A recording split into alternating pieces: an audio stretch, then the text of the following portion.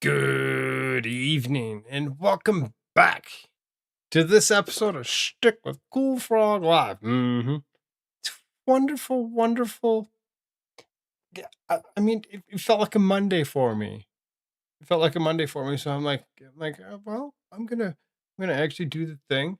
I'm gonna see what I can do to compile some news, get some things together, and see what we can get through. I've really seriously found some stuff. I'm excited for myself that I did so. YOLO. What up, cancel hatred? Good to see you. Assuming that you're still listening, maybe? I don't know. We'll find out. We'll find out. Um, thing live. This thing live over here. Better go check. Yep. Welcome to the pond, Freebird 611. Thank you for the follow. The follow's greatly appreciated. We're gonna go ahead and we're gonna get into some stuff. There's a cartoon. There's a cartoon there for the day, or whatever. That's my placeholder. Um, SpaceX, Elon sent me. Um, for what it be, there was a hedge eye. This is for 24 years, the rules kept on unproven companies out of their index funds. SpaceX got them waived.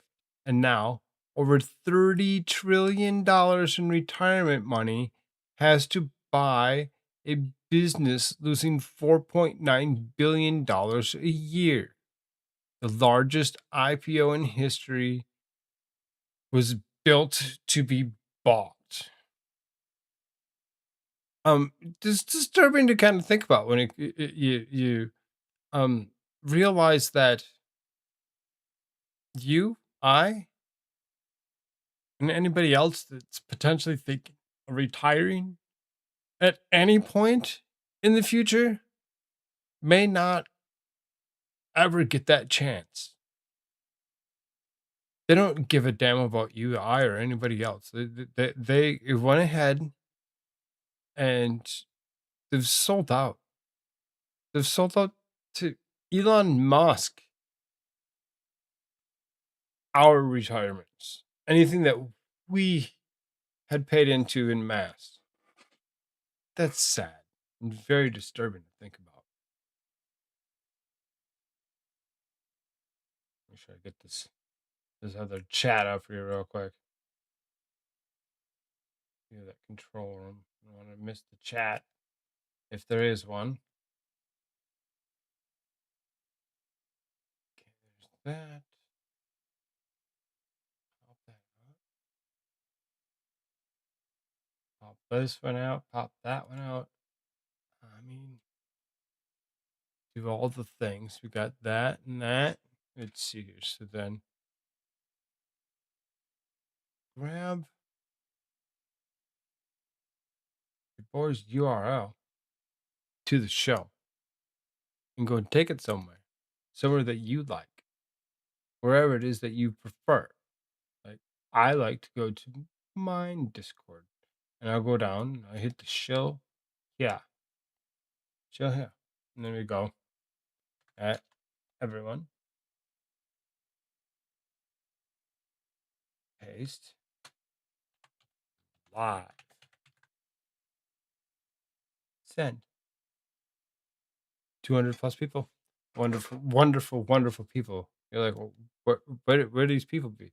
I mean, they in Discord. In Discord, if you're like, well, how do we get into Discord? Well, you throw something at you.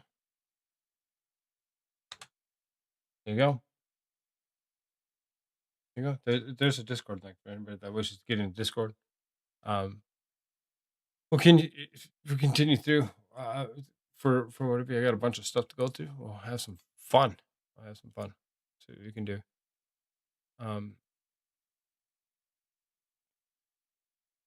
Keir Starmer ally told Peter Mendelsohn after sacking, "So sorry about today." One of Keir Starmer's closest allies told Lord Mendelsohn he was so sorry on the day of the peer was sacked as ambassador to the United States, and messages that were not handed over to the parliament by ministers Darren Jones, the chief secretary of Prime Minister, complained about cabinet colleagues and discussed advancing his career with Mendelssohn on WhatsApp chats. Jones told the Commons this week he no longer had access to some of the messages he had sent Mendelssohn, and therefore the government had not been able to provide them as part of a mass disclosure of documents related to peers' appointments and as ambassador of the United States. On Wednesday, Jones admitted that he had treated Mendelssohn differently because of his influence and power within the Labor Party, and that he had benefited from their relationship. The messages, which were leaked to the Spectator, comes come as there were concerns that senior figures of the government did not retain messages with Mendelssohn. Sir Keir Starmer has admitted using disappearing messages on WhatsApp. In one message, Jones praised Mendelssohn on the day he is sacked over his continuing friendship with Jeffrey Epstein. You've been doing such a great job, and you worked wonders with Trump. I'm so sorry about today. Uh huh. Right. In another message, he discussed plans of economic growth being overseen by Rachel Reeves, the chancellor, Jonathan Reynolds, and the business secretary of Angela Rayner. He said that the prospect it doesn't fill you with confidence. And Reynolds specifically, he said, I lost faith in his special advisor when on a call with Port Talbot, they repeatedly took a different position to us in the Treasury because that's what the unions want. Jones asked Mendelssohn for the thoughts of the job and he would consider in potential reshuffle. He said he would like to be business secretary, technic- technology secretary, and energy secretary in that order. He said the Department of Business and Trade was my preference. Everyone fond of Johnny Reynolds, but perception that the department not firing on full cylinders. I mean, which department was ever firing in full cylinders? Was there? It's the UK. It is understood that Jones, whose department is overseeing the release of Mendelssohn files, believes that the messages reveal only a partial account of the conversation. It's not clear why Jones no longer had access to the messages, but he said in the Commons on Wednesday some messages may not have been captured, where people may have previously changed their phones without having backed up messages or had disappearing messages turned on. And I noted to the House on Monday that included myself. Yeah, of course, when you're holding expensive conversations with people of necessity, you definitely want to turn off or leave disappearing messages on. Absolutely. Because you wouldn't want that conversation to ever get leaked to anyone else. What better to do? Disappearing messages. Sounds glorious. It's not clear why Jones no longer had access to the messages, but he said in comments on Wednesday some messages may not have been captured, where people may have previously changed their phones without having backed up messages and had disappearing messages turned on. I noted the House on Monday and included myself. Speaking before the messages were published by Spectator, Jones said that he had not taken the unilateral decision on what he did and did not provide in the humble address process. Y'all are wondering, we covered this Mendelssohn thing the other day, I believe, with Off the Spectator. However, he suggested on Wednesday that the message could have been released only by Mendelssohn. He said there were no messages on the phone to consider, and that was different. What I confirmed on Monday was that I have had WhatsApp exchanges with Peter Mendelssohn, but I haven't saved them in my devices to be able to share. He added, the only person who could release these messages if they had them would be Peter Mendelssohn, who was refused to disclose his phone in the process. Jones told the Commons that testimony from a victim of Epstein had caused him to ask questions about his relationship with Mendelssohn. He said, "Did I consciously ignore the stories that followed Peter Mendelssohn? Indeed. Indeed, no. About many of them from many, many years ago. I don't think that I did. Did I ever ignore warnings that were put to me about Peter Mendelssohn? I didn't receive any to do so. But as I reflect, it made me think. And did I, at best, subconsciously treat Peter Mendelssohn differently because I believed him to have influence and power within the Labor Party?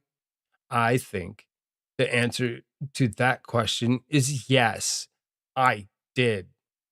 Have I benefited from the relationship in the time I've been elected politician? I think in part the answer to the question is yes, I did. And for that, I'd like to apologize to the House, to the victims, and commit to then doing something about it. Earlier, the cabinet office minister, I mean, what are you going to do about it? You're gonna go ahead and you're gonna find yourself guilty of these crimes, heinous crimes, and you're gonna go put yourself in jail for a period of time. You're gonna pay it back. What is it that you'd really seriously want to do to apologize thoroughly? Earlier in the cabinet office, earlier in the cabinet office minister Nick Thomas Simons insisted Starmer's use of the disappearing message on WhatsApp was not a cover up. Starmer has said he handed over the messages with Mendelssohn as part of the humble address process. But because of the use of the WhatsApp auto delete function, only a limited number of messages were included in the files released this week. On Tuesday, Reeves became the latest minister to confirm she uses disappearing messages. They all just using disappearing messages because why wouldn't you use disappearing messages? You don't need the message to stay. You don't need the message to stay. You can let it disappear. You can legit just go ahead and let's do that. Disappearing messages. Bring us back to the day of pen and paper and scratch it down on on a slip of paper or use just your memory.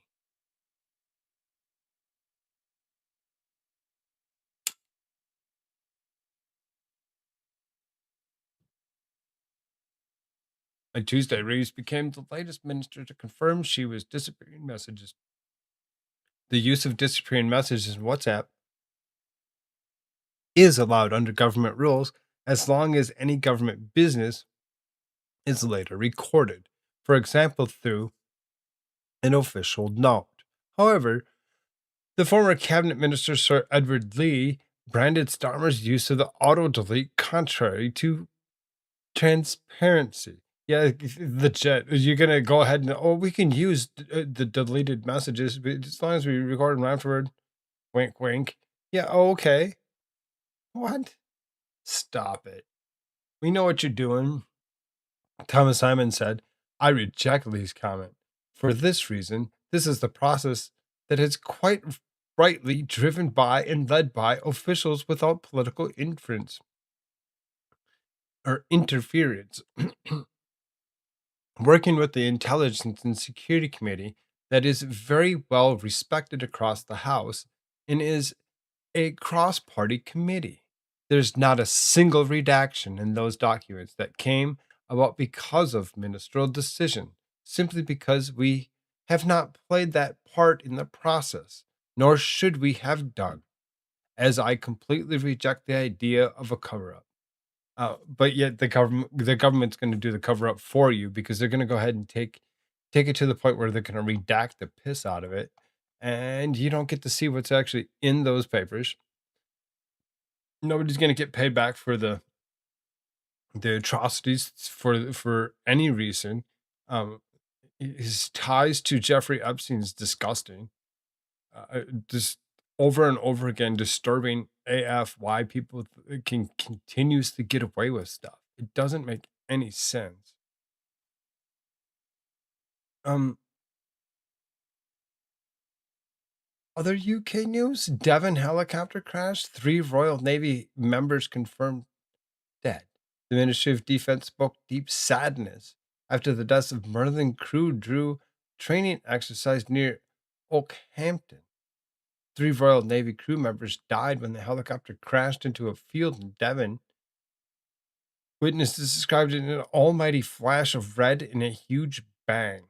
They were taking part in a training exercise in the Merlin Mk4 when it crashed at Sowerton Down near Oakhampton in the early hours of Wednesday. The investigation into the cause of the crash continues. Conditions at the time were said to be atrocious with heavy rain, strong winds, and very low visibility. Why the fuck would they do anything? That I mean, with a helicopter, really? They're like, "Oh, we couldn't. It was atrocious. We couldn't see a thing." Sounds great. Why did you go up then? Maybe it shouldn't have been a thing. The last time so many UK troops lost their lives in a single incident was in April 2014 when 5 British service personnel were killed when their Lynx helicopter crashed in a mountainous area of southern Afghanistan. The Minister of Defense said the incident happened just before 4 a.m. Wednesday. Police said emergency services were notified at 3:45 after reports of a crash in Sowerton Down. The King will write to the families of the dead, it is understood. The Princess of Wales, who is a Commodore in Chief and Fleet Airman, posted a message to royal social media channels saying, I was so saddened to hear of the tragic loss of 3 service personnel from the Fleet Air Arm following a helicopter training exercise last night. William and I hold their families and friends in our hearts. Um, it's very interesting. There's not a lot of information. I know this comes as a huge shock to all the naval community. Deepest condolences to the families. MOD said that the families of those killed will be informed. Keir Starmer, Prime Minister, said in a statement that deeply saddened, utterly tragic. Merlin helicopters usually use a crew of 4 and carry up to 24 fully laden troops. A witness who lived less than a mile from the crash site said that she had woken at 4 a.m. to a loud noise. She said it sounded like it was a helicopter was not right as it flew over the house. It was so low it almost took the roof off my house.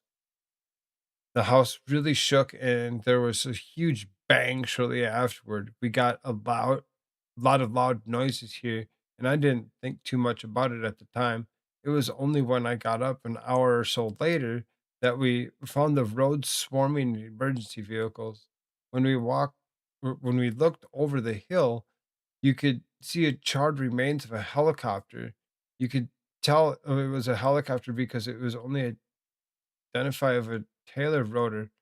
Everything else was in bits. The land was scarred by the accident, and wreckage was strewn over the field. Scarred, not scared. Um, Snap. That legit blew up.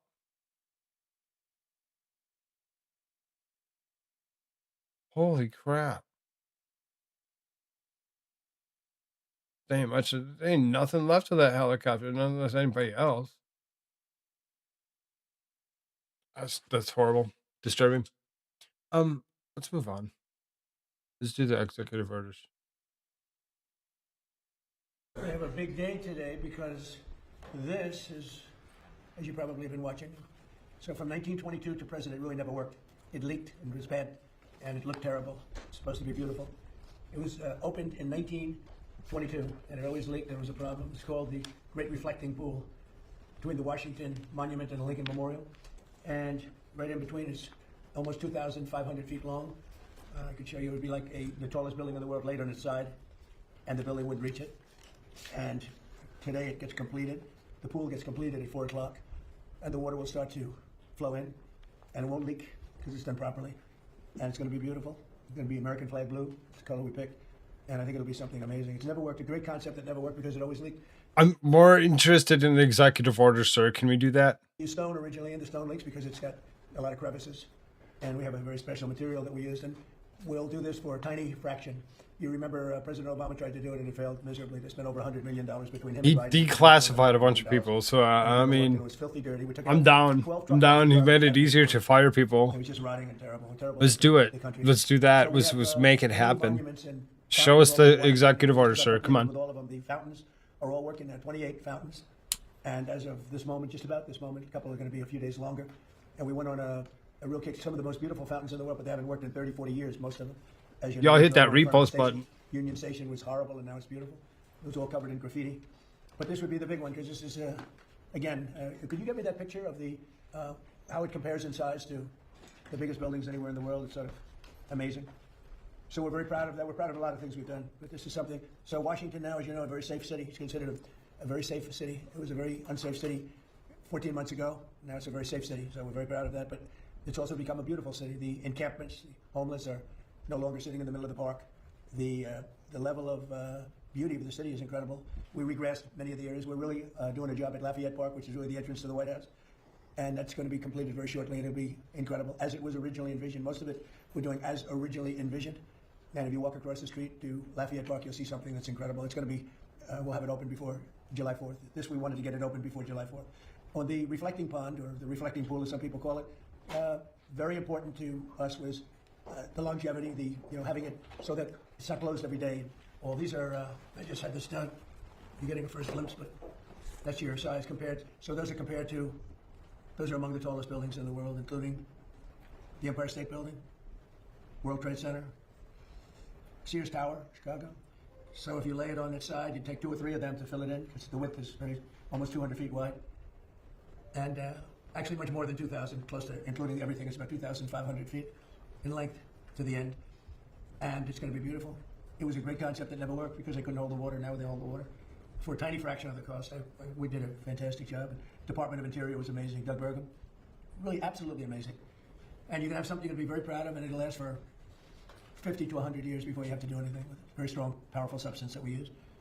And we picked a color called American Flag Blue. We had color choices. And before it was just gray. It was the color of concrete and stone. So it's going to be really special. I thought you'd like to see it. And the work ends on the pool. We also did a lot more than we anticipated. We did all of the sidewalks outside of the pool where people walk or they stand. That's where Martin Luther King made his great speech. With 1 million people. I had the same amount of people. Actually, I had a little bit tighter. It was a little bit tighter. They said he had 1 million people, and I had 25,000 people. And yet, if you look at the picture of comparison, the exact same location, the exact same pool, except now the pool's clean. It was filthy dirty then. But it was amazing because that was my first glimpse into politics. I made a speech, and I had more people. In other words, you put the picture side by side, which we have. And they said, I had 25,000, he had 1 million, but I had more people. They were tighter. My people were tighter. But these are minor details. That's what I said. Well, wait a minute, there's something wrong.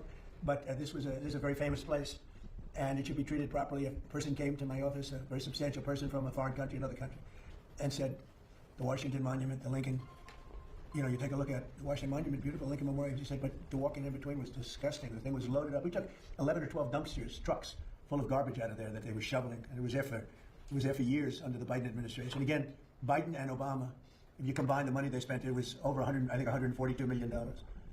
And they got nothing, as usual. So I'm very proud of it. Maybe I shouldn't say that before it opens. Maybe I'll open it. It'll look like a sieve, but it's not going to be. I'm very good at building things and constructing things. So I hope you're going to go take a look at it. The sidewalks are being sandblasted. The granite's on the outside. They're granite. And that lasts on a strong stone. And that's being sandblasted. It's going to look like really something beautiful. It's going to be brand new. It's got a lot of life. So just enjoy it. Rodney Scott is here, along with Peter Navarro. Peter's been with me for a long time, knows more about China than any human being on earth, except for, I would say, President Xi knows a lot more. But other than President Xi, Peter's probably in second place, and certainly having to do with trade. And but they're here to talk about something else. And Rodney, if you would, please. Sure. So we're talking about rolling out a customs EO.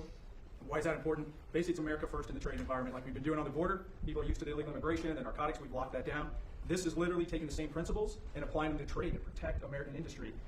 Different countries and different people are undercutting our import-export rules, the tariffs, to literally undermine American businesses, and we're going to put a stop to it in the same way. We're going to increase the amount of data we have so that we can actually make conscious decisions about who and what comes into this country, and we're going to start holding people accountable. So we're literally going to use the rules that are in place to a certain extent and then make some recommendations for legislation going forward. We're going to start holding trade accountable for bringing threatening things and threatening products into our country, just like we have on the rest of the border. So Customs and Border Protection gets a lot of attention for the border wall, everything else. This is going to be basically the equivalent in the trade environment. And sir, you did a miracle when you came in. You shut that border down in a matter of days to what has been a flood of millions of illegal aliens.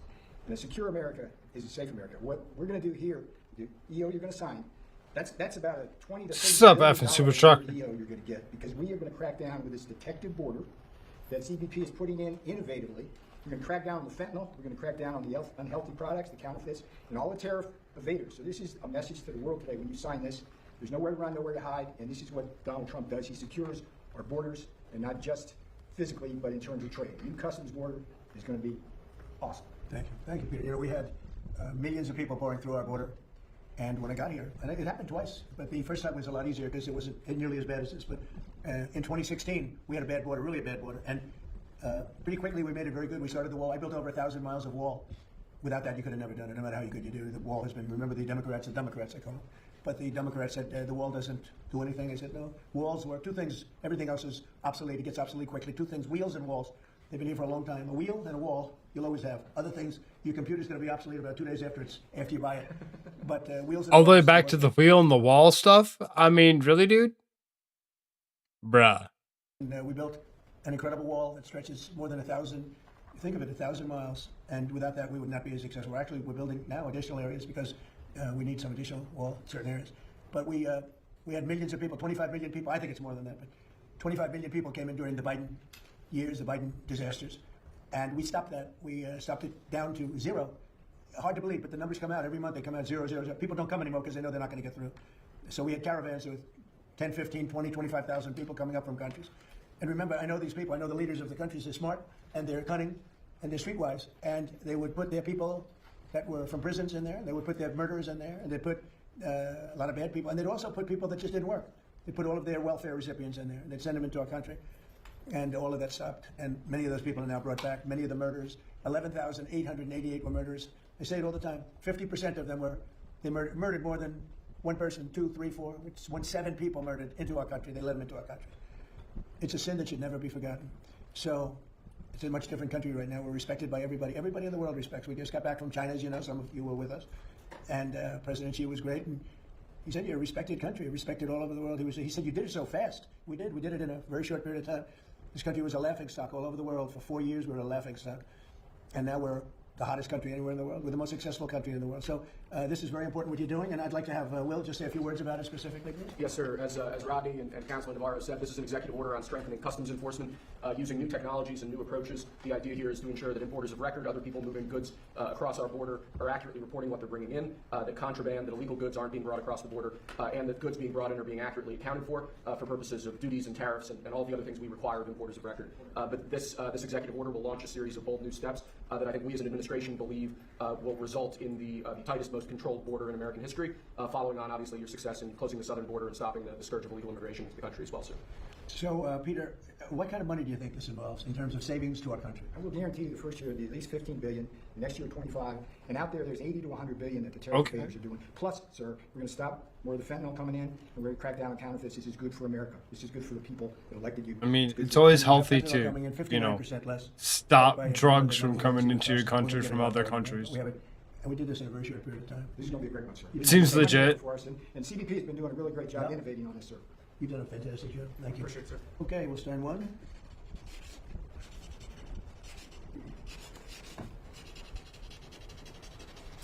Oh, that's a good one. That's a nice one. Oh, that's a good one. It's a great. It's a nice. I like that. Okay. What else you have? This is another executive order on reforms to the federal workforce, sir. Currently, with respect to many policymaking positions in departments and agencies across government, we lack the ability, because of existing personnel rules, to effectively discipline or promote people who are in policymaking roles. This executive order follows on a number of previous executive orders. The end goal is making the federal workforce more accountable and ensuring that people, particularly in policymaking roles, Legit Doge at its best. They'd be like, we don't care. We're taking care of the issue. This is what's happening.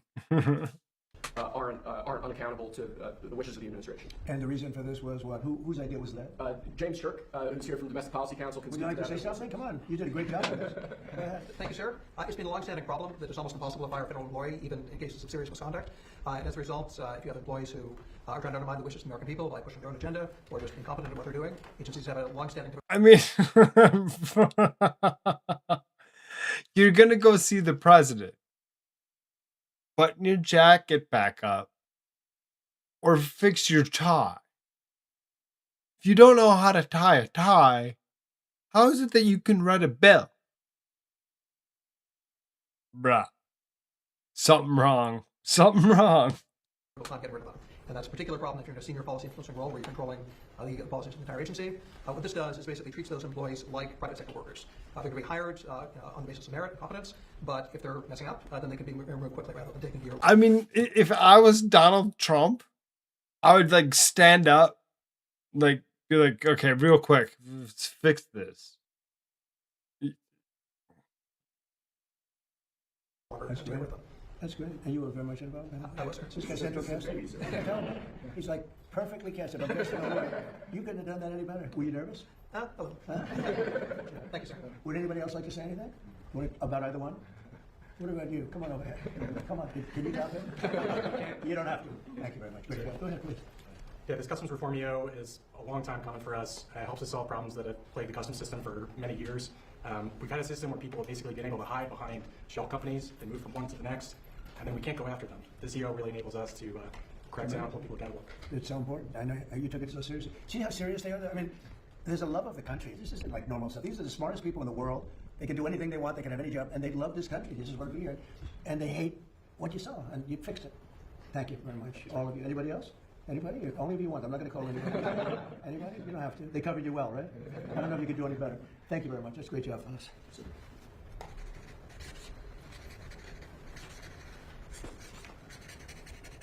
a big one. Okay, thank you. Pulitzer Prize winner over there. I got the great Pulitzer Prize winner. Okay, thank you very much. That's great. Thank you, Mr. President. Do you have any questions on this? Thank you, Peter. Mr. President, given Iran's attacks on Kuwait, this latest attack on Kuwait, is the Thank you, ceasefire with Pete. Iran still on? Well, you know, there's a reason for everything. And we hit them pretty hard the night before, and actually last night. And when it was explained to me, I said, all right, so we'll do that. But we've been hitting them pretty hard, a little bit. So there is a reason for certain things, and there's usually a reason that sometimes makes sense. But they did something, not a big deal. We got it, we nipped it in the bud very quickly, as we do. We're the greatest military in the world. But some people would say they were slightly provoked because we took a strong action for a different reason. So they were reciprocating it. Can you I explain? hear the negotiation itself is going very well, actually. Very well. Mr. President, I mean, if it happens, and it might not happen, you know, who knows? But if it happens, Don't cut him off. Let him finish his thought. Every time you cut him off, it's going to give him another thought, and he's not going to let you ask your question later. Just shut up. I don't know why people try to talk to him like that. it could happen like over the weekend. Define ceasefire. Pretty much the way it is. It's a different part of the world. You know, I'd say in that part of the world, ceasefire is when you're shooting in a more moderate manner. yesterday you signed. It's not bad, but it's true. I mean, it's, a ceasefire there is much different than a ceasefire in other parts of the world. Mr. President, can you explain why you decided to drop the anti-weaponization fund? So I love it. I think it's so important. People were, this is a victim right here, but not only a victim, he was also a student of it.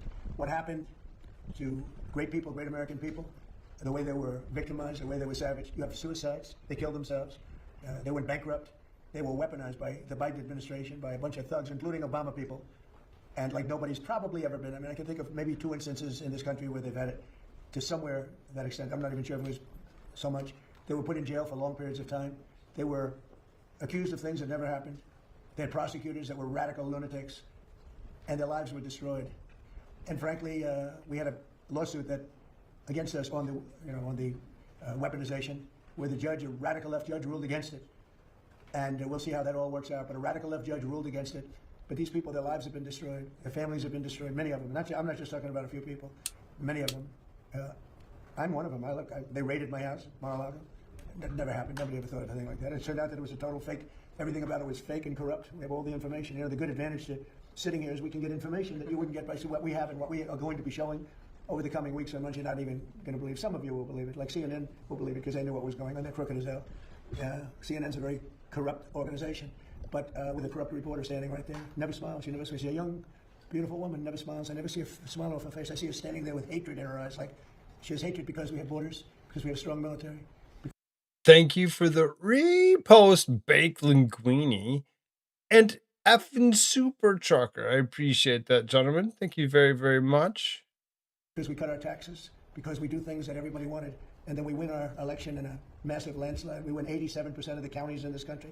Nobody's ever heard of a thing like that. And that's because we're doing the right job.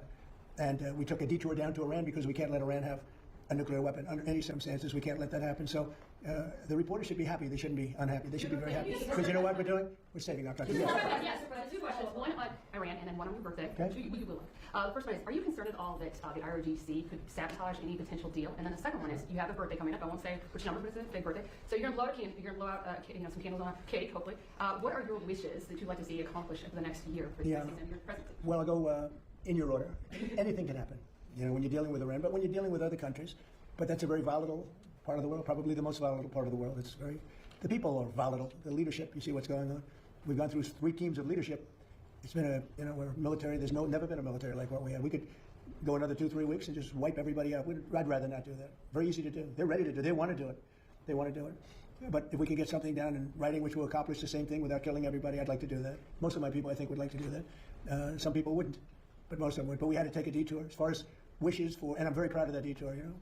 By the way, just to finish off on that, we had the strongest stock market in history, and I said we have no choice, we have to do it. I knew it would affect it, but I was very happily surprised when I saw that today we hit another stock market high. I mean, we have the highest stock market in history with a military conflict going on, or a war. Some people call it war, some people call it a military. It's not a big thing for us. We have a great military. It's not a big thing. It's not a big thing. If I didn't do that, I spoke to It's people just like a little you, bit of a great financial conflict. people, Scott and Howard and lots of others. I said, we just hit the greatest stock market in history. Everyone's 401ks are the highest they've ever been. Everybody's making a lot of money. Costs are coming down. We took over the highest cost and the highest inflation in the history of our country. Costs are coming down. Everything's good. And I hate to tell you this, but we've got to take a little detour and go down to a place called the Islamic Republic of Iran. And we're going to have to stop them from having a nuclear weapon. That's what we've done. And they've agreed to that. By the way, if they sign the agreement, they will have agreed to, we will not have a nuclear weapon or bomb. We will not develop one. We will not buy one. Originally it was we will not develop. I said, what about if they buy? That went into a 2-week negotiation. But in the end, we got that. Now, we got it if they signed the paper. In theory, they're pretty close to signing the paper. We've actually gotten along with them very well. And you know what you saw for the last few nights? It takes 2 to tango. You understand that. We hit them very hard on something else, unrelated. And so they were responding. But, and not very strongly. As far as birthday, as far as wishes, I want to just, we have a phrase, I think it goes down, I would think, in the history of our country, maybe the history of the world, is the greatest slogan or phrase ever. Make America great again. That's all I want. I want to make America great again. I think we've come a long way. I think we're the most respected country in the world right now, by far the most respected. President Xi told me, I was talking about, he's a friend of mine, he's a good man. I hate to say it because the press goes and they say, oh, we called him a good man. He is a good, he's for China, I'm for the USA, it's like one of those things. But we do very well now with China. When I came here, we're not doing well with China. My first term, when I inherited that, it was like what China was doing to us was incredible. I don't blame China, they took advantage of stupid people, really stupid people. So we're doing great, but the phrase, make America great again, that's all I want. Very simple phrase to think of, and I think it's the greatest in the history. I would say that's probably the greatest phrase in the history of the world, not only here. There's never been anything like it. Make America great again. That's what I've done, and we've made it great. In fact, in a way, I want to use it because I would never give it up. MAGA, it's too good. It's too good. It really is the Republican Party. That's why we're doing so well. That's why we, if you look at the Republican Party from before I came till now, there's a much different party. It's a much bigger party. We have many, many more people, and I think the thought is much different than it was 10 years ago. It's been it's amazing. A much more powerful party, much different party, and a much more impactful party. Thank you very much. Hey guys, 2 questions on Iran. Go ahead. First, you said last week that the U.S. would go in and dig out the buried nuclear material. Yeah, with them. With them. Right. Did That's Iran possible. actually agree to that? Well, it depends on what day you're talking about. They did agree, and then sometimes they agreed. Well, that's what I'm saying. That's one of the things we talk about. It's very overrated. I'm the one that overrated it. I thought to me it was important. To other people it's not important because those beautiful B-2 right here, the B-2 bombers, they obliterated. When CNN said maybe it was an obliteration, they knew. I mean, before the pilots even came back home, before anybody saw the site. But then the Atomic Energy Commission went. They said it was obliterated. That stuff is buried underneath a mountain that virtually collapses. Very, very hard to get it. But nevertheless, I want to get it. We're the only ones. Us and probably China are the only 2 countries that have the equipment where you can do that. So yeah, I want to get it. We have at different times they've changed their mind a couple of times. But as it stands now, we will go in at some time in the not too distant future. It's very safe down there. We have with Space Force, we have cameras. Every angle of those 3 sites are being watched at all times. If anybody went there, we'll see exactly what's happening, and we'll blow it up a little bit further. But as far as getting it, is the B-2 bombers did a job like nobody's ever seen. In the night, with no moon, dead darkness, at 1 o'clock in the morning or so, they dropped those bombs, just about as big a bomb as you can ever find, and it went down air chutes. Hard to believe that they can do the technology. It followed a beam. Right Do into the something air chutes, right important, into the dude. very hard to get that material.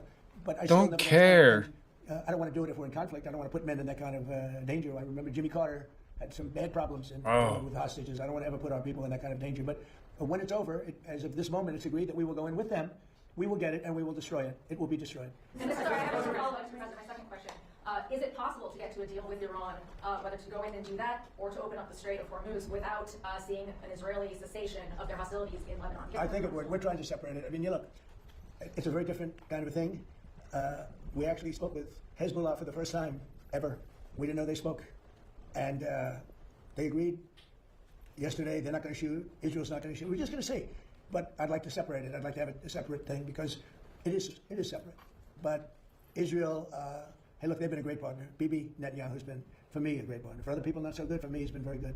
We were very effective what we've done. And they needed us. They couldn't have done it without us. Couldn't have even come close. And they needed us. And they got us to help them with a real problem because Iran was a real problem, a big problem, a worldwide problem because they wouldn't have stopped with Israel. They would have blown up the Middle East. And you saw that by the rockets. All those rockets that went to the five, mostly for the most part, the five countries outside of Israel, those rockets were aimed there before we hit them with the B-2 bombers. They were going to blow up the Middle East.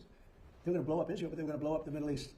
And I stopped it, and I'm very proud I stopped it. And we also stopped it in the first term when I terminated the Iran nuclear deal penned by Barack Hussein Obama. It was one of the dumbest deals I've ever seen. And this has no relation. I like these morons, these Democrats, D-U-M, Democrats, that go on television and say, oh, well, this is just like the Obama deal. This is the exact opposite. This is no path to a nuclear weapon. That was an absolute path to a nuclear weapon that you couldn't have done anything about. This is the exact opposite. They gave billions and billions of dollars to Iran, including 1.7 billion put into a Boeing 757 with the seats taken out because there wasn't enough room if you left the seats, with 1.7 billion in cash taken from the banks in D.C., Maryland, and Virginia, and flown to Iran. 1.7 in green cash, and then tens of billions of dollars given to Iran by our government. Frankly, they picked the It's wrong. ridiculous. Maybe Think about. we're going to be getting along with Iran. We're going to find out. There is a good possibility, I think, because without the bombing, that wouldn't have worked. Without the blockade is the most powerful thing. I think the blockade maybe has more impact than the bombing has. But the blockade that we have, the naval blockade, is incredible. Now, one ship has gotten through, unless we wanted it to, and people respect it a lot. And we'll see. But there's a chance if this really worked out, they could rebuild. It used to be a very, very good nation. You go back, I have friends that used to, old timers, they used to go there and they used to do well. They used to build and run. They built apartment houses and they built office buildings that are hard to believe, right? But there's a chance that maybe that comes back. But whether it comes back or not, So Sartorius, I think we have a very powerful deal. old McDonald had a The farm. I know, right? The Obama deal. The Obama deal was a disgrace.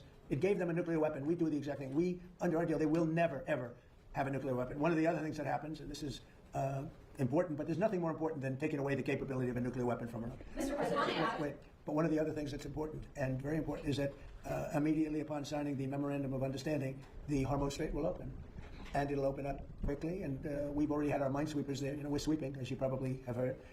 And these are underwater minesweepers. They're great, amazing technology. They're underwater because usually when you're looking for mines, that usually means you have some dangerous characters out there. That's why. So we're underwater, but we've swept mines, and we've gotten most of them, we think. So, but the Hormuz Strait will open immediately upon signing. Now, that's subject to a couple of areas being cleaned out also of mines, which we don't think there are any. So it'll happen very quickly, and we'll take the southern route anyway. But immediately upon signing, we open up the Hormuz Strait. Just to clarify on what you were asked earlier, is the $1.8 billion DOJ fund dead or is it on hold? It's, I'd have to ask the lawyers, I don't know. I know one thing, the weaponization, are you talking about the weaponization fund? The weaponization fund, as far as I'm concerned, was a beautiful thing. It was something I didn't make it, but I heard that, I thought that was the greatest thing because people like you have abused our people so badly. The fake news like CNN, like the New York Times and like others, have abused our people. Wait a minute, be quiet. Have abused our people so badly, and you should be ashamed of yourself. You used to be a conservative. She was a conservative from Alabama. Can you believe it? But CNN, in particular, CNN does such false reporting. But now they have new ownership, so maybe it'll straighten it out. I doubt it. But it's hard to straighten garbage out. But CNN has abused, and others have abused so badly. People, these are people that are great people that were destroyed. Their families have been destroyed. Many suicides. They committed suicide. People that went there with love. They went there with love. When I made that speech early in the day.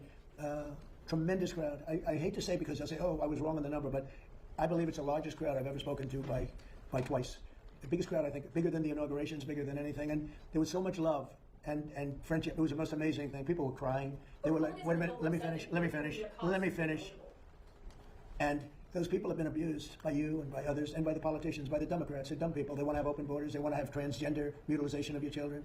They want to have men playing in women's Let me finish. Let me finish. They fought us on the tax bill. And Let me get all the words out. Yeah. There's something wrong with them. There's something wrong with you. It's a shame. Yeah, go ahead. Liz. Thank you so much. On communism, today has some stern words on communism. Don't hang me by my jaw. Did you think it was well written? Well, certainly very meaningful to Americans. Well, I'd read it. Do you want to read it? Do you have it? You could read it. It's untruth. I just wrote it.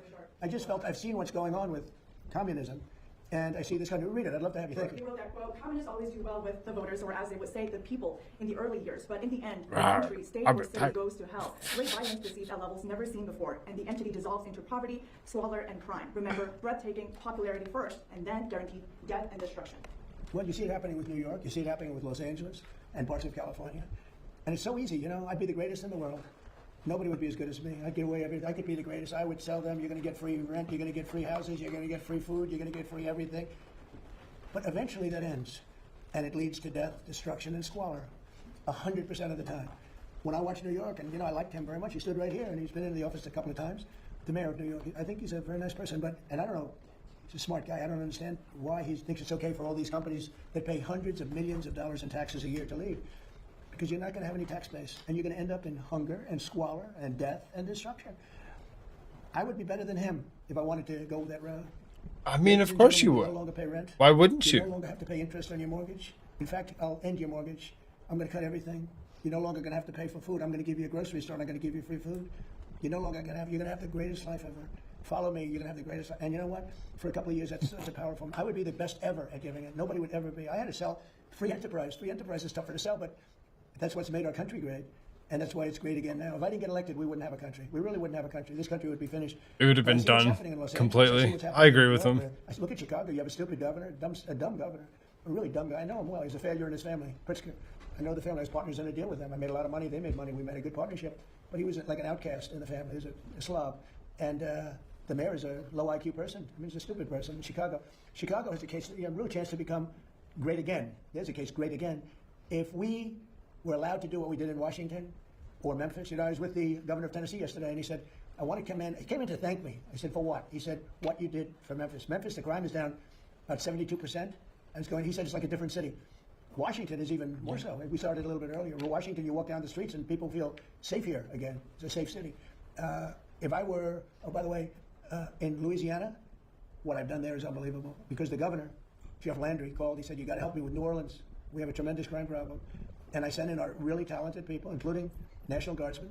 And they did an unbelievable. They had the safest. They said they had the safest. We just ended about 3 weeks ago. They had the safest Mardi Gras they've ever had. I could do that in Chicago. But you have to have the support of the governor. You can't have a slob that says, we don't want it. People get murdered, and he says it's fine. They lost 5 or 6 people last week, and they said, it's fine. We're not going to lose 5 or 6 people. And I would make Chicago so good and so safe. It's got potential. The longer it goes, the harder it is to fix. And San Francisco, we could do such a good job. My friend said, please let the mayor. He's a liberal guy, nice guy. I talked to him. He wants to make San Francisco good, and he's trying very hard. I said, look, I can do it much faster than you. Please let me have it done. I spoke to the mayor, and some very important people asked me to give him a chance because they'd like to see if he could do it. And he's doing okay, but I could do it much faster, much better. And we can remove, don't forget, 2% of your people create 90% of your crime. That's a great number because 2% of the people you can take care of. If it was 90% of the people, that's so good. But 2% in Washington, right here in D.C., we removed close to 5,000 hard-line criminals. Many came in through the Biden open border. We removed them from Washington, D.C., and it's one of the reasons that we're so safe now. We have a great, beautiful place.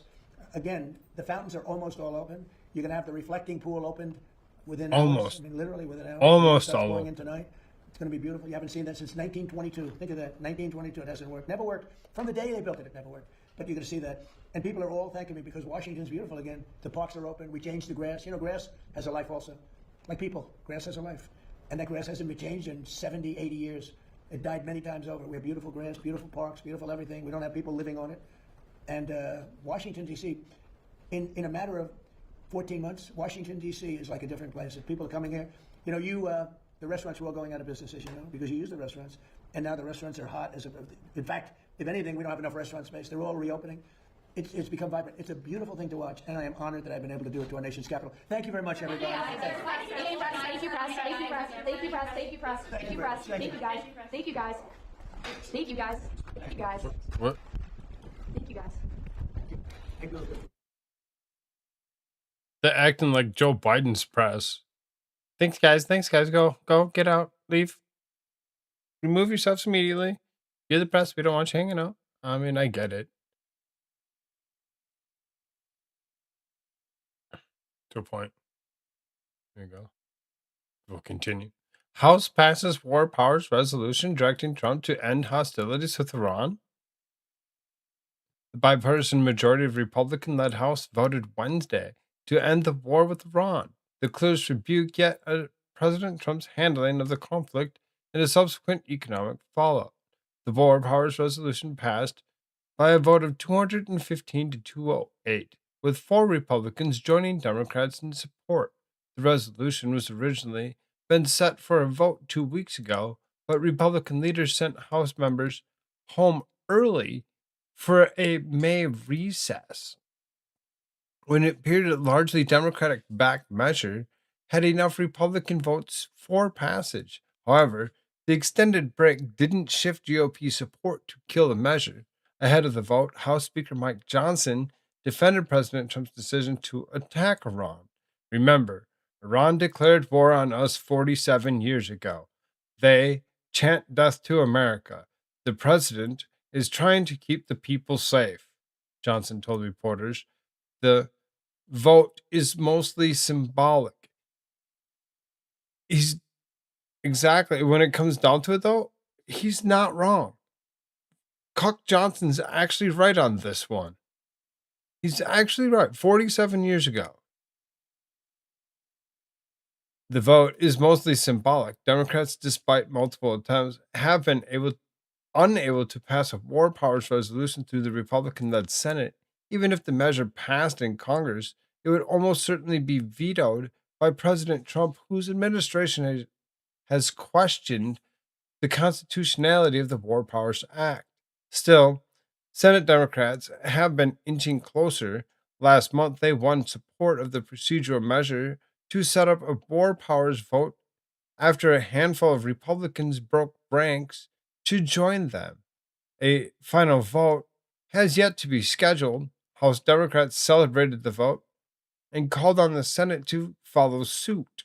Following repeated attempts to get sycophants in the Republican controlled House to join us, House Democrats successfully passed War Powers resolution today to stand up for the American people and hold Donald Trump accountable. It is now time for Senate Republicans to do the right thing, read a statement from Minority Leader Hakeem Jeffries and his top 2 deputies, Catherine Clark and California's Pete Aguilar.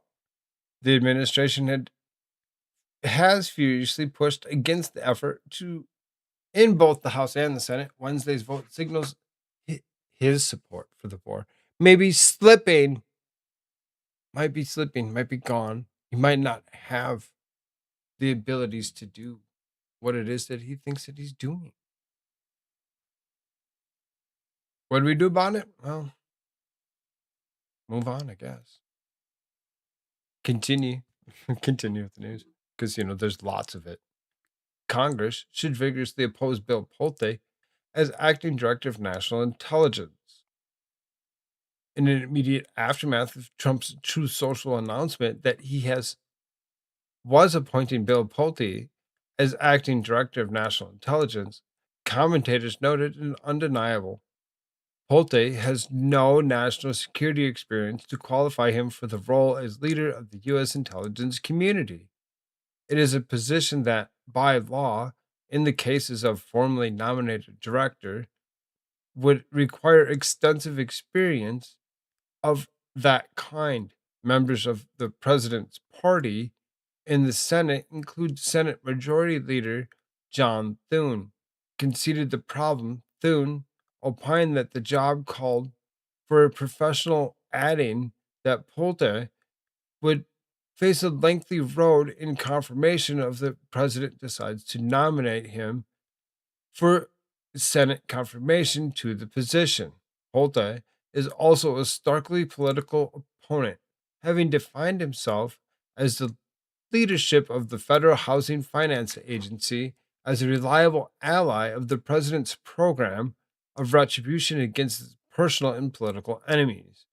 Pulte has failed in most of what he has attempted, including to push the discredited criminal investigation intended to force Jerome Powell out of the Federal Reserve, as well as the prosecution of New York Attorney General Letitia James.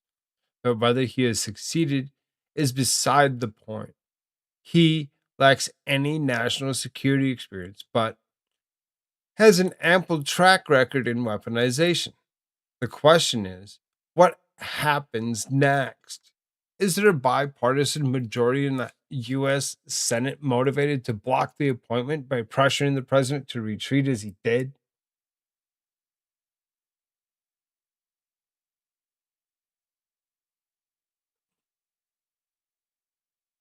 Under pressure for strong congressional opposition for the anti weaponization fund, the case for Congress has taken bipartisan institutional stand against Trump's choice of Pulte is strong. Nothing prevents Congress from treating Pulte as a formally nominated director and with the goal of pressuring the president to reverse course, subjecting the decision of close scrutiny that an appointment for the significance of sensitivity merits the steps it takes could include a demand that Pulte appear and testify on this designation as acting director. Here, first, for the elements of the case, the Congress to act as this is a designation under Vacancy Act, not a nomination. It is not clear that the statutory requirement of extensive national security expertise applies, but the appointment clearly frustrates Congress' expressed expectation of the qualifications for someone holding that position. This is not a short term issue. As Jack and I have written, the manipulation of the Vacancy Act to skirt Senate confirmation procedures can result in the acting who serves years, potentially for more than 2.5 years. In Pulte's case, this could mean that he could be acting for the duration of Trump's term without meeting a core qualification for a director who is nominated and confirmed for the position. Trump has made clear his preference for flexibility, afforded him by appointment of acting cabinet members who avoid the confirmation process. This in this instance, Congress has considered whether this flexibility should allow for a years long evasion, at the very least, in spirit of the requirement that the head of the U.S. intelligence community have extensive national security experience. I don't really care if he doesn't have the experience or not, really, when it comes down to it. The levels of experience are seriously nil in my opinion. You can really do somebody else's job better than they can usually without an issue.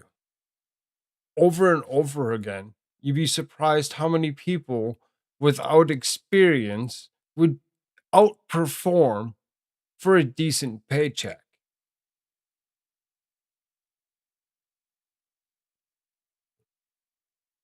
As Congress considers this issue, it might also take into account of the country is currently at war and that move such as this one affecting the leadership of the intelligence community is especially dangerous. It cannot readily be known how allies participating in the intelligence sharing will react to the sudden emergence of a key player so thoroughly political and lacking in irrelevant knowledge or experience.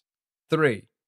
Then there's the question of whether Congress is comfortable of someone who is specialized in weaponized political politics serving as a leadership role in the intelligence community.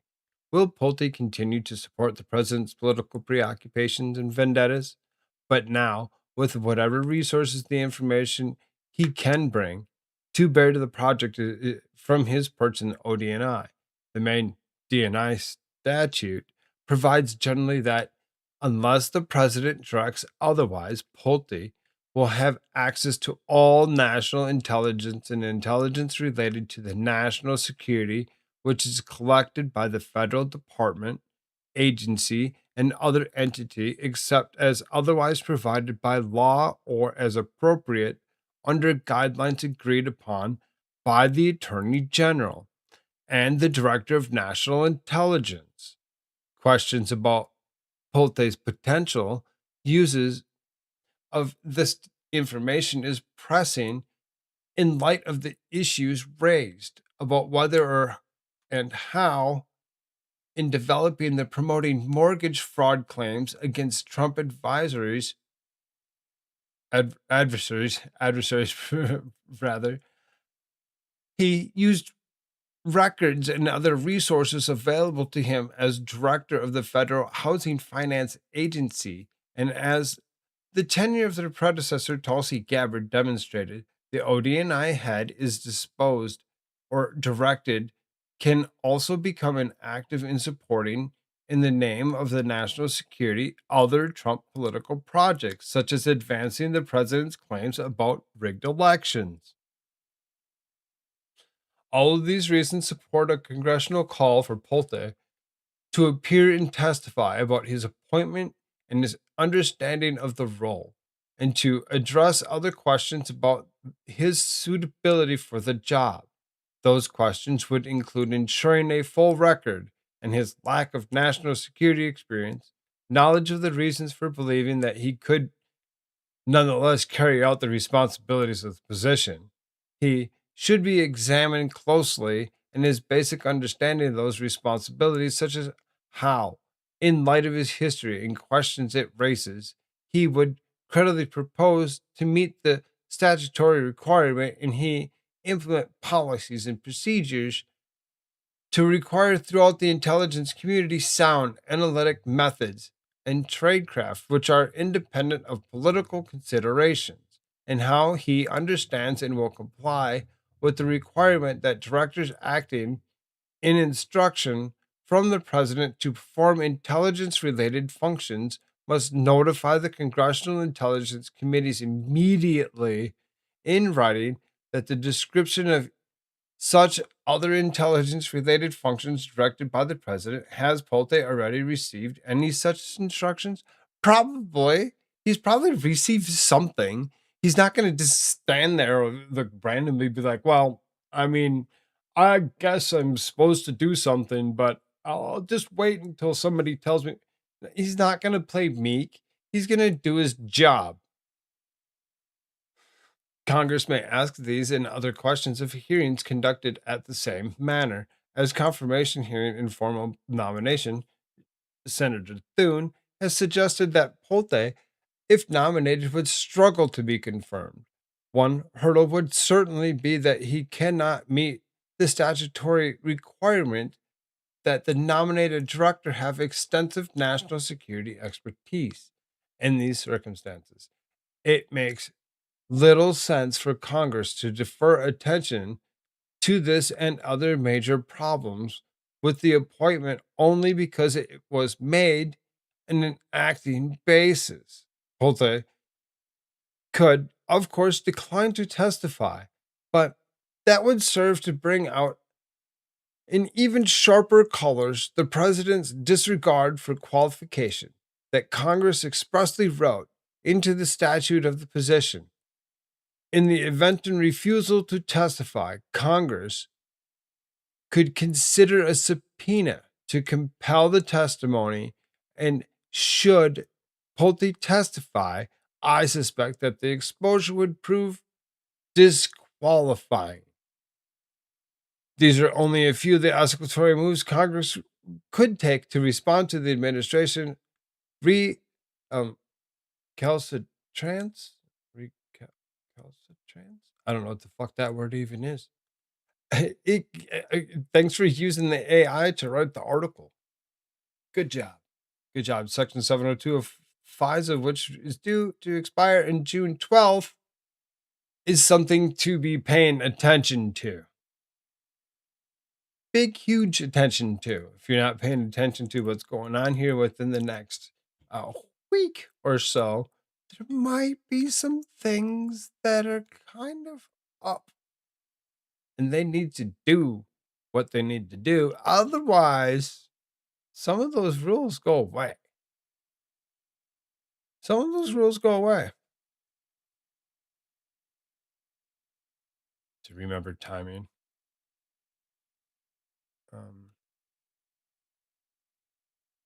Not add too much extra stuff in between.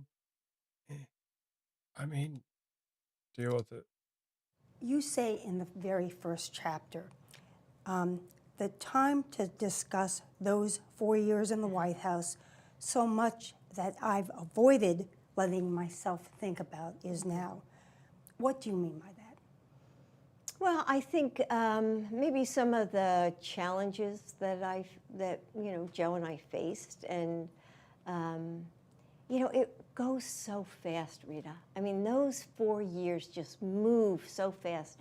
We did so much, and I'm so proud of what Joe's administration accomplished. And so it was kind of, after I got out of the White House, it was more time to breathe and tell my story of how I felt about being there. Because you probably didn't like being there in the first place. You were kind of put there, forced to be there. Somebody did something a long time ago, and there's information that she's withholding still, in my opinion. These books aren't telling the full story. There's still something missing. The opening line of the book is, once you lose a child, nothing can hurt you. So what about that? So I think after we lost Bo, I felt really more resilient. I think, having been through that, the pain and the loss, I don't know, you just feel like if you can survive. These Trump's crashing. He's doing something. He's doing something, as he actually went ahead and he wrote that executive order to make it easier to get rid of some 8,000 employees. Yeah, I'm down with it. I'm down with it. If you're going to go ahead and you're going to make it easier for you to fire people in mass for insubordinate whatever issues, good. Good. People will start shaping up doing the job the way they're intended to do it, as opposed to just doing something to get a paycheck. Rules go away when the system crashes. And that could be a good thing. Survive the loss of your child, nothing hurts worse than that. And of Yeah, I hit course, that you repost. and President Biden just managed to go on with your lives. And he even said that Bo was the reason that he ran for president in the first place. Yeah. So Bo always, and all our children did actually, encourage Joe to run. And, they just had such a beautiful, close relationship. Bo was in politics himself. He was Attorney General. So they had so much in common. You also say, God would approve. I'm down. I'm down. They are destroying each other. And as we've been calling them out for lizard people, demons, aliens, whatever it be that you want to call them, these shapeshifters.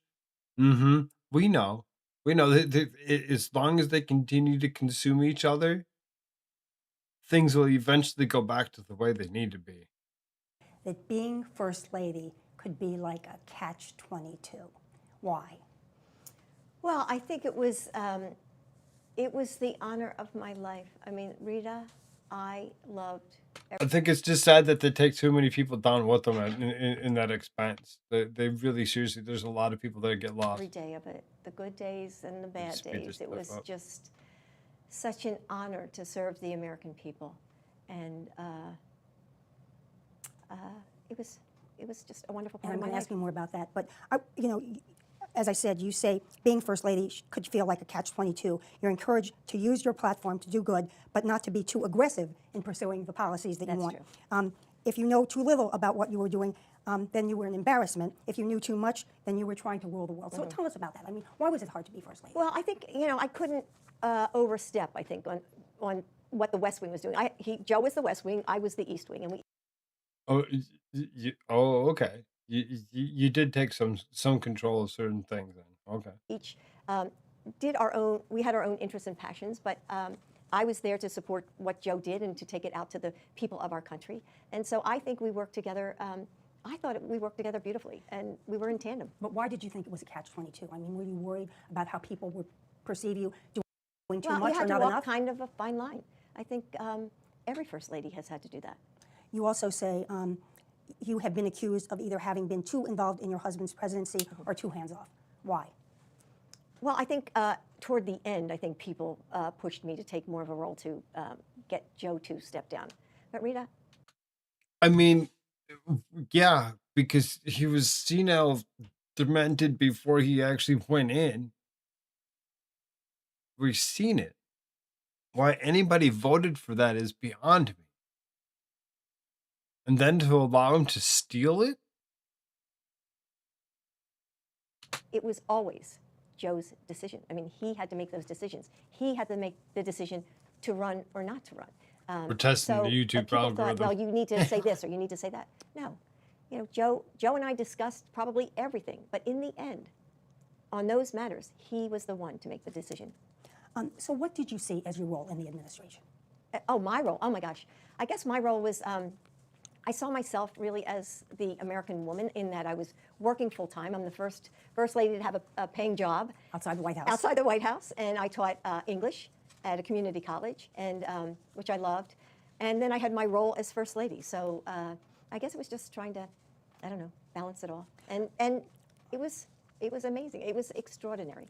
You know, it feels like ancient history because when you first came into the White House, it was the height of the pandemic. Oh, yes. So tell me about that. I mean, you know, I think most Americans try to forget that chapter of America's life because it was so hard to live through a pandemic. But Joe came in and he picked up the pieces and he made sure that shots got in the arms and the vaccine got in the arms and that schools reopened yeah, he kind of forced a lot of people to actually go do something that they didn't necessarily want to do. It was mandated. That's the one thing that Donald Trump didn't do was the mandate. Yeah, I know. Operation Warp Speed was Donald Trump. A lot of us do understand that, get that. When it comes down to logistics and means, yeah, he did some stupid shit. Why is it that all of a sudden, once Democrats, Joe Biden, got their hands on this particular pandemic, that they picked it up and ran with it like it was their own baby, and that they were going to go ahead and take care of it for the next 4 years, coddle it, and mandate the piss out of it. I didn't take one. My wife didn't take one. My child won't take one. Nuh-uh. Think of this: the demons, the top are destroying. Oh, same comment. and he turned things around. And the first year that we were there, that was my job. I mean, I hadn't anticipated, you know, I thought we'd get into the White House and I'd go right to work with all the issues I cared about. She had 2 kids. No, she didn't. No, she didn't. Those aren't. She's the babysitter. Bo, and Hunter, they're from the previous relationship, the previous wife that died in the car accident with the daughter. She's the babysitter. She didn't have no kids. They're not hers. You can call their mom all they wanted. Still not biologically that. But we had the pandemic. I had to make sure that this country healed physically and emotionally. You traveled the country trying to make sure that people got vaccinated, for example, right? Oh, Could you imagine being that depressed? They're not even hers. yeah, almost every single day. I would go to many, many states and places and encourage people to get vaccinated. Dr. Fauci would travel with me, or Vivek Murthy would travel with me. Who was the Surgeon General, and we did it. And your family was all around you in the White House, right? Yes, yes. What's more fun than coming to the White House? You know, they all like, Nana, I want this room, or I want that room, or they were there all the time, which was really fun to have our kids there, our grandkids, their friends. Hunter's not hers. Grandkids, no, it's not hers. Legit, not hers. Supported evil things. Yep, she was just the support for that evil dude. That evil dude that we all know as Joe Biden. The potato. Any other highlights that you can remember, like, I can't believe I'm doing this or being here? I think every day I felt that way. You felt that way every single day. When I opened my eyes, I would think, I cannot believe we're here. You talked about many of your husband's successes, the Build Back Better, passing the first major gun legislation in 30 years. You also say, when Joe and I moved into the White House in January 2021, it felt as though we had the wind at our back. And then within a few months, the wind shifted. So I didn't pay that. No, you're good, bro. You're good. I did.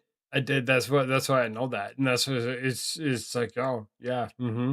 This lady just the babysitter. She didn't really do much of anything but do that. That's why she was so good at wiping Joe Biden's ass. She's just a babysitter. There were lots of things that happened in that time. There was Afghanistan, Russia's invasion of Ukraine. And why do you think it shifted? Because of the reasons you just named. Also, was there a shift in Congress, do you think? Oh my gosh. Chat for critic. What's that? Do I need to look up this word? I don't know what that means. I don't know what that means, dude. I know enough. I just certain things. I mean, chat for critic. Do I have to watch this movie? 2007 movie? 17 movie? Chat for critic incident. Oh, something similar to that. Yeah, no, totally something similar to that. But car accident killed the wife and the child, leaving Hunter and Bo in the back seat, something or whatever. He was, doing. Uh, he was already into politics, where he was already doing his thing. He was headed back home or something or whatever as this incident occurred. Go watch Chef or Critic this week.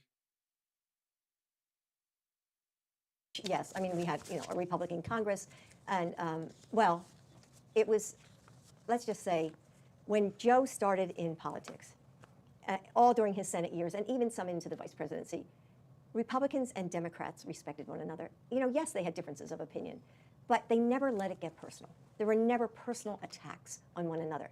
And I think that's a big change of, what we see today, where it's so personal and so mean and vindictive a lot of times. And why is that necessary? I didn't grow up like that. Joe didn't grow up like that.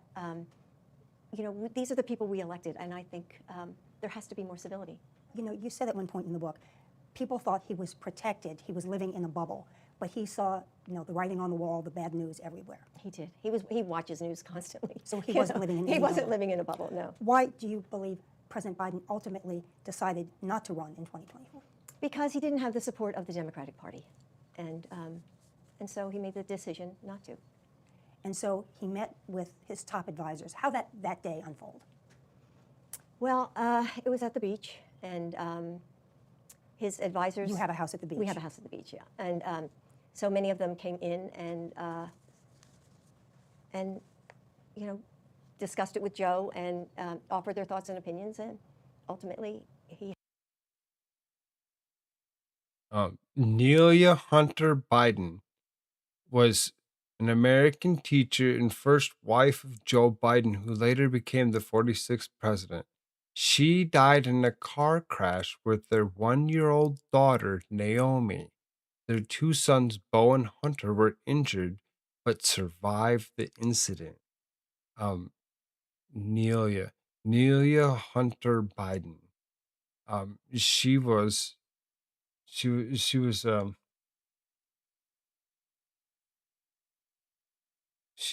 was she something special? Maybe. She's active in schools, French club, field hockey, swimming, student council. She was into lots of things. Met Joe in the Bahamas, or they were both on spring break. There's a whole Wikipedia on this Nelia Hunter Biden lady. Sometimes I think you have dived too deep, Koolfrogg. There's reasons why I pay attention to He things. decided that night. He said, so okay, if I decide not to continue, how will this roll out? And the family still wanted him. You wouldn't give an opinion. But That's right. he was hearing from other members of the family, Yeah. run, Joe, run, Yeah, right? yeah. Our kids, really wanted him to stay in because they were hearing They're from not your people, kids. in Philadelphia or people that weren't in the Washington bubble. They were hearing people from wherever they were, people calling them from all across the country, tell them to stay in, tell them to stay in. So, I mean, my kids were, Could you imagine why I got kicked off of YouTube years ago? they wanted him to stay in. So he decided that he was going to drop out. That's right. It was Sunday, July 21st, 2024. Before your husband made the announcement, The problem nowadays is everybody's so fatigued with the news. They don't want to do the news anymore. They're like, oh, I just want to sit around and listen to music and go numb. he called Vice President Harris Yes. to tell It's her rough. that he had decided. And you said almost as soon as he gave her the news, she demanded that he endorse her right away. And I mean, did you think something was off about that? I'm sure she thought about it.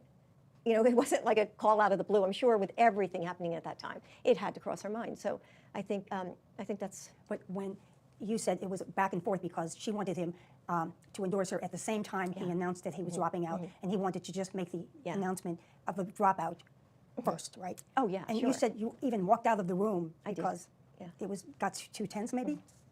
Well, it was just, I'm telling you, it was so hard. I mean, this is what Joe had worked for all his life. He loved being a statesman. He loved the job of helping the American people. And to give it up, I mean, Rita, he did it for over 50 years of his life.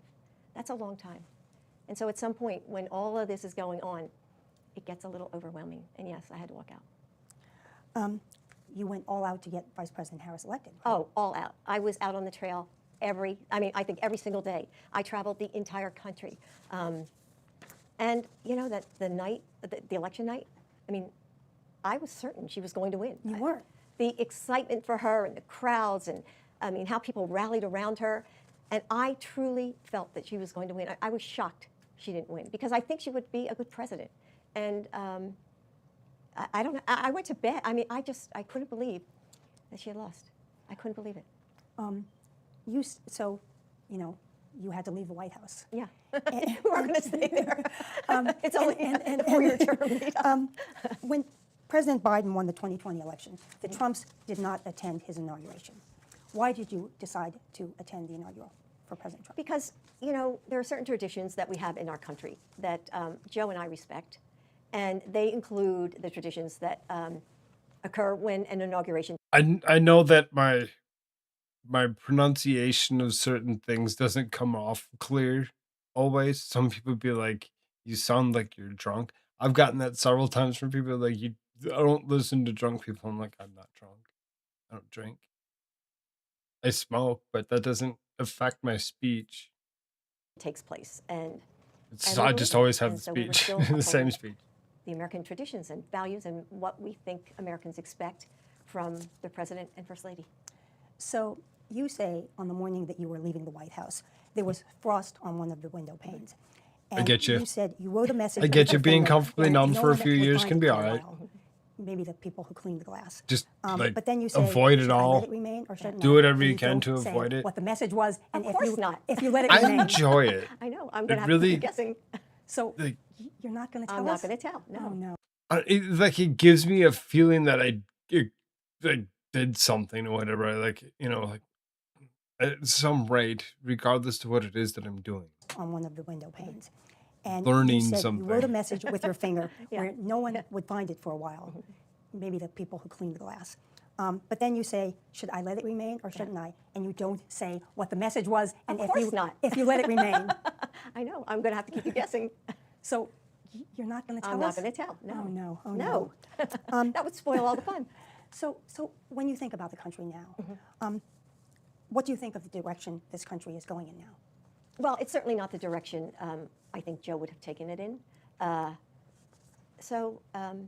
But what I tell people is to still have hope that things are going to get better. Did catch that. She did say that she was like leaving messages in places where people wouldn't normally see them or whatever. So it's like she'd go and you take the grease from your nose or whatever, right? I just took a shower. You go take the grease from your nose and you go and you write your message on a piece of glass mirror, something that would require them to go up to it and do something to disturb it so that way they could actually see the message. Kind of interesting way to do things, but to not give us any message. I mean, I guess Joe Biden's still alive. Supposedly, Joe Biden number 9 is still alive. And to keep working for what we always believed in, democracy and tradition, and just the American values that I think we all hold. I think they're going to come back. What's your bet on the midterms? Oh my gosh, I think we're going to do well in the midterms. I do. Democrats. Yes, I have a lot of hope. I want to ask you this one more time because I just want to get the sense.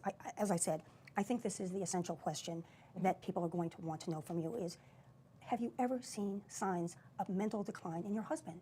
Mental decline, not No. physical, mental. No. I mean, I've seen aging. I've seen him slow down, like I said, but no. No, just one thing.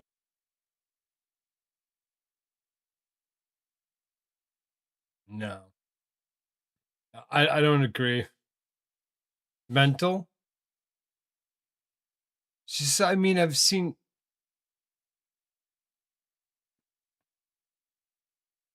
We've all seen. There's lots of mental issue there. For her to go ahead and wash that over and be like, oh, there's no mental stuff. Maybe a few other things that are wrong, but not that. His brain was intact. Bullshit. Bullshit. I've seen aging. I've seen him slow down, like I said, but no. No, just one thing I wanted to ask you before I forget. I'm going to show some video, and you mentioned, the highlight of your the White House. Was there any foreign trip that you just loved? Oh my gosh. Well, I hate to say loved, but the one of the trips when I went to meet Olena Zelenska in the Ukraine and the war.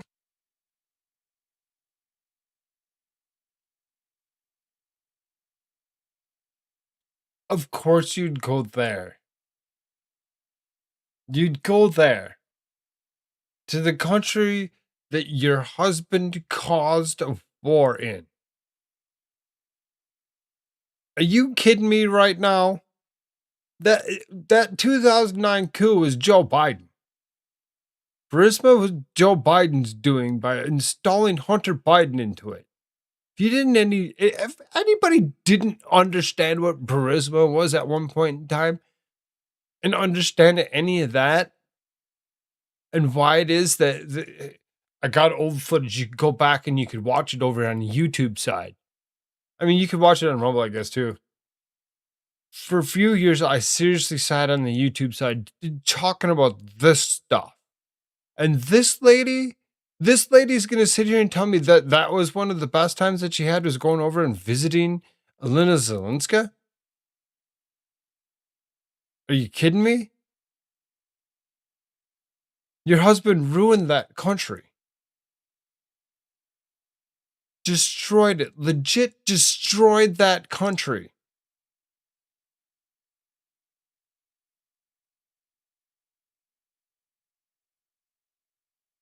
It's the only reason Russia attacked it like they did because they're like, oh, there's somebody weak enough in there that we can go ahead and we can do what we want.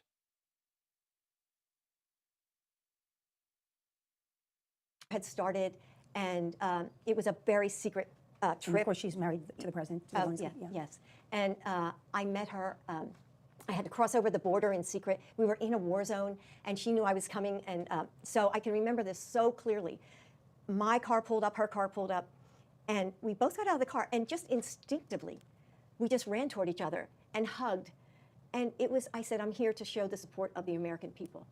And she knew that. And it was just, it was so moving to be able to show her our support for them in this war that continues until this day. But she's so strong and brave. And, it kind of gives me the chills to think about it right now, to go back to that moment. And I hope that American women see me a reflection of themselves in that they're trying to balance so many things. Do not reflect yourself through this woman. You're out there listening and you're like, oh, yeah, that's what I would like to. No. She is a teacher. Not that there's anything wrong with teachers at all. the problem? When they go ahead and they get to that certain level, and all of a sudden they're getting honorary doctorates in education. Honorary. They didn't earn that. Honorary.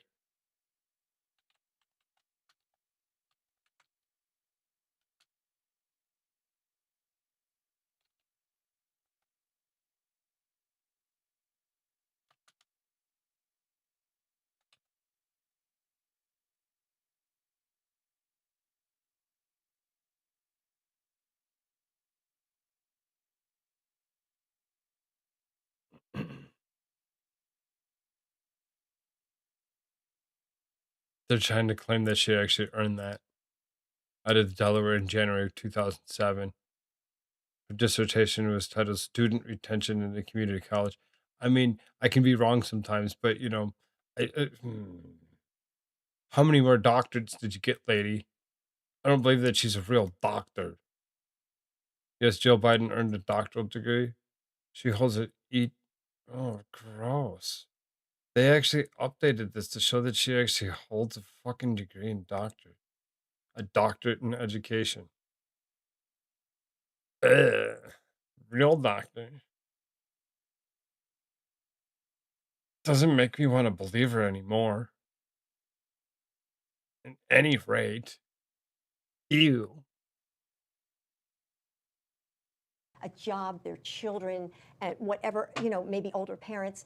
And I felt that I was doing that same thing. So I hope. Well, now this y'all is get in helpful. chat. Hit the repost button. You advocated for free community college. I did.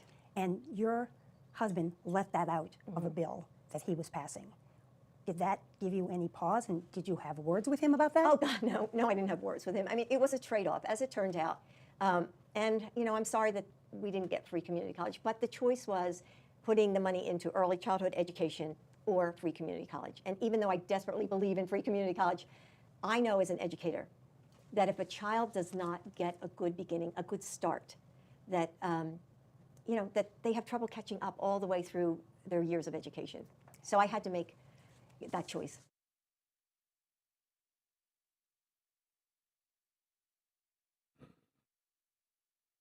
I don't like that they've cut it as short as they did. Y'all gonna love me now. Gonna watch some gross stuff. Because she can't help herself but Please promote this welcome ridiculous Jill book. Biden.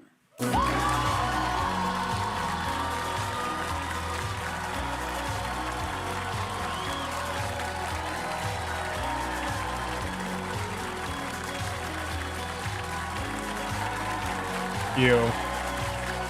Disgusting. Ew.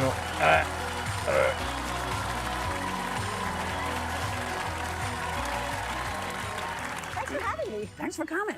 And it's your husband. Somebody just said up there, miss you. Oh. Miss you. Yeah.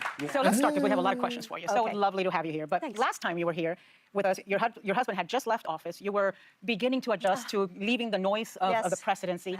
And then the bottom fell out, and all of a sudden we find out you They need to actually tell us something that's of significance so that we can kind of catch a glimpse at what it is that she really wants to tell us about Joe Biden. There's other things that she wants to tell us, but she's afraid to tell us. She's waiting until he passes away or something. find out that Joe Biden had stage 4 metastatic prostate cancer. Yes. My husband had prostate cancer. I still Yeah. cannot believe it did not get caught earlier. And so just tell us, how Thank you for the follow, Joking 2129. I appreciate that. Thank you so much. how's Joe doing? We all love him. You know, he's doing okay. Yo, as yo, probably thank you. Everyone in this audience knows, because I'm sure you've all been touched by cancer. Yes, yes. It's hard. It's hard. You know, it's stage 4. It's in his bones. But he's keeping up his schedule. He's going to D.C. on Amtrak. You know, what else? Yes. A couple times a month. He's speaking at Democratic rallies. He's writing. So he's active. He's Joe. Yeah. He's Joe. Exactly.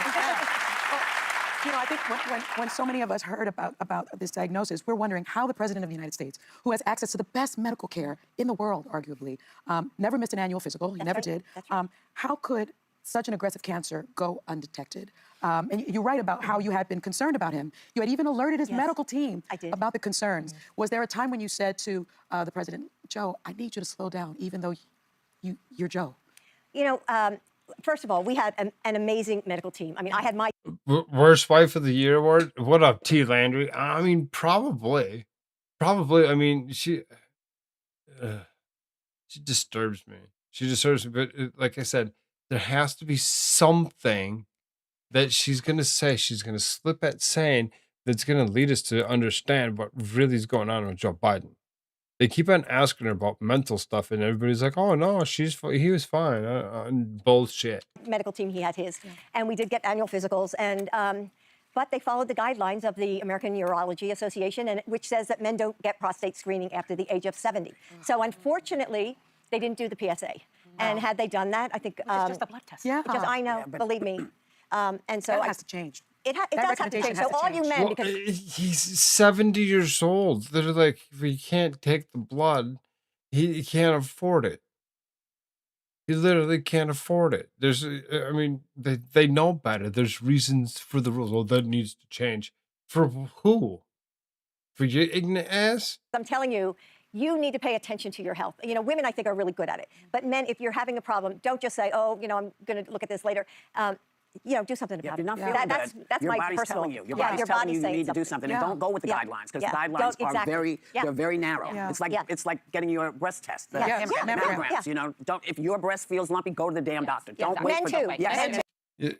I mean, I kind of see some things running about when it comes to something like that or whatever. They like tried to ban it in certain countries or whatever. Potentially, I don't know. Some say it's a farce of a lie, whatever. When it comes out, I don't know what to believe and what not.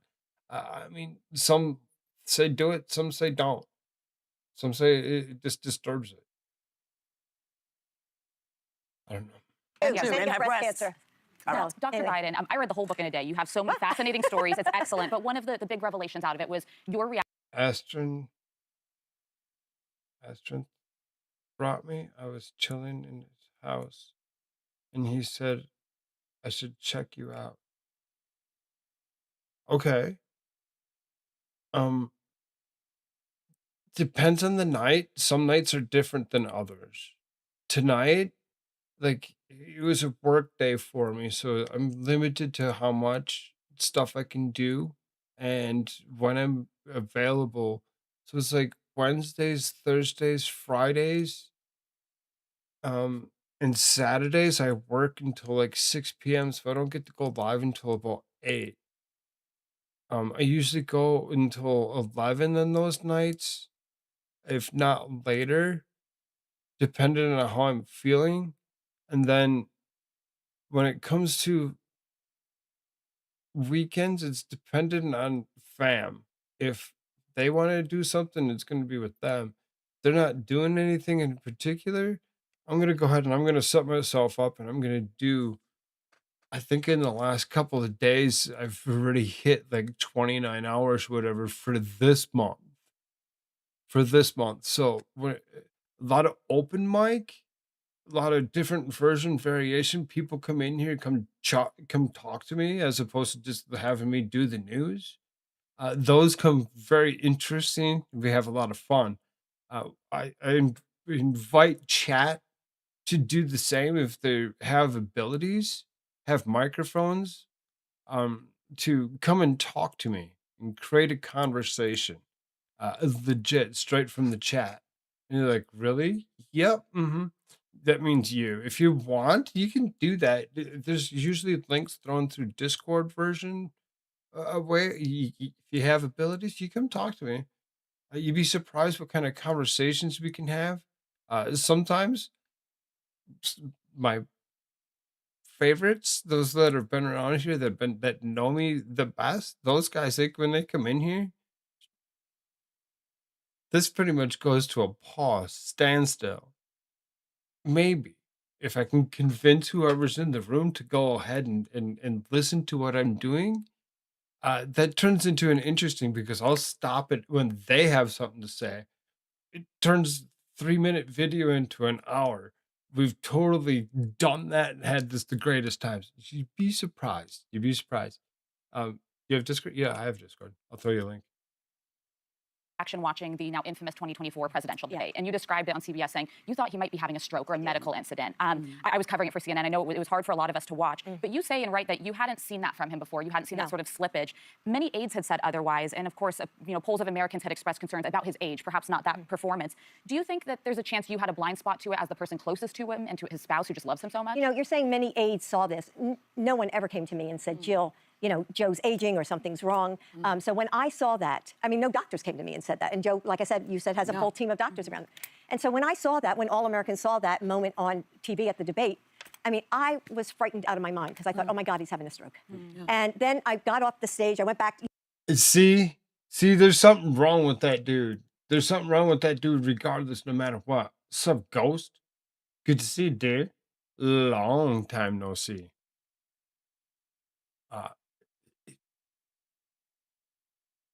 This old lady.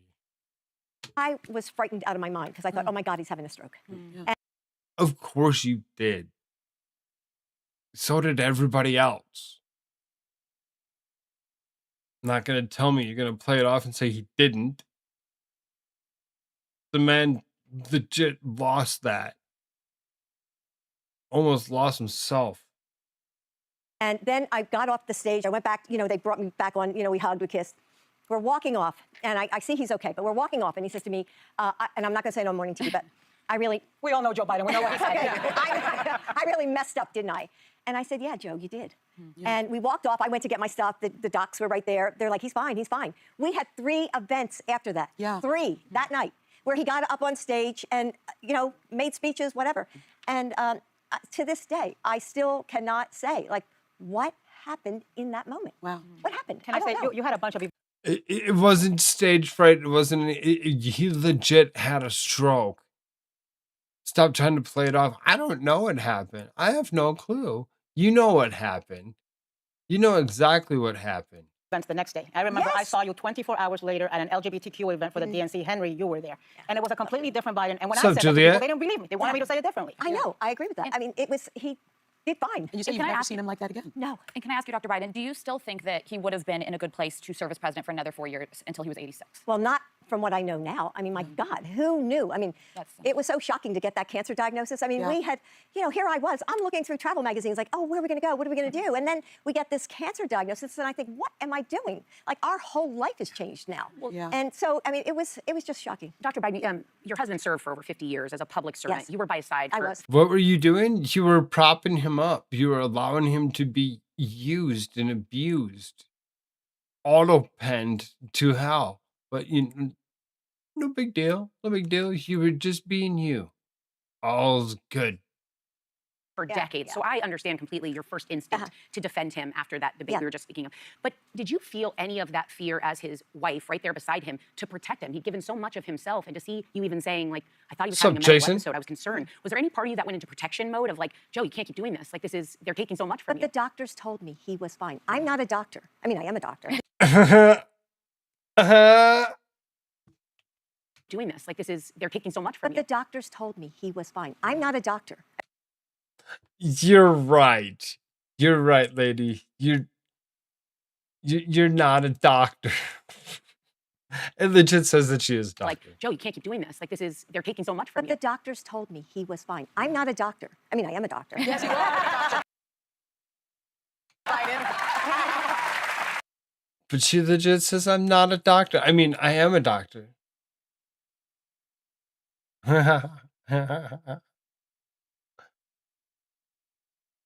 So ridiculous. If we all look at each other and we put a stupid smile on our faces, we can make each other laugh even harder. Because, I'm not a medical doctor. I say that more I can trust your doctor, right? I do. My mom and dad have been married for 57 years. Wow. I not as long, but I've watched my mom go after my dad and my dad go after my mom in this just profound, I can't let anyone take you from me. So I just didn't know, because watching, I'm not related to President Biden, but watching, I became very protective of him. Like, you've done enough. This country has taken it. Go sit and watch sunsets. Like, I even said that to him the last time he met. So I didn't know if any of that kicked in with you and the kids around him to say, Dad, Joe, you've done enough. Like, this is enough. No, he kept on with the campaign because that's what they said. You're fine, keep going. And that's what we did. Well, a lot of people were just stunned by him having that moment. He had a moment. I'm like, okay, well, you had a moment, man. Yeah. You had a moment. You can't deny it. It's right there. It's right there. But suddenly, there was a lot of vocal Democratic supporters like Chuck Schumer, Nancy Pelosi, George Clooney, who worked behind the scenes to get Joe to step down. Now, that's right. I didn't understand, and I think I said it on And the show. maybe not so behind the scenes. Maybe not so behind the scenes. You know, I have to try to be nice and everything. Oh, yeah, sure. Woman's trying to be nice. You know, but you say in the book, you stepped outside of your role as a protective spouse. Oh, look, Whoopi's trying to be nice. What? Why? Because she's always such a rude bitch? What? I mean, what? Which answers your question. You understood Obama's point of view, so... Yes, I did. How hard was it? You understood Obama's point of view? I mean... That man did worse than what Joe Biden did. Oh, wait, that's who was running this administration. He even said, hey, you know, if I could run another presidency from my basement, I'd do so. And he did. He did. We know better. He called a lot of those shots that were going around Joe Biden's butt. Whoopi's such a hypocrite. Legit. Karen Johnson. Karen Johnson. That's her name. It's not Whoopi Goldberg. She changed it to Whoopi Goldberg so she could actually sound like she was a rich bitch. But she isn't. She's Karen. Her real name's Karen. It's spelled with a C. But ridiculous as it is, she's Karen. For you to hear it. I thought, personally, as a really, I was a little pissed off at the table the next day. You were. Because I thought, you know. I love that about you. Well, because having had moments where you just, it was bad timing for a bad moment, you know, because he had just come back. He'd been doing all this stuff. As well. And so for you to hear other people saying, oh, and being fed this line from other people saying, oh, you know, he's Sleepy Joe, he can't do anything. What was it like Not to just hear other all people, those? some of them were your lifelong friends. Yes, that's my point. And some were from the other side, because the other side is what started stirring the pot. And then folks got on board, and it blew up. President Obama spoke to you privately, though. Right. Yeah, and I think he spoke publicly as well. Yeah. And so it was really hurtful. I mean, I have to say, I mean, you have to remember, I mean, we're not just president and first lady, we're parents, we have children, we have grandchildren. I mean, the hurt, yes, we can take it. You don't have. We're public servants. Again, not your children. Not your children. I don't care if they call you mom. They're not yours. They're not yours. You can kind of try to claim the grandchildren, maybe. Still biologically not yours. Not yours. You go look. What was her name? Nelia Hunter Biden. Nelia. Nelia was the mother to those children that was killed in a car accident, along with the little girl. You're not the mother. Stop it. But for our kids and our grandkids to go through that, I mean, it was rough. That was being said. It was rough. Yeah. And it was heartbreaking that, and that's, you know, that's why Joe had to decide to get out, because he had lost the support of the Democratic Party. And there were lots of friends who we kind of counted on, who we knew for 50 years. 50. Did Nancy Pelosi ever speak to you privately, or did you find out from the press? Well, she had a breakfast with Joe. So did she ever speak to you privately? Oh, no, to me, no. But, you know, it's... I mean, why do you want to know if Nancy Pelosi talked to her privately? So that you can tell if Nancy Pelosi was directing the FLOTUS to do as she wished?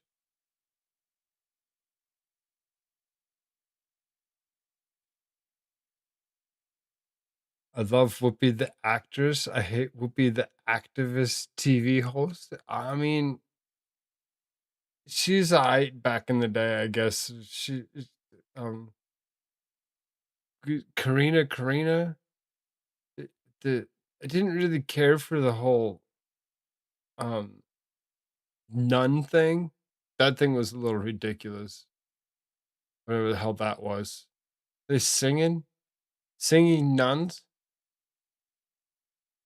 Sister Act, is that what that was called? I mean, Yeah. So politics. Remember, she was a street whore turned into a nun. Is kind of a questionable ghost. Ghost was a decent movie. That was a little strange the way they kind of did things, but the precursors, the precursors to, you know, body movement, uh, uh, uh,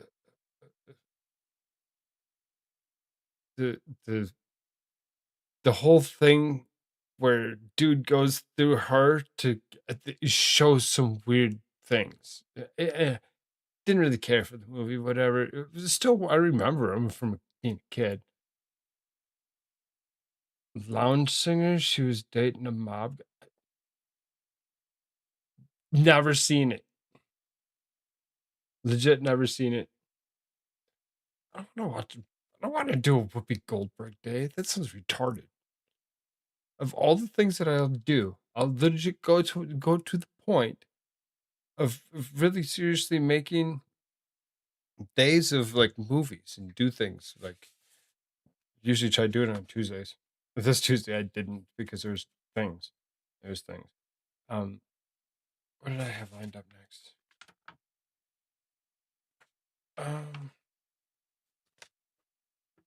This one.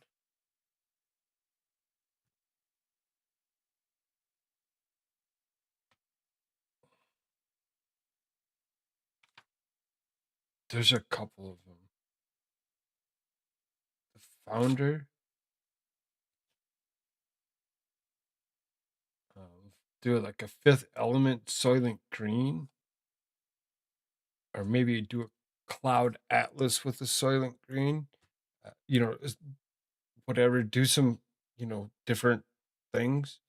And I've thought of, you know, it's like we run into certain days or something, we're like, oh, we should do an Arnold Schwarzenegger day, or we should do a Danny DeVito day or whatever. Then all of a sudden we run into it's like, I mean, Karen Johnson.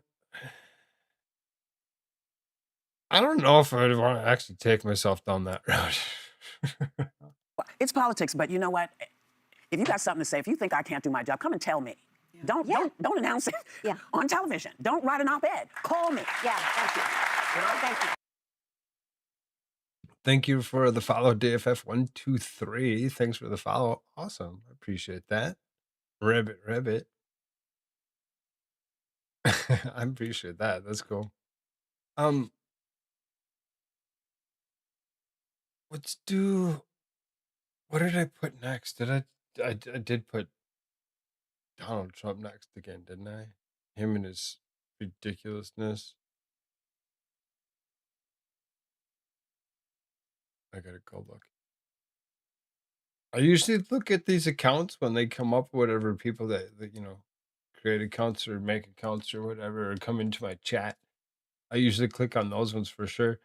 Created that channel yesterday. That's nice. That's nice. I'm glad that you found me. It's interesting. It's interesting to meet new people.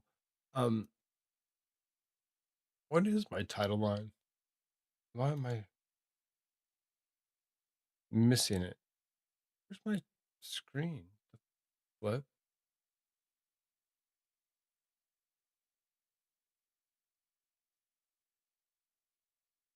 This one? This one. Yeah. Are you effing crazy? Are you effing crazy?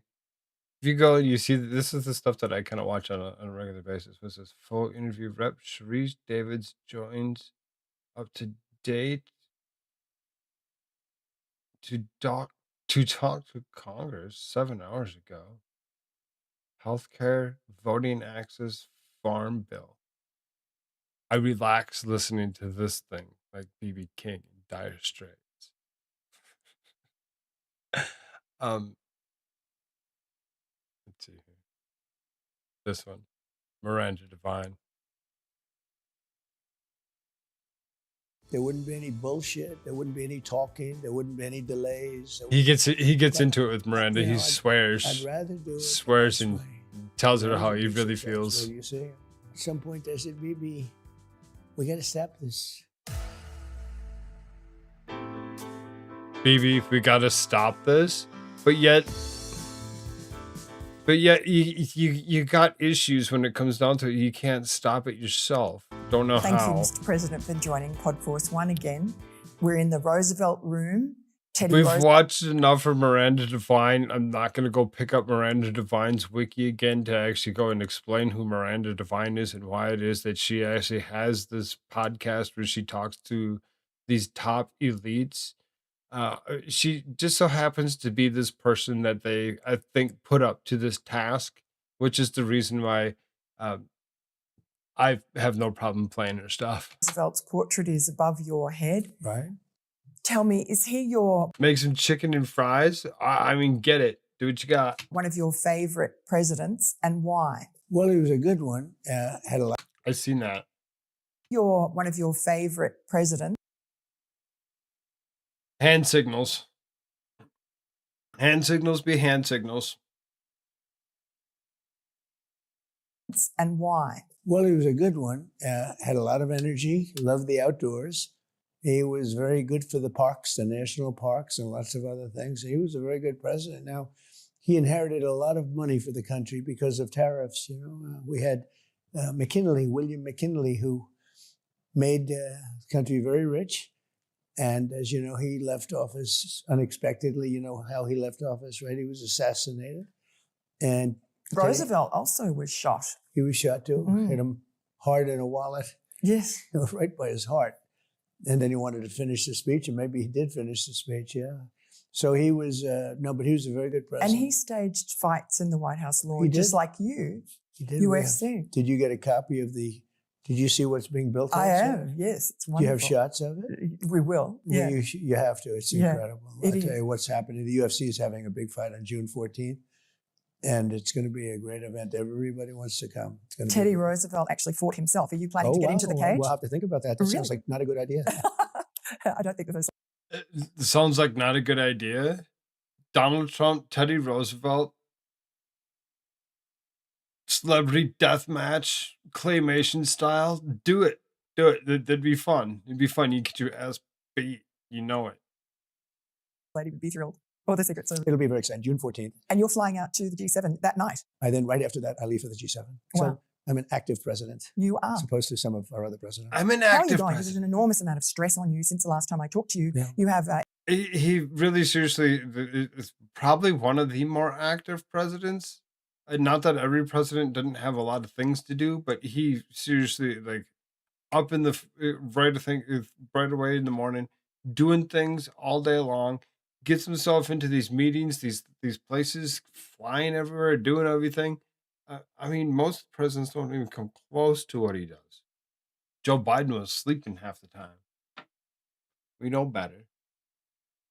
We know better. Kamala Harris would have ruined this country. every problem in the world weighing down on you, and you've been very Not happy active, with him right now. With Maduro, with Iran, trying to Not sort happy with Ukraine out, Donald the Trump right now. economy, energy. How are you managing to bear all Don't of get that? me wrong. Well, one thing is working out well. Venezuela was a big success. Iran's a big success. What do you see? I mean, that'll be a very big success story. We've essentially defeated the military. We'll see what happens. We're working on a deal, and if that happens, fine. If it doesn't happen, that's okay too. We'll do it the other way. But the economy is unbelievable. We just hit another stock market high today, all-time high, 71 times in the short period that I've been here for the second term. 71 times we've been at a new high. And whether we like it or not, that is a big indicator of where we got people. 401ks are all high; they're all setting records. What about people who don't have going on, 401ks and Astrid? they're worried about gas or groceries? We hear Well, about see, that I a lot. inherited very high prices when I came in. I inherited the highest inflation in the history of our country. Biden had like 9-10% inflation, and I inherited that. And we have it way down. And then I said, I did have to say, we have to do something about Iran, because regardless of how well we're doing, we can't let them have a nuclear weapon. And they've already agreed they're not going to have a nuclear weapon. Have they? Oh yeah, they've agreed to that. I mean, now they can change their mind, but that was one of the things they had to agree. They've agreed to that. That was the big thing. How do you know the people you're talking to there are actually the people making the decisions? So we had various levels of people, and the first set is gone, the second set is gone, part of the third set is gone, and the people we're dealing with, we know they're the people that are leading the country right now. Is it the gay Ayatollah? He's involved, absolutely. Really? Yeah, I think they have a lot of respect for him. So is he's compos mentis? He's not sick in hospital in a coma, as we've been Well, told? I don't know. I haven't had the privilege of meeting him. Right. But I'm not hearing he's doing great. You're doing better. Right. That way, he's not. If you believe the stories, he's missing a lot of different parts. So who's making the decisions? Well, they say he is giving approval because that's the way it has been for a long, long time. His father and then him. I guess it's a succession. But we seem to be getting along quite well. Would you like to meet him or meet any of the Iranians in person? I've never thought of it, actually. It's a very good question. I'll think of it. Yeah, I'd like to meet him. I'd like to meet everybody. I'd like to meet him. We probably will meet at some point, depending on how it all works out. And how do you see the economy, Iran, by, say, Labor Day, September 7? Where's our country going to be? I think we're going to be in very good shape. We're in good shape right now.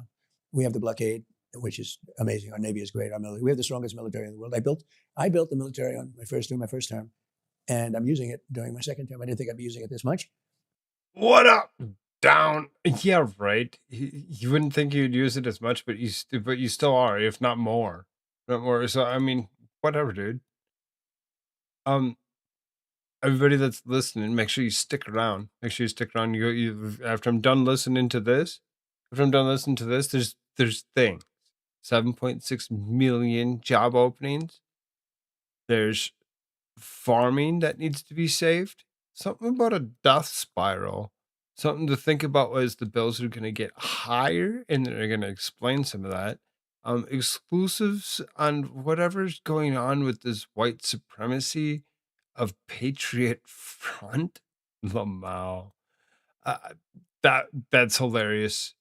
If we get to it, maybe a few other things. The AI, this weird Patagonia thing. It seems strange. I don't know why. I feel it's necessary. Anthony Scott Searles Harris, who this guy was, the guy with the bomb vest, a train accident with a truck, fireworks factory exploded. There's some things. There's some things that we need to go through. So make sure y'all stick around. We're going to do a lot of things here tonight, real quick. Because it's going to be real quick. But we had a big success in Venezuela. It was over in one day. We have a great relationship with the people in Venezuela. The oil companies are moving in now with us. And that's been tremendous. That's been a tremendous success, even from the economic standpoint, the oil standpoint. But that was essentially much less than a one-day war and a great success. And we're having a very great success in Iran militarily. So the blockade will still be in place by Labor Day? I don't know. I mean, I think it could be, but I think it's unlikely. I think that we'll have it. I think this will resolve itself fairly quickly. The media is almost universally saying, oh, Iran's got you in a corner, that the Hormuz Strait is a big problem. That's their trump card. What do you say to that? Well, they know that it's fake news, just fake news. And most people, I mean, the professionals, the ones that aren't just jaded and sick, they're mentally ill, Trump derangement syndrome. Let's put it this way. Iran has no Navy. They have no Air Force. They have very few soldiers. They have no leadership. The leadership, I mean, the original leadership is wiped out. As I said, the second leadership is wiped out. Some of the third leadership is wiped out. Their economy is crashing. They have 250% inflation. They have everything that you can have that's bad. They have. And then if you read the New York Times, you think they're doing fantastically. It's amazing. Now, our country. No, so what, huh? Friends live here? Oh, you'd be surprised. You'd be surprised how many people live around this channel. On the other hand, has the best. There's a couple missing. Kind of curious on where they at. Stock market we've ever had. We have, with the exception of the oil, for a short period of time because of the war. I mean, other than that, we have very little inflation. The country is doing fantastically.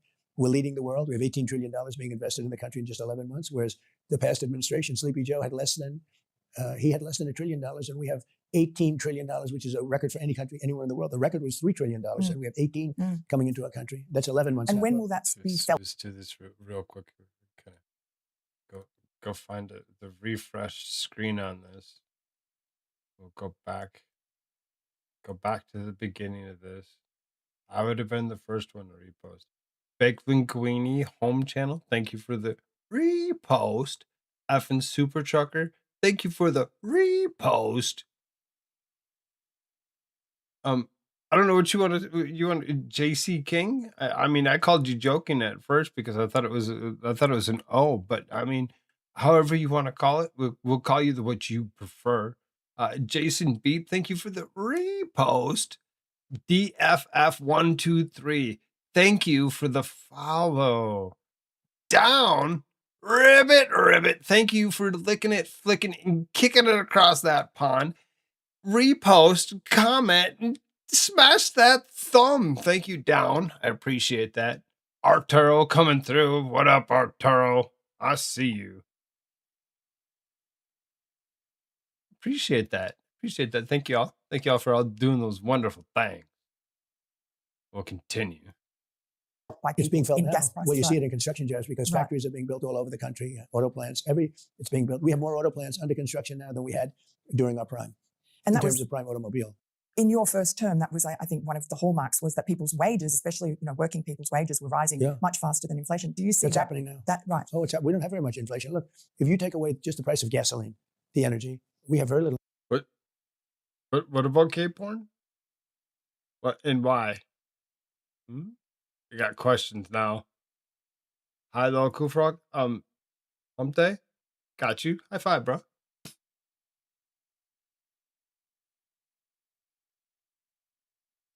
Inflation. We're doing very well, other than this. So, but that's a big puller.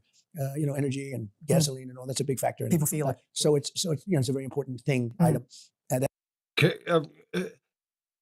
Correct. Jesus is the king. I'm with you on that.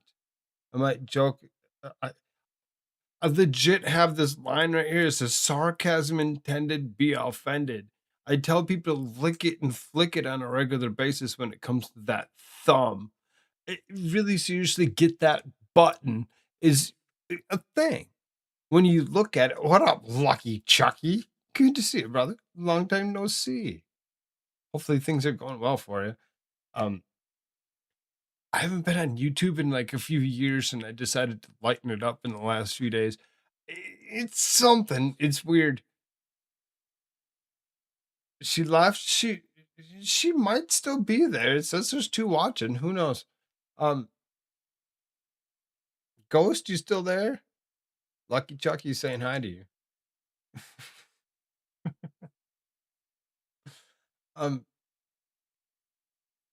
Otherwise, yes, Christ is king. He loves you. He loves all of you. There's been plenty of times where I go ahead and I try to get more of like a group together to do Bible readings. It's funner that way, in my opinion. We've done in several things when it comes to reading the Bible. Those that have been around here know this, and it's actually kind of fun. YouTube has been cut from that for several years. 'Cause I just don't want to entertain YouTube in any of the idiocies. I don't know why I'm actually entertaining them at this moment, but I am.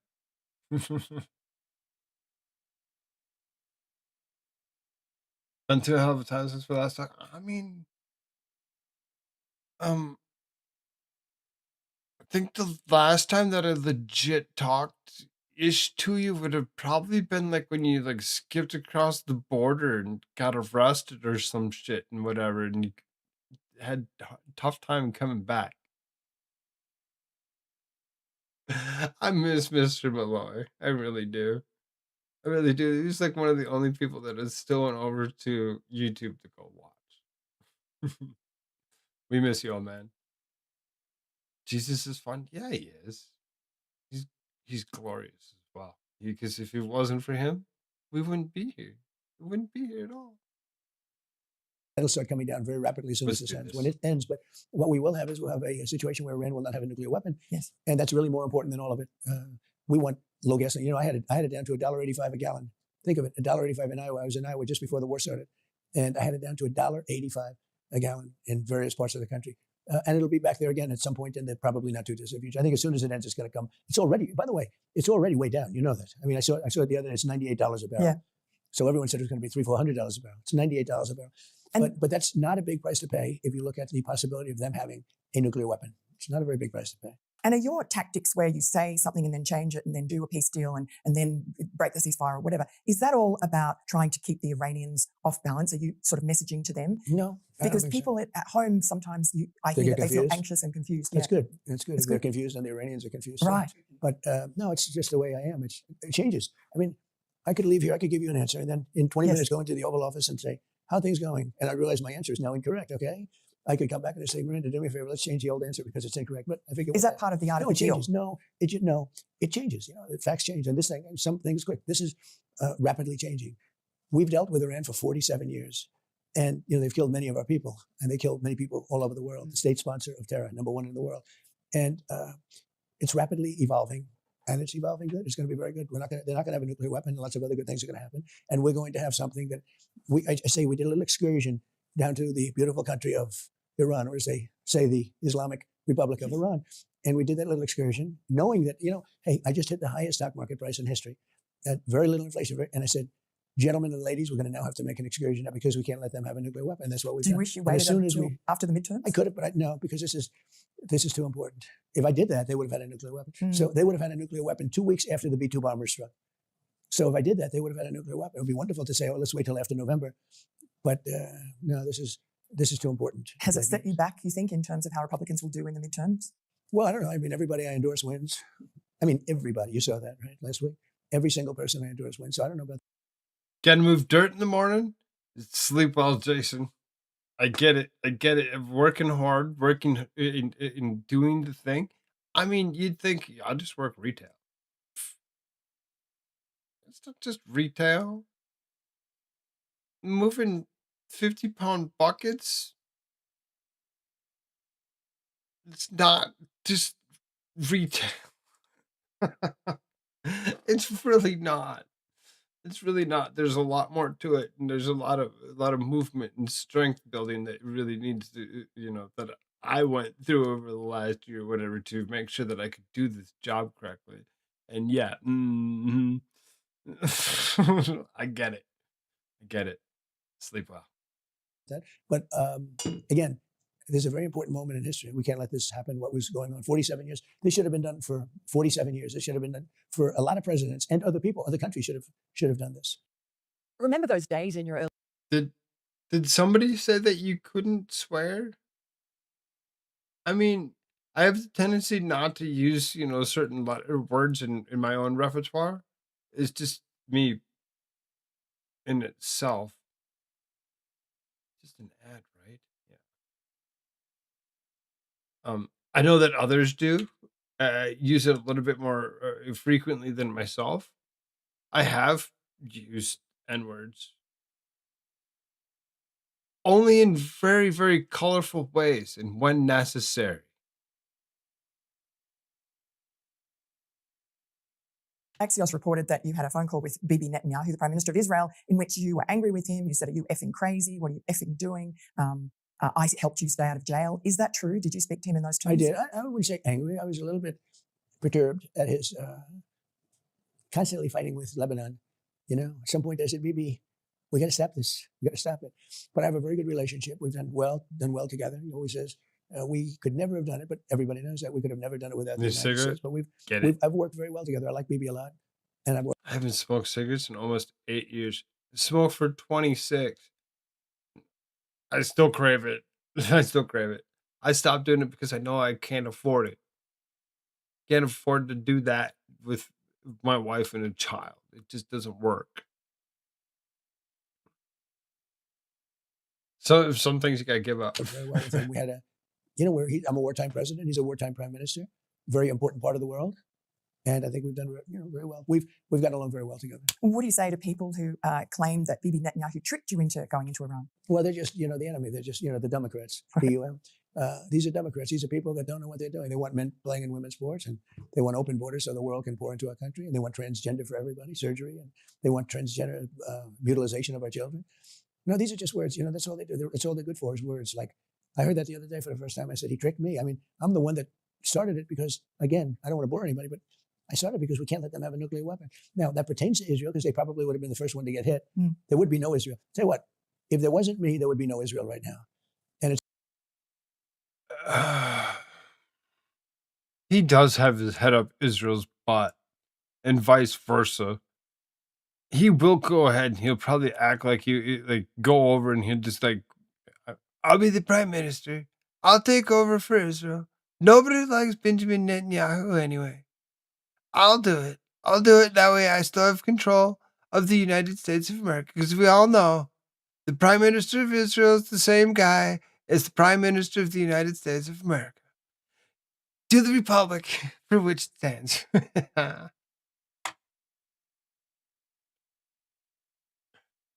When to get hit, there would be no Israel. Tell you what, if there wasn't me, there would be no Israel right now. And it started off as when I terminated the horrible Barack Hussein Obama, the Iran nuclear deal that he penned.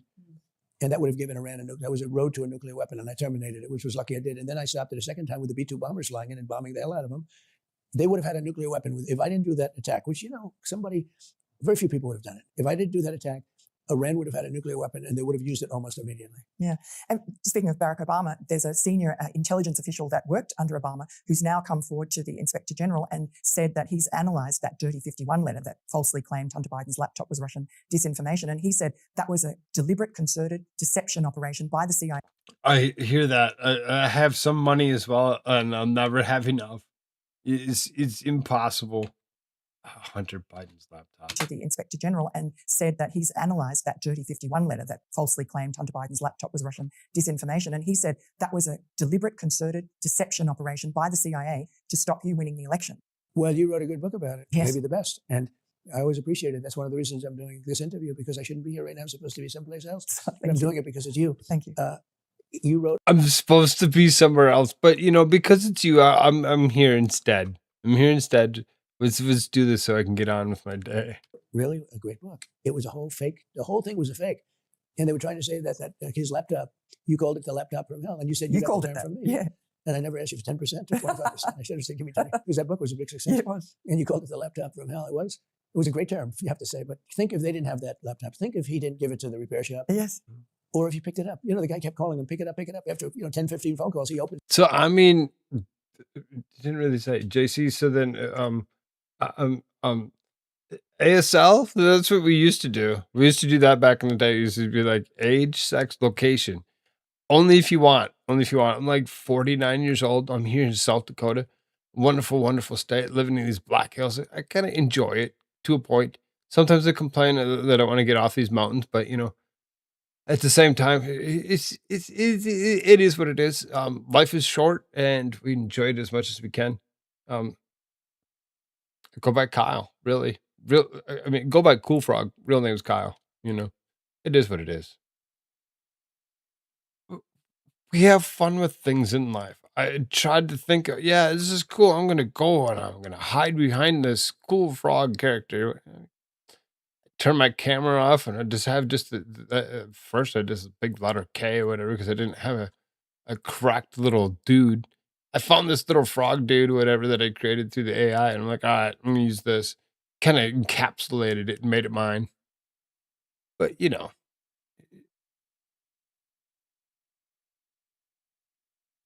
that's AOL shit. I mean, Merc. I mean, it was almost everywhere. That was just a thing, because it was just chat. It was just chat. You couldn't see each other. You couldn't legit talk to each other. You couldn't conversate with each other. It was just screens of chat, which I think is probably why I have such an issue with chat, because I go ahead and I read it with my own inflections and stuff or whatever. And some people get upset when I read it, because I go and I read everything. I read everything to a point. It's depending on how loud.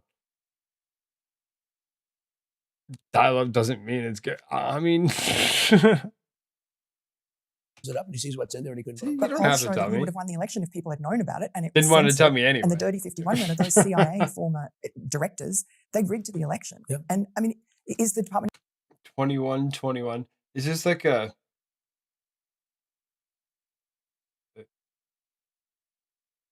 42 years old?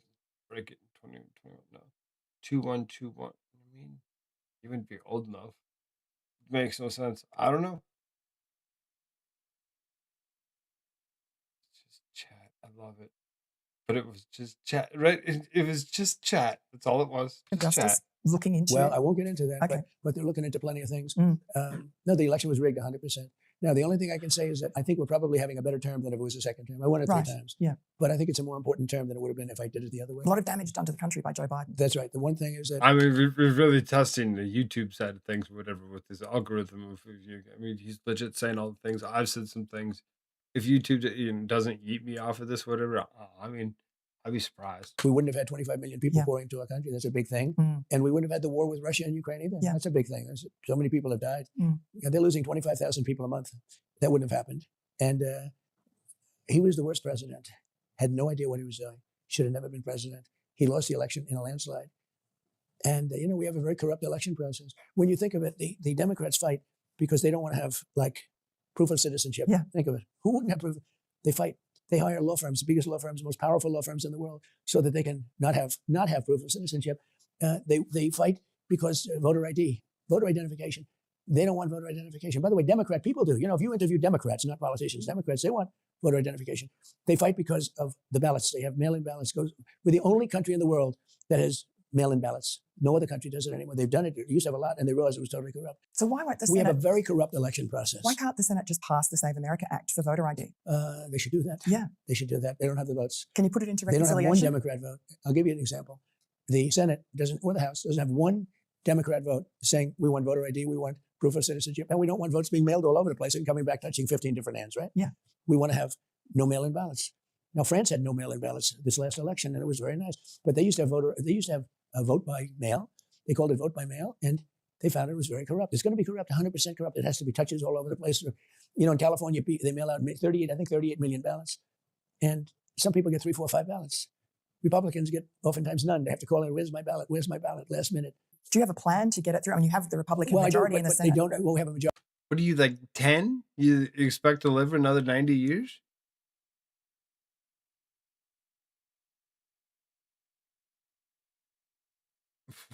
What?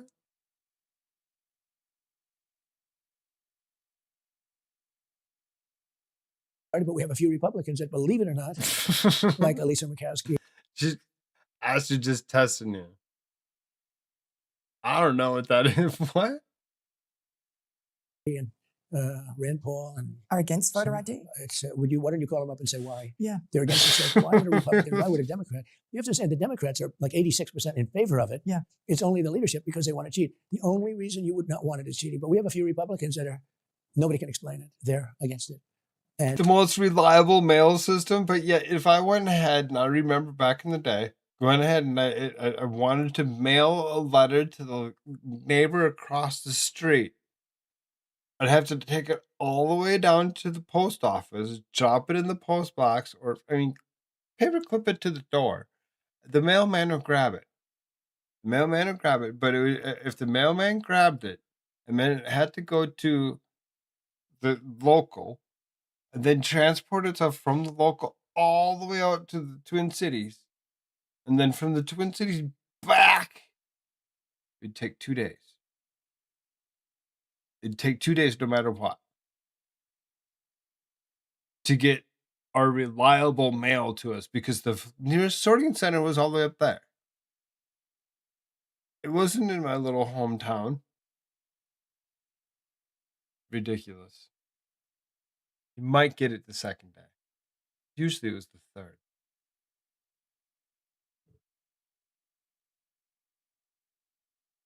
It would arrive. True. Yeah. Do you think he has personal animus towards you? And he's probably, even though that's the best thing that ever happened to him. I did the judges. Yeah. Without me, he wouldn't have any judges. I guess he does. Yeah. Without me, he wouldn't have been elected. It was my endorsement that got him elected. He was losing by a lot. I endorsed him, and he won the election quite easily, along with everyone else. So you saw that the other night. I think it was. You should have went and endorsed Graham Plattner so he doesn't go into a runoff. How about Mr. Dowden so he doesn't have to go into a runoff?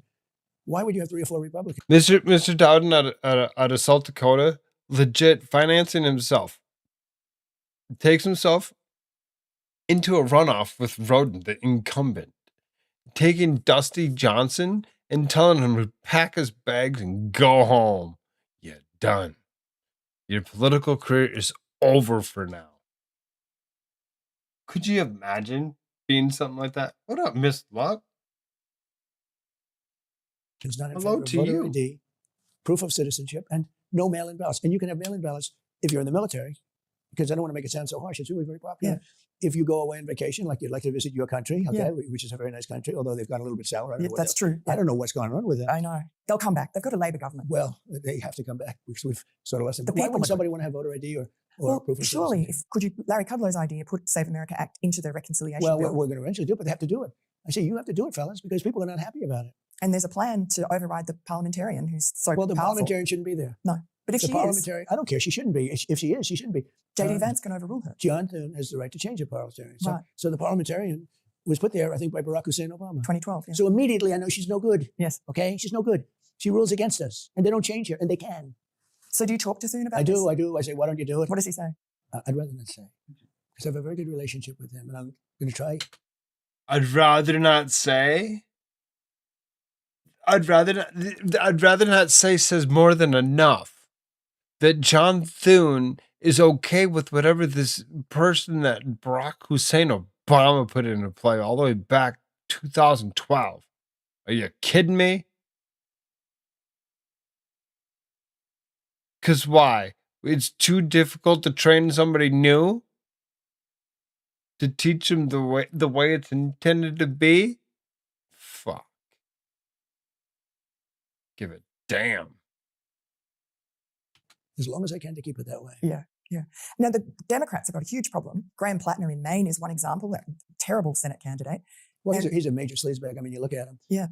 Can't imagine that. But yet he's up in the polls against. Right? It's been like 2 years since I've been on the YouTube, so I'm like, all right, well, see, they apparently they loosened up on some restrictions and stuff. We'll skirt them lines, see how close we can get. Talk about all kinds of shit and see if they don't strike us for it.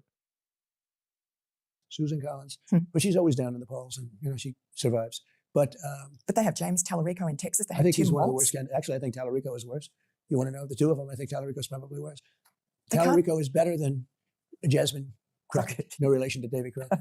You know Davy Crockett? Yes, the raccoon hat. King of the Wild Frontier. Yes. But Jasmine Crockett, I thought was her. I think she's a better candidate. I think she would have been better, and she's grossly incompetent. She's a low IQ person. There are a lot of low IQ people, but he's horrible. Tallarico's horrible with the 6 genders, with the mask. A couple of months ago, he's wearing a mask.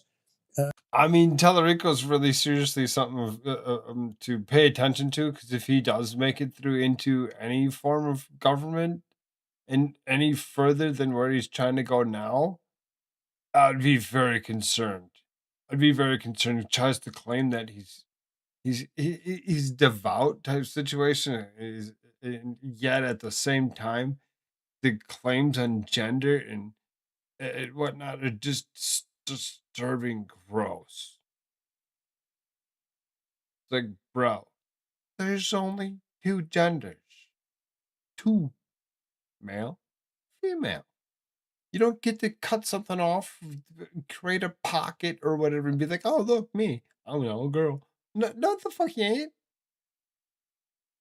You're just a boy that was stupid enough to cut your shit off, bro. Dumbass. Vegan in Texas doesn't work. He's heavy vegan. God is 2 genders. Now he's going, no, let's have a barbecue. Did you hear the other day said, we're going to have a barbecue? Why can't the Democrats find a God has 2 genders? Normal red-blooded white male? They have all these frauds. Anybody. It doesn't have to be a what. They could find anybody that, we have like 350 million people. Of course, nobody has any idea because they poured in so, but, during Biden, they poured in here like 25 million people. But we have 325 to 350 million people. And you would think that we would have some great ones. We do have great ones, but they don't seem to be chosen by the Democrats. And of course, the Republicans chose one of the finest intellects in the history of our country.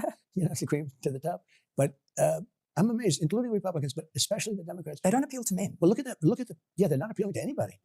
We had Kamala. Kamala was a disaster. The border czar. She was the border czar. She was the queen of the border. She never called. She never went there, and she never made one phone call. I know all the border guys. The border patrol. They're great. ICE border patrol. They're very, they're patriots. Yeah, they're great. A lot of them are veterans. They spoke to me a lot. I called them all the time. How are we doing on the border today? So now the border is sealed. We have nobody coming in. Nobody. We actually had for the last 11 months 0 people coming because they don't even try. Yeah. They don't come up. They don't go into the caravan. They don't come up. But look, our country is the hottest country in the world. So we had numerous people, leaders, but in particular, so I was with the King of Saudi Arabia. He said, and at that time it was just 7-8 months ago, but he said essentially a year and a half ago, you were a dead country. Now you're the hottest country in the world. We're the hottest country in the world. We have the strongest military in the world. Everybody knows it. You saw that with Venezuela. You see that with Iran. I mean, their navy's wiped out. Their Air Force is all gone after 3 days.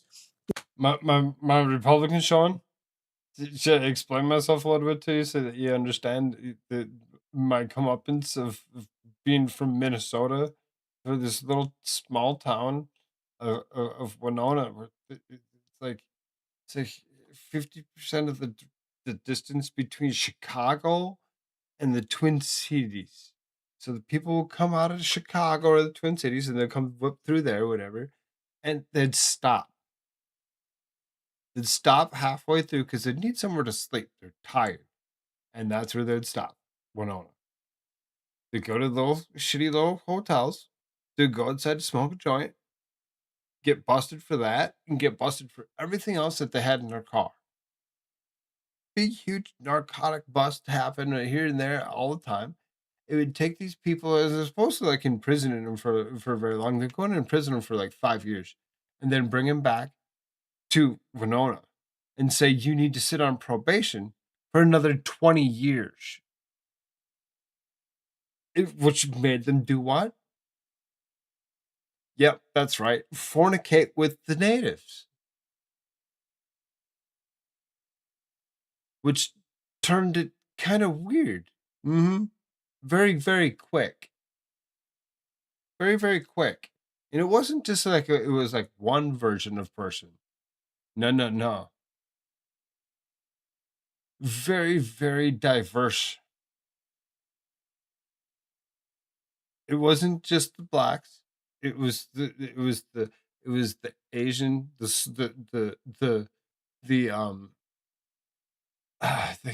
a lot of them that claim true Asian blood. They're like these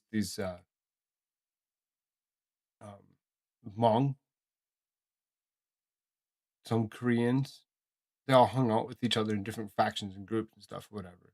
And then you had the white guys, and you had the black guys, and then you had the Italians. These guys that were kind of little. It's just amazing, very, very diverse, small town. Because everybody got stuck there. Well, it also drives what? Democracy. Very, very blue democracy. I was one of those guys that voted for every last person that won, including this guy 3 times. I voted for Barack Obama twice. How stupid am I? I mean, I woke up. Promise. I woke up. Their military was virtually wiped out. Now I have to make a determination. Do we sign a deal or we do it the other way? And the other way is not nice. What will the other way achieve, though? Certainty. It would be over. There wouldn't be any bullshit. There wouldn't be any talking. There wouldn't be any delays. There wouldn't be, but, I'd rather do it the nice way from a humanitarian standpoint. Can you do it just with bombing? The other way? You don't have to. We don't need boots on the ground. No. Well, we did it. We wiped out much of their military with just bombing. We didn't put anybody on the ground. You don't want to do that. You're so far away. You don't want to do that if you can avoid it. But it's been an amazing period of time. The Hmong here in Minnesota. You're from Minnesota. See. I get you. The Somalis are a problem. Yeah, they're a big problem. They're a big, massive problem. When I met my wife, we decided to move ourselves up into the Twin Cities. We lived in the Twin Cities for like 3 or 4 years until George Floyd incident occurred, and we were getting ready to move out. We moved into the suburbs. We moved into like Hastings or whatever before we moved ourselves here to South Dakota because we were just like no, not staying in Metro. That's not a thing. Not a thing. I would have rather gone back home, but I know better. I know better. I would have still been doing the same shit that I was doing as a kid, running the streets, acting retarded. No, we have to think of it. A year and a half ago, we had a dead country. I like Minnesota. It was a laughing stock all over. I miss Minnesota. I miss the lakes. Well, we had a president who couldn't climb up a flight of stairs. He was an incompetent. Jill Biden said this morning that he would have beaten you, Joe Biden, last year in that election. There was never a candidate that was down as much as he was. He was down by so much, and his debate performance. By the way, he choked. They were saying, why did he do so badly? I got no credit. You see that, Astrid? Astrid from Minnesota? Bro. Right? You see that, Astrid? I mean, people start talking to each other, you might find out how close you really are. I love Superior National. Put up 30 foot Smurf. It's great. My favorite state. I mean, we were just back for my aunt's funeral, whatever, last week, week before, whatever, and it was good. It was comfortable. I really did enjoy just being there. But it didn't feel like you couldn't just walk down the street because it was like it was home.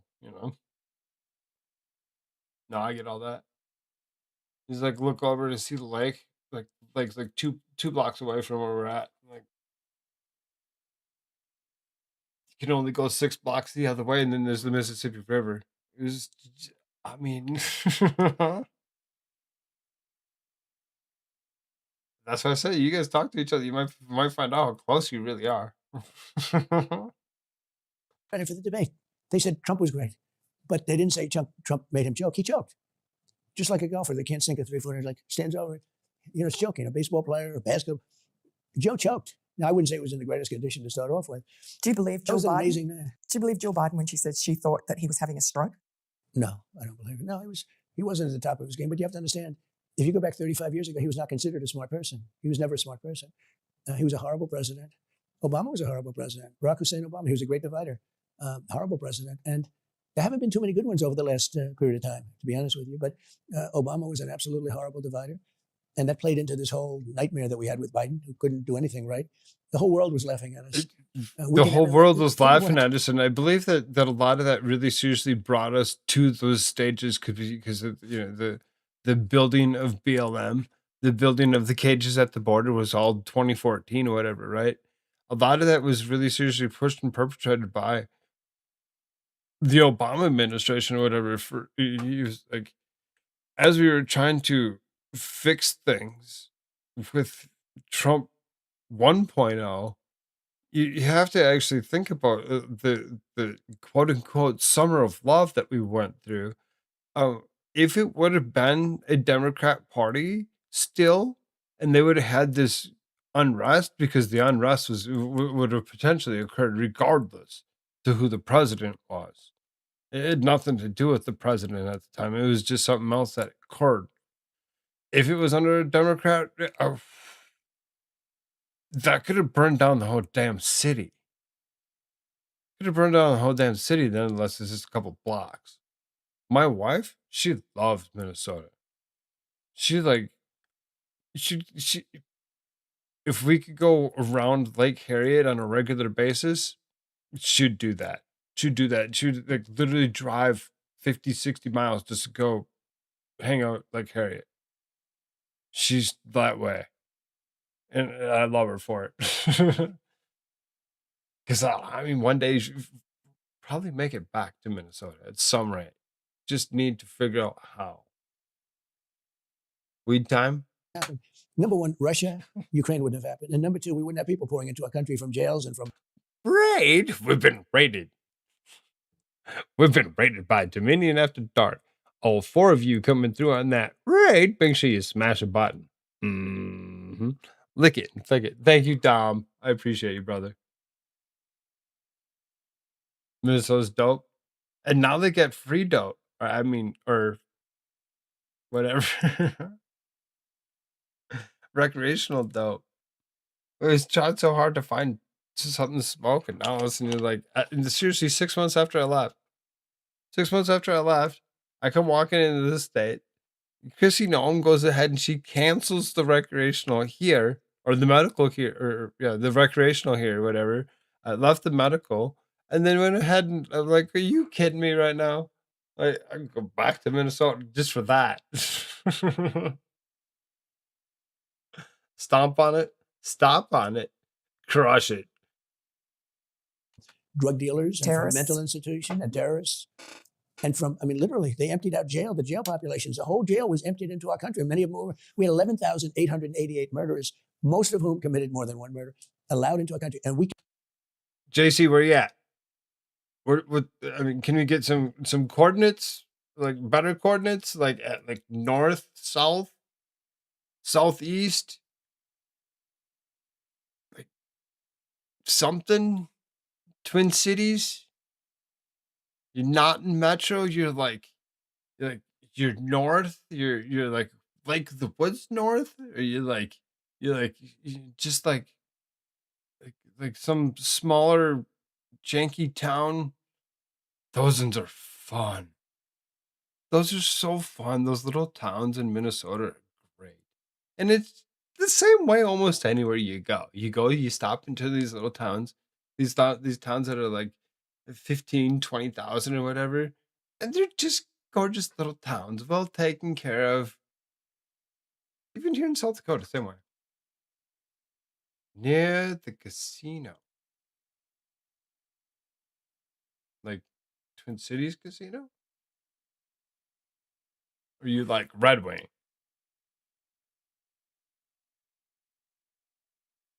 There's difference. There's a difference between Treasure Island. You can never forget what the Democrats, and they're dumb, what the Democrats, and that's my name for them. Yeah. You change the U for the E, and nobody knows that dumb is a B. So you just put it, but the Democrats, what they've done to this country, and you can never forget it. Jill Biden was also, in her book, she's written about your wife. There's a couple different casinos because they're all, Indian reserve areas that have these casinos, right? First Lady Melania Trump. She claims that she was kind of cold to her. With like food, whole food only. Whole food only. Don't be eating processed food. That's not food. 98% of the store is not food. You're gonna make me go through that, Astrid? On Inauguration Day when they shared a cab. She's quite rude about her. Says that she rejected her offers to have cups of tea, etc. What do you think the First Lady would make of that? Well, I don't know. I mean, I didn't see the book. I don't think I'll be reading the book. I think the debate was very interesting, though, because the man was he was a bad debater anyway. Yes, but he certainly wasn't on his game that night. But I think I put him off his game. I think So I have a friend who. Yeah, but usually when you say casino, most are like, in my brain, like either you're talking Treasure Island or you're talking one that's like right out of Twin Cities, and like M's come to mind. I can't think of the name. Mille Lacs. Those are usually the more popular ones, I think, in my opinion. And maybe it's just because I'm from that part of the area or whatever, but I know that there's other ones. He was in a big golf tournament. Because we take ourselves to Wisconsin. And his primary competitor didn't play great, and they always blamed it on the other primary competitor. He said, but nobody ever talks about the fact that I played great.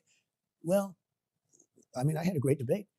And I think that contributed to Joe not doing well, because Joe was all right. People saw him before the debate, and he was fine. I wouldn't say it was Winston Churchill, but he was fine. He was all right. He went to a Waffle House that night. Yeah. I mean, so she said he had a stroke, but why would you bring him to a Waffle House if he had a stroke? Would your wife? So she said that she said that he didn't have a stroke, but I mean, she just thinks that he might have had a stroke or something. Allowed you to go off to a Waffle House if she thought you were having a stroke? Even in good times. Although I would actually, it's not so bad. But don't blow up the spot. It was an amazing evening, actually. I walked in, he was very white. Did you notice the makeup or something? But they hired a very expensive makeup artist who really liked white powder. Then he was on the white side because I walked in. And for some reason, they introduced him. So it's like a boxing match. You always introduce the champion, the one that's higher rated. Well, he was the president. I wasn't. My parents used to go to the Ho Chunk all the time. They'd be like, I'm going to Ho Chunk Casino. They're like, you're going to lose another whole chunk of money, huh? Thought I was going to be, but I wasn't. And I was waiting to go first, and they introduced him first, which was very unusual. And when I went up, I looked at him and I said, he's so white. There was Wisconsin. Said, what happened to him? But he didn't. It was not a good debate performance. But I think I did well. I think maybe I was a contributing factor to the fact that he didn't debate well. I don't know. You spooked him. I don't know. I mean, something happened. Yeah. Something happened. It was strange. And you've just... My problem, getting back to Minnesota, I need a job. I can't just go back to Minnesota without a job. Money's really tight, is really rough because I'm trying to do what I can to not have my wife work so that she can be available for my child and home care, homeschool. I'm not making enough money. I need a lot more. I need to find a way back to Minnesota through a job type situation if we even do that. We kind of say this and then we kind of like, we don't really want to go back. It's kind of a him and a haw type situation. But it was a great thing because we got rid of him. Yeah. And he was way down in the polls. And we got somebody else. And you got rid of Kamala. And then we had Kamala. So I'm the only person that's ever beaten two people. This could only happen to me. So I have one guy and I'm killing him. It's like a fighter. You're killing a guy and they take him out and they put another fighter. So what happened? This is a fresh fighter. And then they put Kamala there. She wasn't too good. No. She wasn't the best either. Yeah.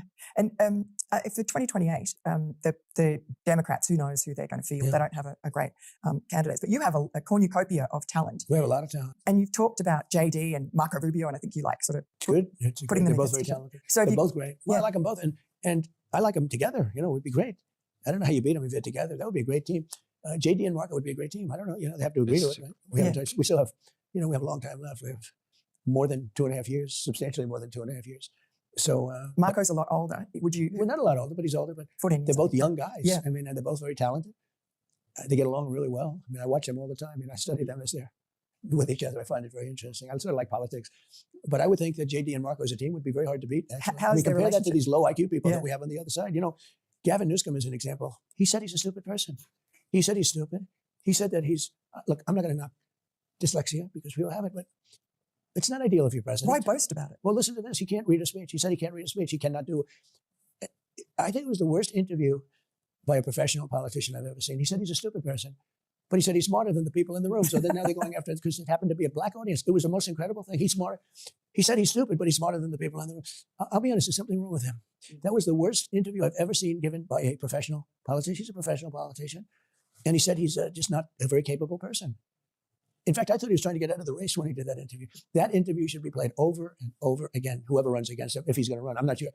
I think that interview actually knocked him out of the race because they said he had terrible boards. They said he just said, and he said, I cannot read a speech. I'm incapable of reading a speech. I never heard that before. Sometimes you're better off reading a speech, but he said he's incapable of reading a speech. I thought he was. It's difficult finding a job to get back. That's the problem. Is you gotta. They have to be okay with you, like living 1,000 miles away, and that you're going to be there in a few weeks, and they're going to trust that you're going to be there to do the job on time and whatever else and whatever. You know, convincing somebody of such a thing or whatever, it's easier said than done. That's where that's at. I've tried a couple different things, whatever, talk to a couple other people, whatever, just to see if I can't convince them to, push me through, whatever. But what up, cred face? Good to see you, bruv.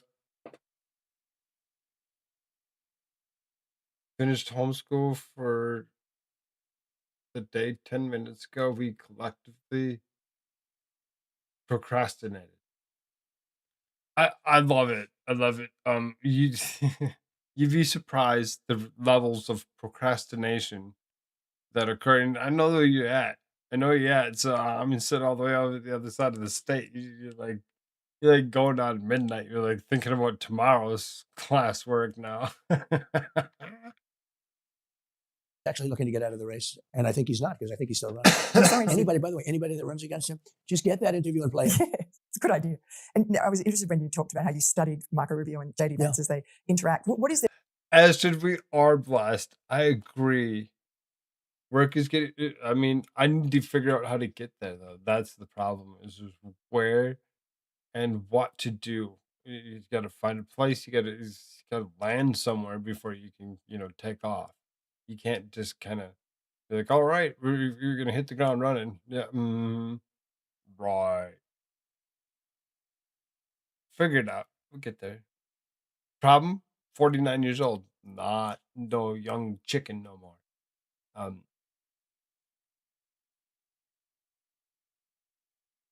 their interaction and It's good. How do they Well, relate? I study to see if they like each other. Wait a minute. I had something on that last thought. Sometimes you're better off reading a speech, but he said he's incapable of reading a speech. I thought he was actually. He reads speeches just fine. Some people can read lengthy speeches. Joe Biden couldn't really read very well. He would seriously get into these stumbling fits where he actually where he complained that he had a stutter. I got a little bit of a mumble myself, but when it comes down to it, it's really gotten a lot better in the last few years. I've learned to read much better.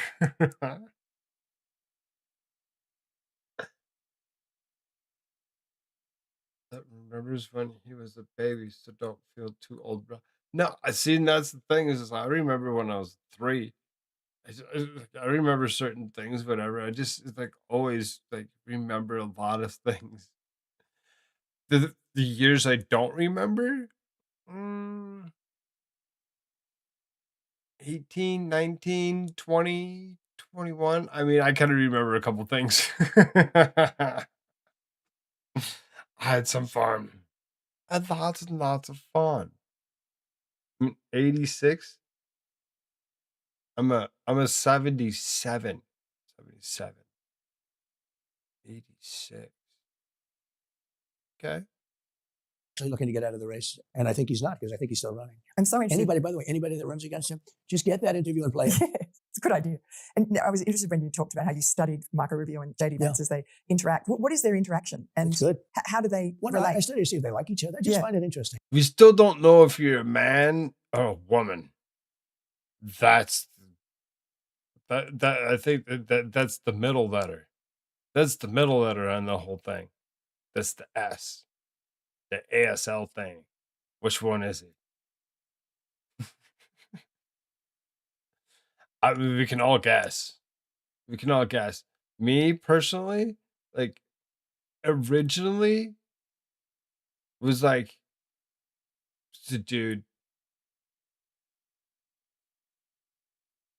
Still potentially just a really cool chick.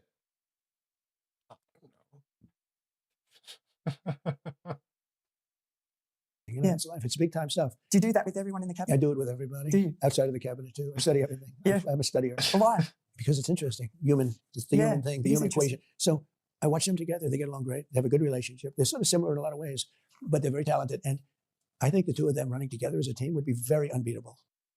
Now, you just announced Bill Pulte, who's your housing finance director, as the new Tulsi Gabbard, the new director of national intelligence. Do you think Tulsi Gabbard did a great job of declassifying information that told us a lot about the deep state coup? Well, not really. She did a good job for what it was, but she didn't really declassify much, did she? Does anybody really seriously remember anything of significance that DNI Tulsi Gabbard really did? She did a lot of things. We listened to her several times on the things that she was attempting to do, but what it was just attempting. I don't remember her completing anything of significance. And maybe I'm wrong. Maybe I'm wrong, and I'm just not remembering whatever. And it needs to be corrected. Correct me. As soon as old people die, I'll be old. I'm going to get you. It told us they're corrupt. It told us that the election was rigged. Me, I've got my own problems and issues, just like everybody else, whatever. But mine, I've fixed a lot of. If you go back and you watch a lot of the stuff from back in the last few years or whatever, I was literally sitting next to myself. I'm 165 pounds. Christmas of 2023, I dropped drinking alcohol, soda, consuming anything that had a ingredient list, eat whole food only, lots of ground beef and eggs, especially in the morning on the eggs, and enjoyed life because at 165 pounds solid, I really do enjoy myself a lot more than being a 300-pound fat ass.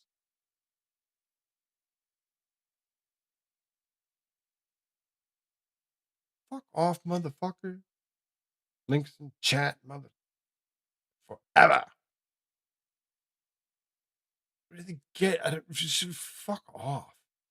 Don't click on that link if you did. It's Skull Spotter. Skull Spotter's a fucking retard. Goes ahead and creates a new account every day. Posts it in somebody else's chat and won't say a damn thing else. Ignorant ass. We like to hide it because it's like right there on my screen, and I don't like it.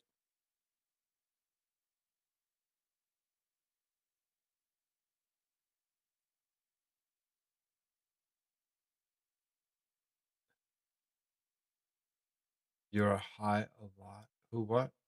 Me? I wish I got high. Rigged. Yeah. The last election. COVID. And it all goes to medicine. I don't get a choice. I go and sit here and I'm like this shit. There's this big huge. You can see my pinky's not even in the right spot, dude. You see that? I already had surgery once. I want to do it again. Shit pulls through my arm and through my neck. That's why you see me popping my neck all the time. It's because the shit freaking pulling through my arm and my neck. It fucking take some medicine. I don't fuck it. It's all medicine.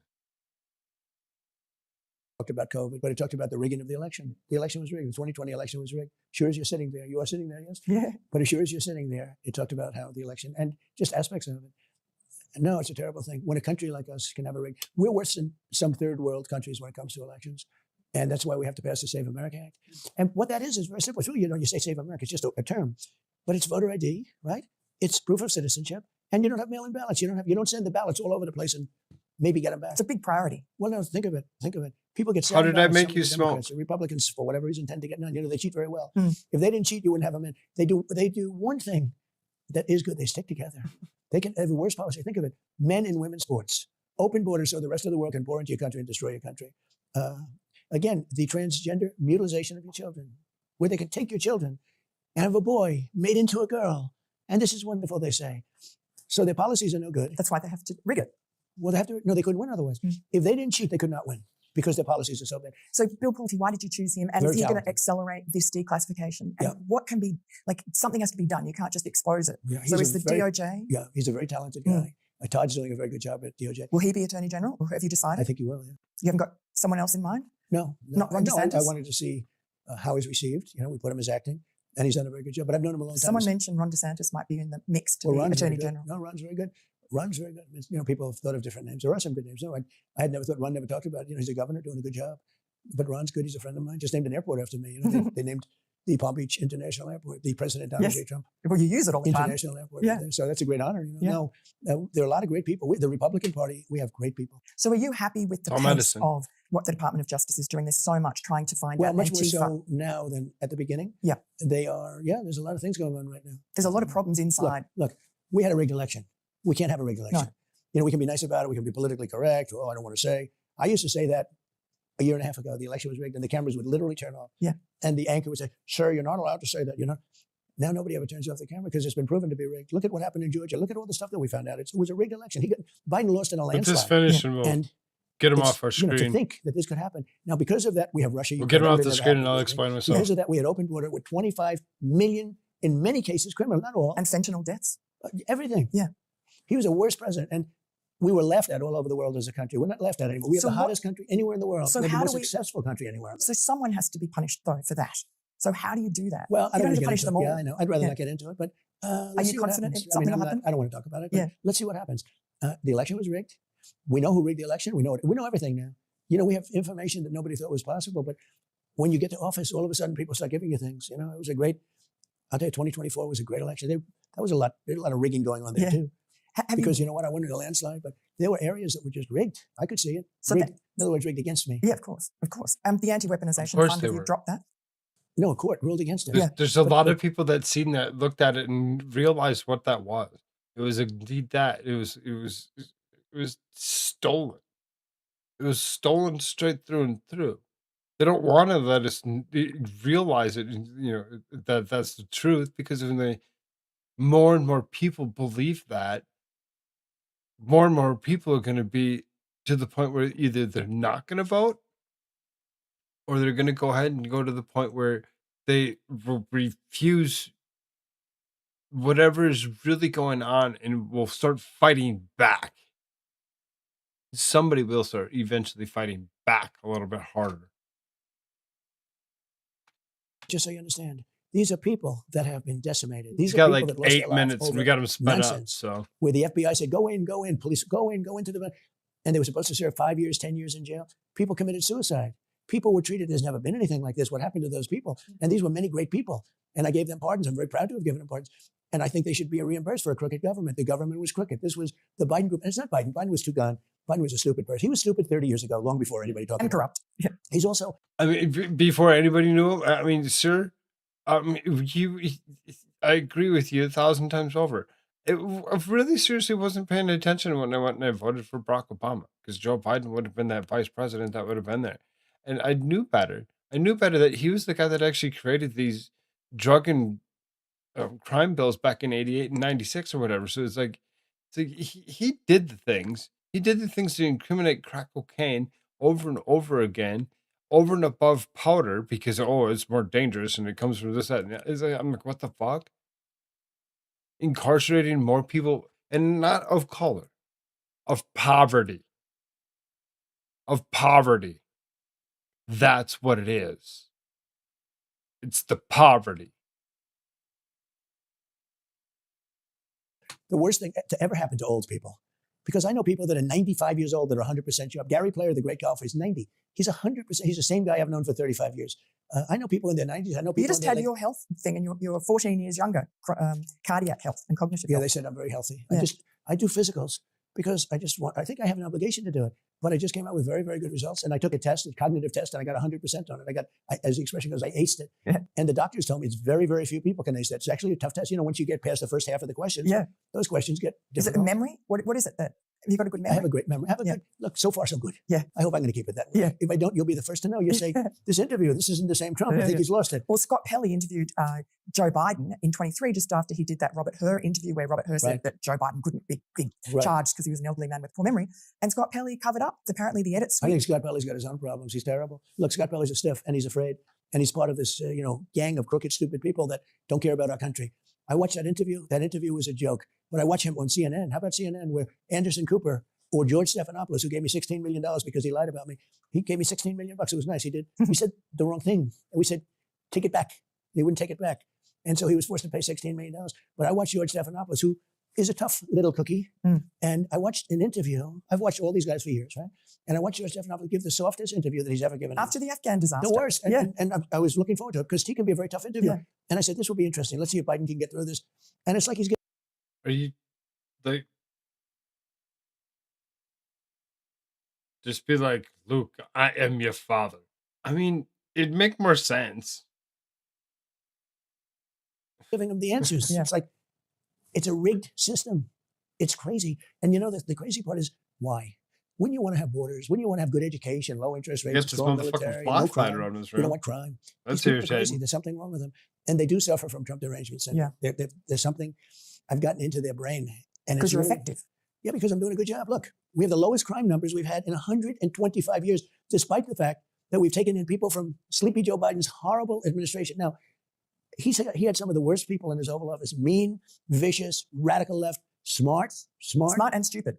Anthony Blinken. Stupid, in many ways, brilliant and dumb. They had a combination of both and lack of common sense, maybe. Yeah. But they wanted open borders. They wanted men playing in women's sports, as an example. It's such a great example because who would want that? I had the quarterback of the New York Giants, young, handsome kid. See, that's why I don't like text. Because that right there, huh? What? Who? When? Why? Huh? Good morning, once, Scotsman. Good to see you, sir. They introduced me, and people criticize him. The radical left, stupid people, they criticize him. And he just sold $4 million worth of shirts. Right. His shirt, Jackson, his shirt is through the roof. I'm going to get into a little bit of conversation with these guys here in a moment. I'm thinking JC is a gentleman, if I'm not mistaken.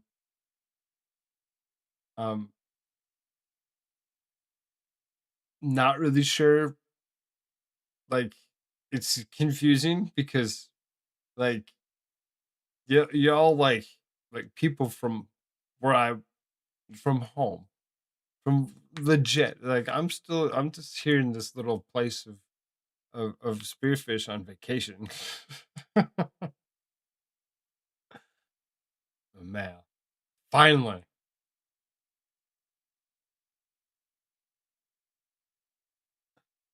Hottest shirt there is. He's a great kid. Oh, he's a great kid. Handsome kid. He's introduced me. And I didn't think about it. He was a beautiful little introduction. Yeah.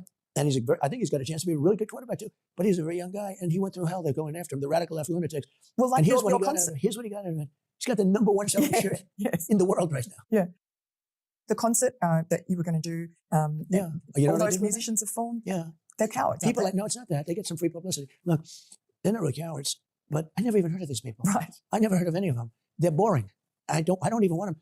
And when I heard a couple of them canceled out, I said, cancel the whole thing. I don't want to. We're going to do a rally. Yeah. And a rally, nobody's ever gotten crowds like I get at a rally. Yeah, but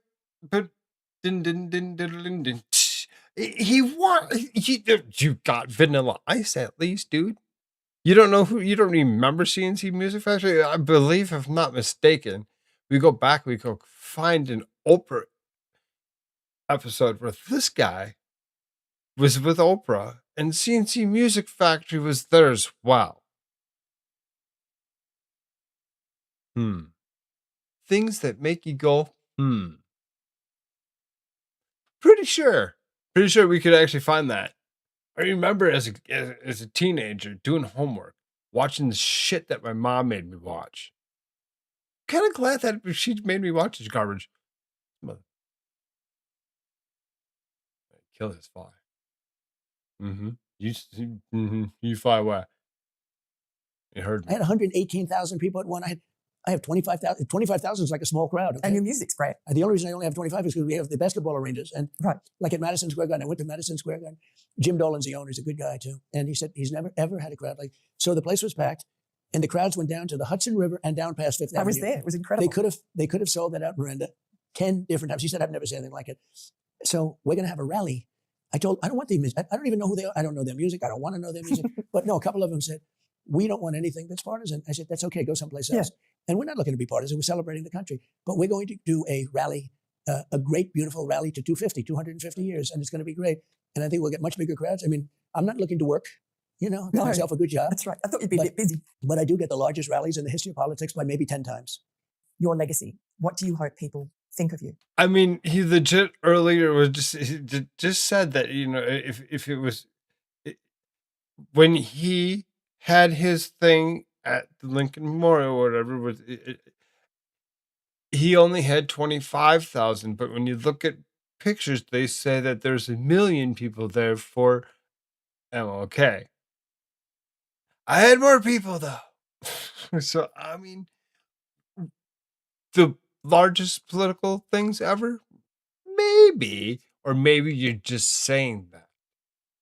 I would like my legacy to be a good guy in all of those things that we don't have to waste a lot of time with, but that I took our country and I made it great again. This country was going down the tubes. We were a laughing stock all over the world. I took this country, and today you have the hottest country anywhere in the world, the most successful country anywhere in the world. Then everybody, even President. That's why I add the at the end of all that, because it's indeed what it is. It's plagiarism at its best. He got away with it. I was with him in China. He looks up to us. We had a great visit, but he has great respect for what I did. He said, you've done it so fast. I've never seen anything like it. I've taken something that was in deep trouble, and I've made us the hottest country anywhere in the world. Fantastic. Thank you so much, President Trump. Thank you. I mean, decent little conversation. He didn't really swear as much as I was hoping he was going to. So there was a little thing. I'm going to put this up here for. We'll put the save cartoon up. Put that up for now. I did have a bunch of articles I wanted to try running through, or whatever, do a little news flash, whatever. There's some things, explosions, train accidents, just things.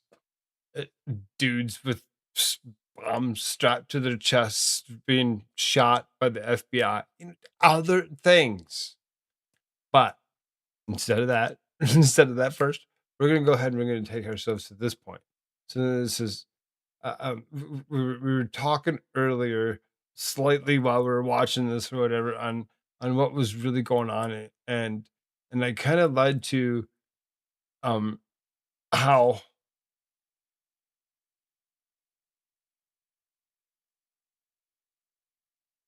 that right there, how that a medical cannabis card used here in the state of South Dakota allows me to take care of pains and ails. Because as opposed to having to deal with this thing here, this is the top of my hand. There's a skin graft. You can kind of sort of see some of the scarring from when I was younger. I was like in my 20s, and it got pinched in between an oven door and this rack, and you can see where my pinky kind of is, right? And it pretty much what it did is it started bundling nerves around that, and it pulls. It yanks at this nerve through my arm, and I can feel it. I can feel it run through here. It feels really strange and hard, and I can feel it through here. I've gone to chiropractor and had him actually fix some of it for me. Like, he legit unlocked my shoulder that I thought was like locked for the last whatever 15 years. He unlocked it for me. He moved a couple things so that I can move a couple things, which made me start doing things like planks and things. Like I explained, I was like 300 pounds. Christmas 23, I went ahead and I reduced everything to just food. I was like straight carnivore diet, 300 pounds, took myself down to this weight, get certain things moving again so that way I'm not so in pain. But this shit hurts. This shit hurts. I don't get a chance for it to not. Some days I complain. Some days I complain about it. I'll like go look at my boss and be like, I ain't doing whatever today. Like I'll do my best, but I'm just working the department. I can't do extras. I can't work other departments. I'm not. I'm out.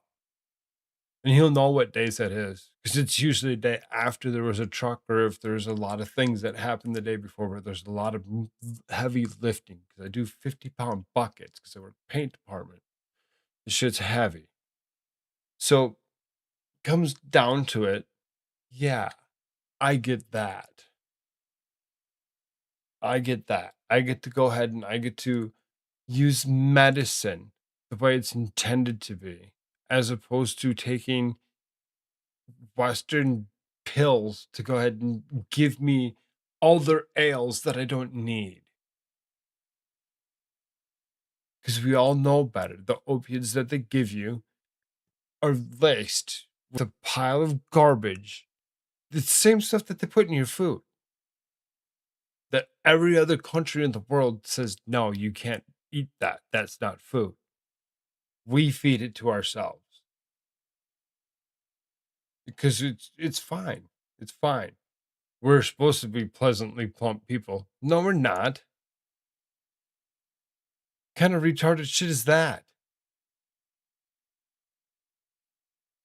So it comes down to it. It makes it very difficult to explain it sometimes to medicines are medicines. The blunt Scotsman knows as well as I do. And what it comes down to, what medicines do the best and help when necessary. He's like very, very well versed in the psilocybin side of things. I haven't had to go that far yet. This man knows things. And when it comes to fixing problems, you got to do what you got to do.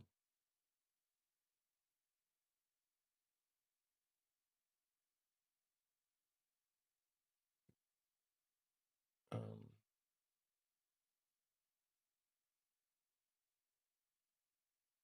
you should work in customer service. You're made for. I legit do.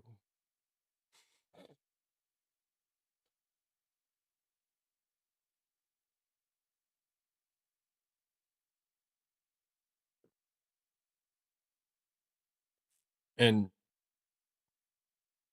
the interesting is where others start realizing what I do. Because I work customer service, I work retail. So when it comes to the interaction with the customer, I do more than what the others do by just being friendly. There's been several people that I talk to on a regular basis that are just customers. They'll come to walk in the store just to ask me a question. Like, can you answer a question? I'm like, I'll try to. At least talk them through it. Go work hardware store. Go work a hardware store. You'd be surprised how many people like really seriously look at you and be like, hey, do you have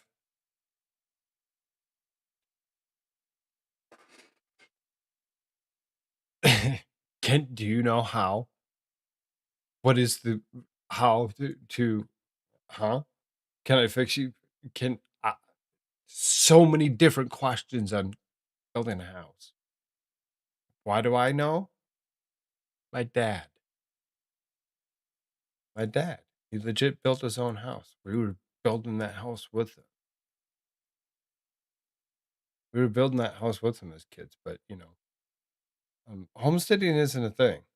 Not anymore. It never. It kind of went away of like several generations ago. We're not like the Amish. We're not like the Amish. We don't do that. Eye contact as well. You'd be surprised the the friendliness and knowledge, knowing what it is that you're actually working with.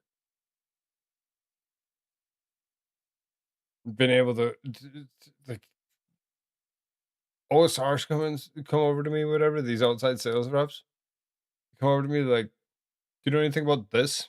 Guy one walk up to me. He's like, "You know anything about this? What is this?" I'm like, "Oh yeah, it's over here."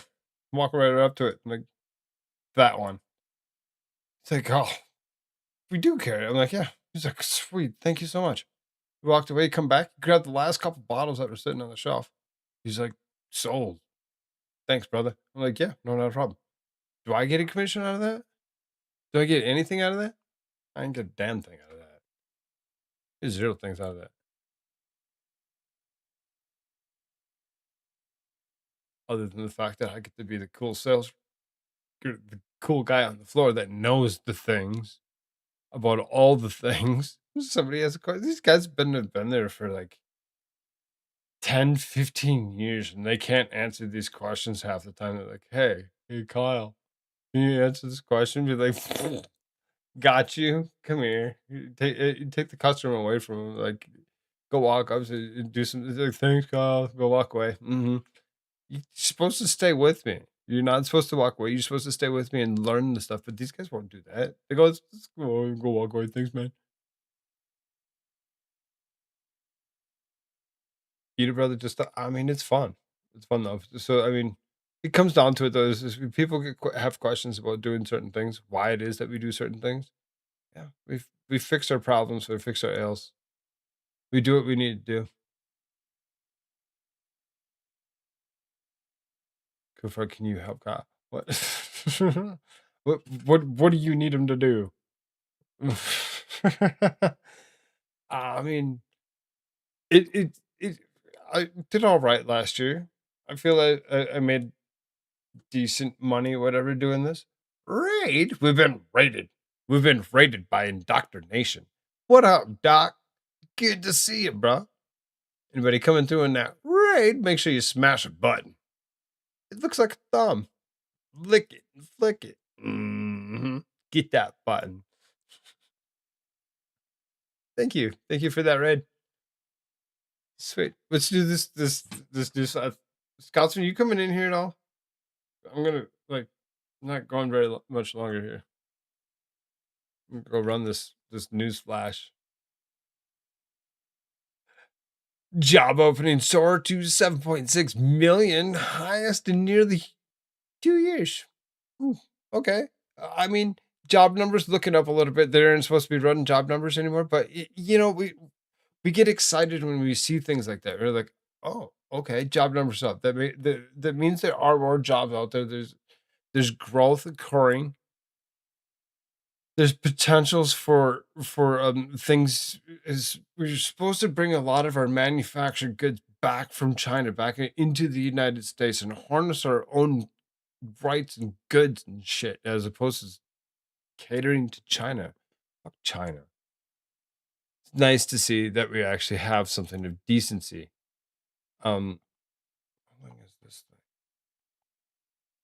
It's kind of short.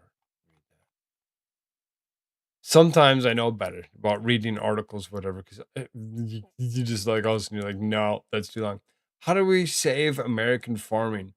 I think it's something that we need to protect, and we should try figuring out how to create more.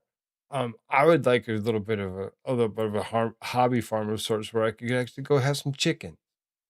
I really seriously would like to do that. It'd be something of interest to me.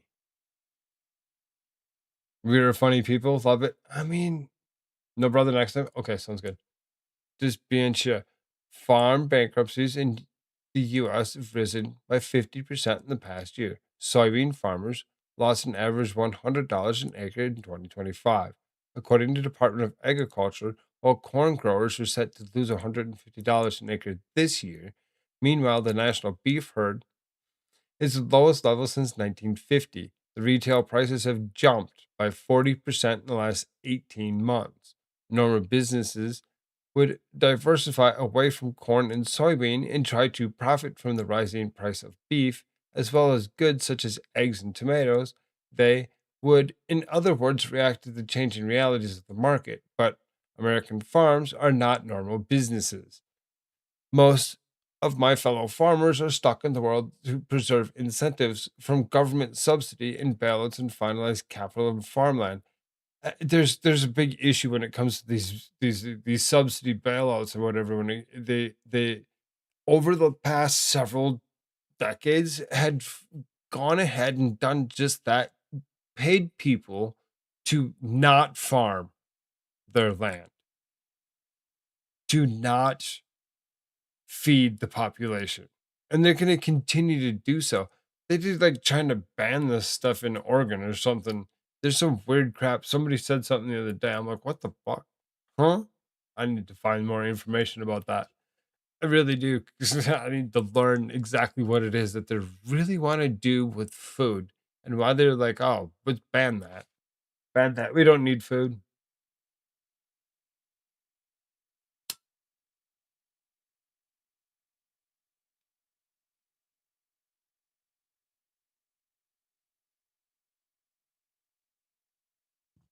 I've been a farmer for most of my adult life, working 550 acres that my family bought in the early 1960s in the Shenandoah Valley. What I've learned in the farm has made me who I am, a Christian, a libertarian, an environmentalist, and a capitalist. Both the market and the land are telling us to change, but we seem intent at ignoring both. This month, it's gonna die. He's gonna die. Stay over there. And get you. This fly. Really? It's gonna bug me. Just wants to be a fly. Bought in the early 1960s in Shenandoah Valley. What I've learned is the farm has made me who I am, a Christian, libertarian, environmentalist, and a capitalist. Both the market and the land are telling us to change, but we seem intent at ignoring both. Take the cost of borrowing. Many crop farmers finance the season's operating costs with debt. They borrow to pay for seed, fertilizer, equipment, and labor months before we see any return. But as inflation pushes interest rates higher, the cost of the season's capitalization eats into profitability. Even 2 or 3 percentage points increase makes a big difference to profit margins. At the same time, the conflict in the Middle East has led to a spiraling fertilizer cost. Since February, Europe has jumped from about $760 a ton to 1,100 a ton. Fertilizer, when it comes down to it, that's a big, huge jump. 760 to 1,100 just for a ton. Dude, that's a ton difference and very, very expensive. To the point where people are like, well, wait a minute, why is my food so expensive? Why do you think tomatoes are so expensive? Because it takes a lot of fertilizer to make sure that those things come out nice looking.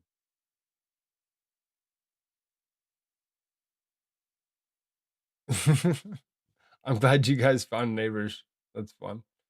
It's crazy that some farmers are currently incentivized not to farm. The market is telling us the current system isn't working, but it gets even crazier. Many farmers are turning to soybeans, something that makes no sense when you look at the drop in value. Yet soybean planting has increased by some 3 million acres this year. Why? Partly because soybeans don't require as much nitrogen to produce as corn, which means farmers don't have to borrow as much money as at inflated rate to pay for more expensive fertilizer. But the main reason is the government If soybean prices drop far enough, the taxpayer covers the difference. Last year, Trump authorized $12 billion in bailouts to farmers after China banned the import of American soybeans in retaliation for tariffs. There was a similar bailout the year before. These are becoming routine, so routine, in fact, that many farmers are planning for another bailout, which is disturbing. They're planning for a bailout. So, what are you going to do? You're going to overgrow, realizing that you can't sell, so that way you can actually suck up more money. The government is protecting farmers from consequences of their own actions. The result is that the bad decisions continue to be made. The first policy change must surely be stop subsidizing stupid.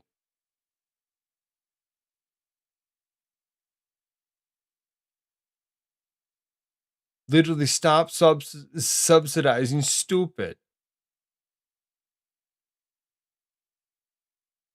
Everyone who's in business has to look at trends and profit margins and adjust their behavior accordingly. Subsidies of any type skew the market and obscure what is actually occurring. Farmers have become separated from both food and economic systems as if they're some sort of levitating, disconnected Brahmin class and deserves holy treatment. Why should soybeans, corn, wheat, cotton, rice, and sugarcane be given special status by Washington? Why is a bushel of corn more important than a bushel of apples? Why is wheat bread more important than chicken breast or pork chop? I mean, right? Give me a chicken breast or a pork chop. All the other shit sound like nasty crap. Corn. Corn's not food. It's textile. Eating that shit. Eating textiles on a regular basis like it's nothing. You're like, oh, look, I got another textile. I'm going to consume this. Watch it come out my body whole. Why does it come out your body whole? Because there's nothing there. It's not food. It's literally not food. Stop eating that shit.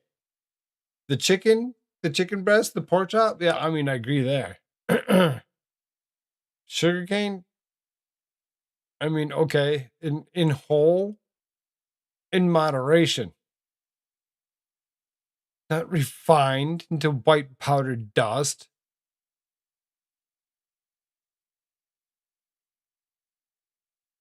Get the rice. It just, I stay away from it because it just makes me tired. Beef is food. Correct. Beef is food.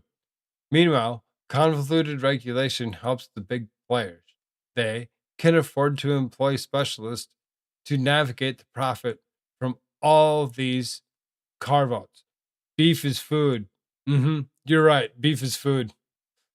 The results of the food sector is controlled by fewer and fewer companies, which reduces competition in the marketplace.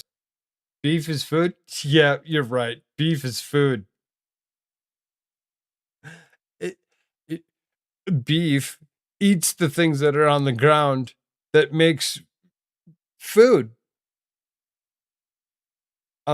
Mainly grass. Be feeding them corn. That's not food. Stop it.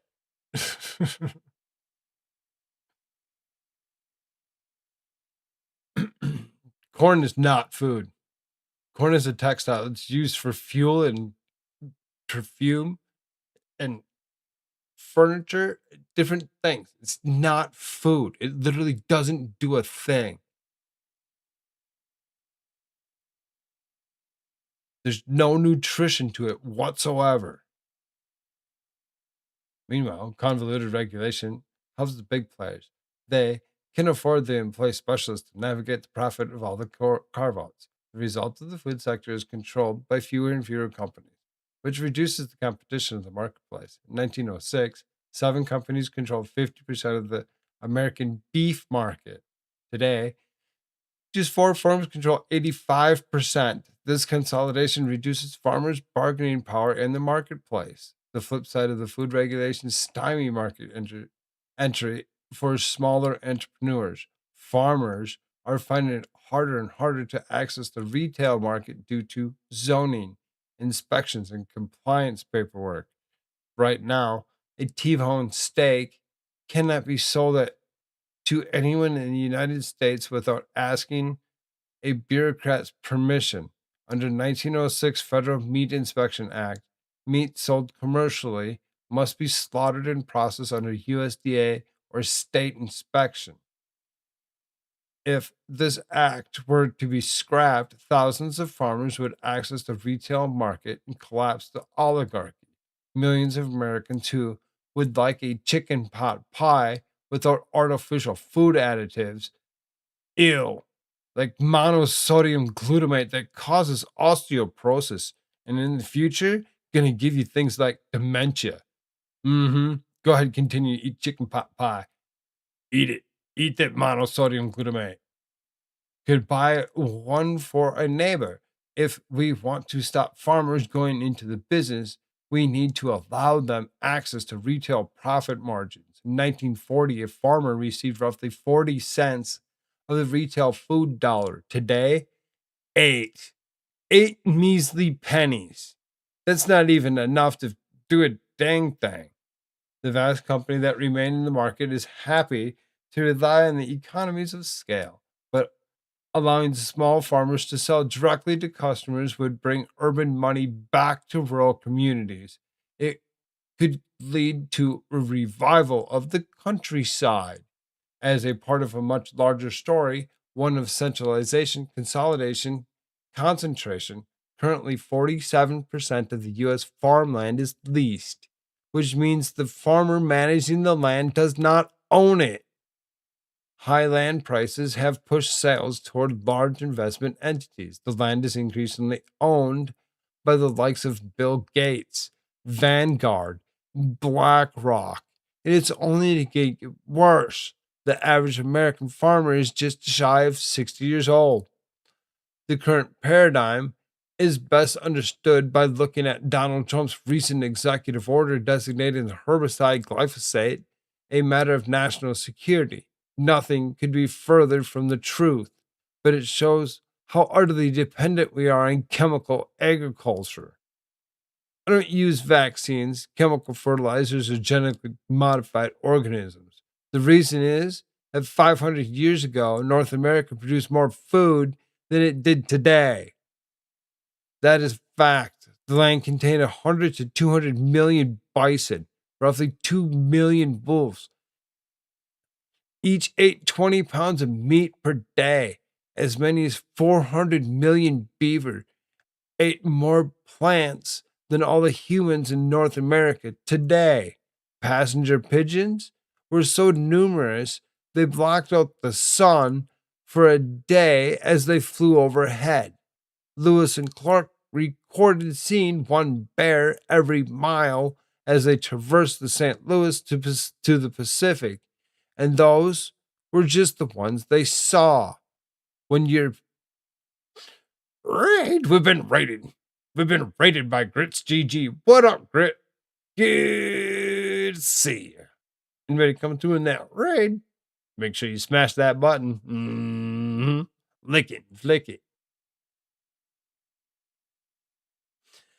When Europeans came to North America, they found deep soils, rich vegetation, and teeming wildlife. This abundance did not occur because someone poured chemical fertilizer on the ground and sprayed Roundup in the vegetation. But the Europeans plowed, turning the soil upside down and denuded all of the vegetative protection. They planted monocrops rather than interwoven diversified species. They left animals in fields to overgraze to further denud of the soil, rather than moving them around like the migration of native herds. Eventually, They applied chemicals to the soil that killed earthworms and destroyed organic matter, and then they installed drainage and pumped the aquifers, impeding the hydrological cycle. They locked up livestock in massive concentrated animal feeding operations, turning the blessing of manure into a toxic curse. They eventually abandoned domestic culinary arts in favor of industrial chemical orientated, nutrient deficient foods with additives full of high fructose corn syrup. Yum. That's the first thing that I removed is that one right there, the high fructose corn syrup. I just so happened to find out that that was the binder that held all of the other trash to your food. Then we became the sickest nation on earth.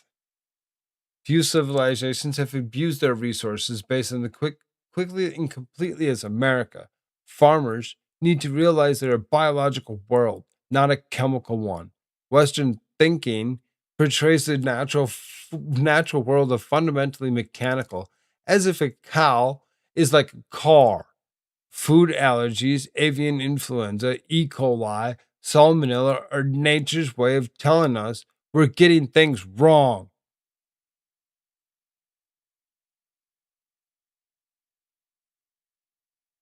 So it's time to listen to both the market and the land. There's a clear solution to both government dependence and ecological degradation. Soil building must be first and foremost on every farmer's mind. When we revive our dying soil, we no longer be the whims of the Middle Eastern petroleum fertilizers. Depletion is not an option. A riparian dead zone in size of Rhode Island in the Gulf of Mexico is unacceptable. Soil builds up today just as it did 1,000 years ago from decomposing organic matter. Something formerly alive must break down by microbial activity. Death renews life. Infertility. Exactly that. Exactly that. So it's like when you think about it, the ridiculousness is what we're doing to ourselves, consuming garbage over garbage. Ugh. Have a good night. You too, Gert. Thank you for that, Raid. I appreciate that. Is America still fifth in the fair of population? No, we're too retarded.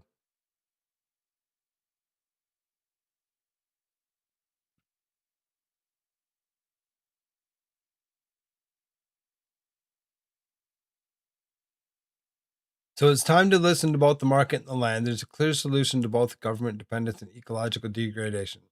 Soil building must be first and foremost at every farmer's mind.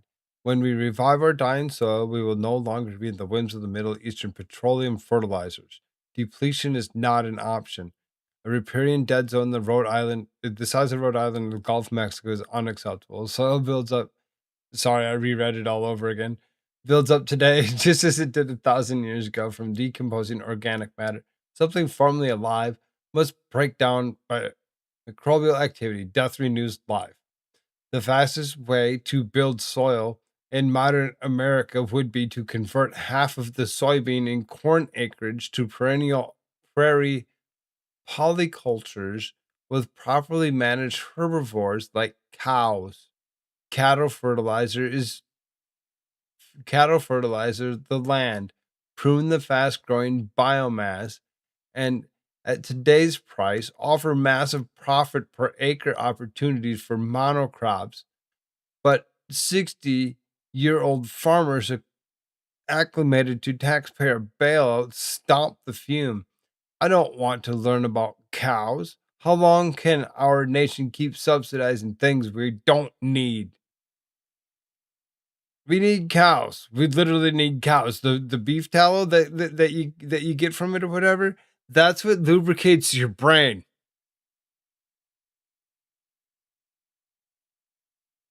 The eggs that you're eating, the cholesterol is what builds the brain. The fuck? Are we retarded?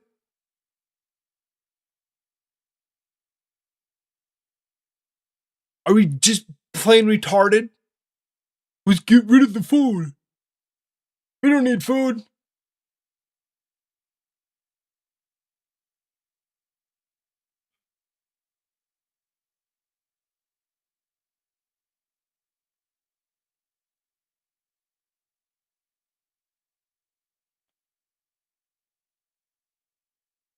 It sucks how the truth ends up being a downer. I mean, it kind of does, right? Plant the seeds.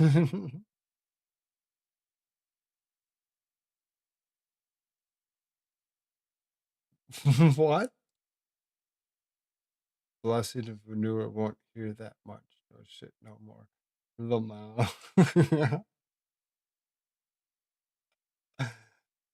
Negative feeds positive. If understanding can overcome awareness, eggs. Eat eggs. Eat beef. Like legit. If you're eating all this other garbage, all this other stuff, it's not food. It's really literally not food. We need to mimic the beavers in the excavation equipment, building millions of ponds across American farmland. We need to be hydrating the landscape and controlling floods, refilling aquifers, and adding thermal mass to control air temperatures. Water is the foundation of life. We seem to have forgotten that. And rather than spending $7 billion a year fighting fires, how about we start up the chainsaws and turn the overgrown, often dead biomass into chips for large scale composting. Roughly 75% of the landfill waste is compostable. That our nation buries critical soil building materials in is unconscious. Seriously, it's ridiculous to think what they do with their landfills. Why are they just throwing all the good stuff into the landfill? They're like, throw the good stuff, throw the bad stuff, throw all the other things. Just throw it all in there. It's okay. Plow it over. Dump it in. Throw some more in. Plow it over again.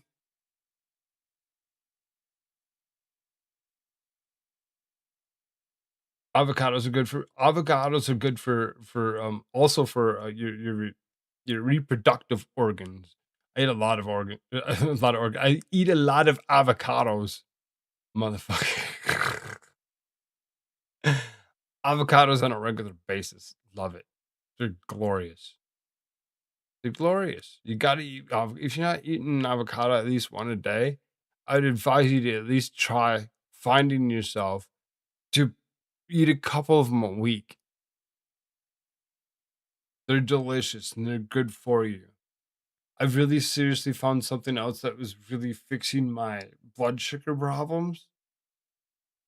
And I've been eating the hell out of them because they're like really seriously helping me. They're helping me not feel this weird fluctuation of I don't feel good all of a sudden because things just ain't right. And it's peas. Motherfucking peas. Get the peas. Telling you, peas. So good.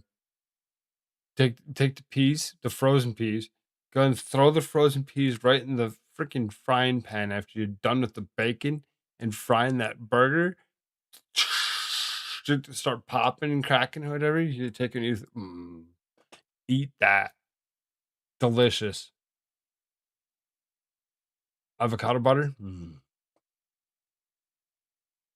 Telling you, find yourself a real fucking meat market that you can get some good food. I highly recommend not eating spam. Even though I'm originally from Minnesota, I'd still tell you now, I wouldn't suggest that. That's a lot of sodium. That's a lot of sodium, you know. If you're 5'11" or larger, eat fat. Eat fat. You need it. It's good for your brain.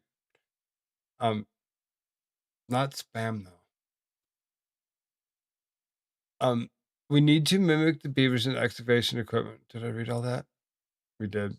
Ultimately, the solution to the farmer's problem is simple, not easy, but simple.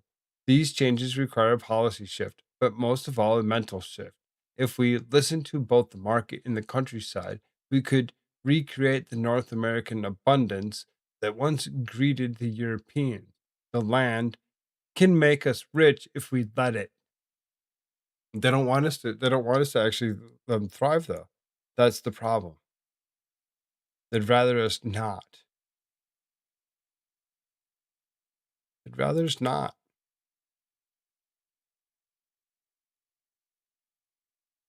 Um, think your bills are bad now? Just wait. Forgive the doom mongering, but the US, especially the UK, may be dangerously on course for a sovereign debt crisis. Yet, debt and the deficits play a surprisingly minimal role in our country's politics. Overspending on borrowed money hardly featured in earlier nation's elections of 2024. A Labour MP hoping for Andy Burnham to challenge Keir Starmer for her party's leadership recently told Times Radio that investors would see the UK as the best place to be if only the government pursued progressive policies that do speak to our communities. The markets will have to get into line, will have to get into line, or else. Oh, or else? Hmm. The control of the dollar bill across the globe by almost any and every other country is going to be that. They're going to do what they can to make it that because that's what they want. Um, I'm really running late. Really running late. I'm going to try getting through the rest of this. So this is exclusive leaked documents expose growing white supremacist group, one of the nation's largest white supremacist groups, Patriot Front. There, we called Patriot Front out for what it was when they came around for Joe Biden's things or whatever and all these different things. Patriot Front is just a ridiculous group of FBI agents. One of the nation's largest white supremacist groups is rapidly expanding, adding hundreds of members across 49 states. In the past 2 years, internal documents leaked to the USA Today show that coordinated recruitment push fueled by step-by-step manuals and network of fighting clubs where members meet to sign up for the recruits. The files provided by a source inside Patriot Front offer a rare look at the group's inner workings as it accelerates its growth. Known as the highly choreographed rallies, rows of identical dressed men in blue shirts, chinos, and white face coverings carrying American flags, the group has used disciplined optics to amplify its reach and visibility nationwide. USA Today and Anil Weiss is of the group of the group's 72-page member roster and other obtained documents revealed. The group has more than 540 members covering every state except Hawaii as of early 2026. It has roughly doubled in size every year since it was founded in 2018 and gained more than half of the new members in surges during the past 2 years. It is affiliated with dozens of active clubs where young white supremacists are doing a train of mixed martial arts and congregate. The group closely manages its propaganda and marketing with several guides that members must strictly adhere to. The Patriot Front has plans to keep growing fast. In the internal communication provided in the link, the Texas headquarters group leader, 27-year-old Thomas Russell, urges his members to get more involved. Stay fit. Continue your incessant campaign of white supremacist propaganda. He calls for he's gonna go ahead and say, yeah, go spread propaganda. Spread our propaganda, guys. No, he's not gonna say propaganda.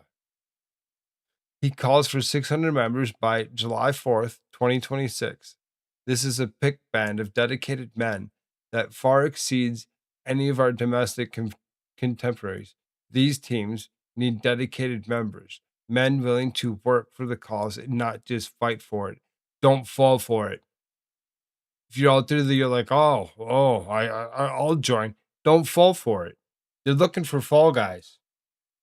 They're looking for fall guys. They're looking for people that actually go down for crimes or whatever, so they can go ahead and arrest people.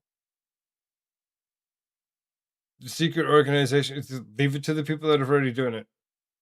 You don't need to join them. You don't need to make it more of a thing or whatever. It's concerning sometimes when they try doing this kind of stuff. The secretive organization portrays itself as merely patriotic, fighting for traditional American values. But the documents obtained by USA Today provide fresh evidence of the group's intentions and future direction, working to secure a future for white children. As one application of the group wrote, white nationalists, tired of watching my country be raped and pillaged by foreign invaders, wrote another Patriot Front hopeful, is as he applied for membership. USA Today has not identified the source of the document. Out of concern with the personal safety, Patriot Front did not respond to a request of comment. Of course, they didn't. Suggestions to conduct, which they encourage and advocate for, members should become aggressively violent themselves to encourage others is prohibited. Dozens of members of Patriot Front are charged with conspiracy to riot 2022 after being arrested en route to protest a pride parade in Coeur d'Alene, Idaho. 5 were eventually convicted. Other members were charged with vandalism and defacing pride murals in Olympia, Washington, and Richmond, Virginia. Memorial commemorating Arthur Ashe, a first black man to win singles tennis titles in Wimbledon, the U.S. Open, and Australian Open. Patriot Front is the most active white nationalist group we track, says the SPLC.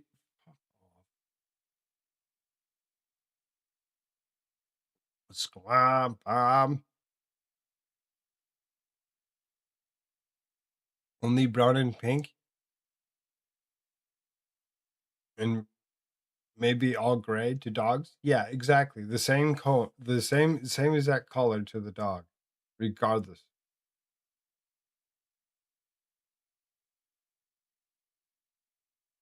The blunt Scotsman is purple or violet. I mean, he is very special. He is very special. Make sure you hit the follow, smash the thumb. Thank you, Gnarl. Good to see you, brother. A new front, active clubs. One of the documents provided USA Today is a list of active clubs across the country affiliated with Patriot Front. There are at least 23 in total, spread across 32 states. Since some clubs are listed as more than one state, the clubs are essentially small groups of young men who organize online to come together in real life meetups, either at gyms or outside locations, where they train and spar, practicing mixed martial arts, and engage in outdoor activities. The document suggests that Patriot Front is increasingly seeking to appeal to these groups and forge alliances with them. It lists Patriot Front members who are friendly with active club leaders and contacts within the clubs who should be approached. The extremist group got its start in the days after the deadly 2017 Unite the Right rally in Charlottesville, Virginia, by former members of the neo Nazi group Vanguard America. Members of the group participate in several demonstrations a year, usually attracting at least 100 participants. Recent rallies have gained headlines in Washington, Kansas City, and Des Moines, and other cities include a Memorial Day weekend protest in Virginia Beach. At these protests, Patriot Front members were matching chino pants, blue button downs, and shirts with white face gaiters. They carry American flags as well as banners. Why is this repeating itself over and over again? You may well have one of Patriot Front stickers, flyers, or banners in your neighborhood without even realizing it. Probably not. Patriot Front has been responsible for distributing thousands of pieces of propaganda for recent years. The documents provided by USA Today illustrate just how organized and controlled the effort has become. This article is long AF. Holy snap. USA Today, you're full of shit. This is the FBI. This is the FBI doing what the FBI been doing for a long time. That's what the Patriot Front has been. The League and USA Today provides further evidence that the group's careful masquerade to sure the SPLC researchers said, I have no doubt in my mind that Patriot Front is a white nationalist group that is trying to build a white ethno state. Based on leaked messages, we know that members of Patriot Front idolize Hitler. They joke about the Holocaust, they use racial slurs, and they very much want to psychologically traumatize non white groups. They're very comfortable being white supremacists in private. Bruh. Look at them doing their thing. I'm going to change the title line because I'm going to take the last thing off of it. There's a thing from the AI that maybe I'll find something better on to do that with. We'll just kind of kick along. Who's Anthony Scott Searles Harris? A look at the suspect behind the downtown hostage crisis. 41-year-old convicted sex offender identified as Mr. Harris is a suspect in the tense downtown hostage crisis that we were paying attention to yesterday. Dishonorable discharge and AWOL from the U.S. Army from 2006 to 2007. Sex crimes stemming from a 2013 complaint. Following the release from prison, he was required to register as an offender.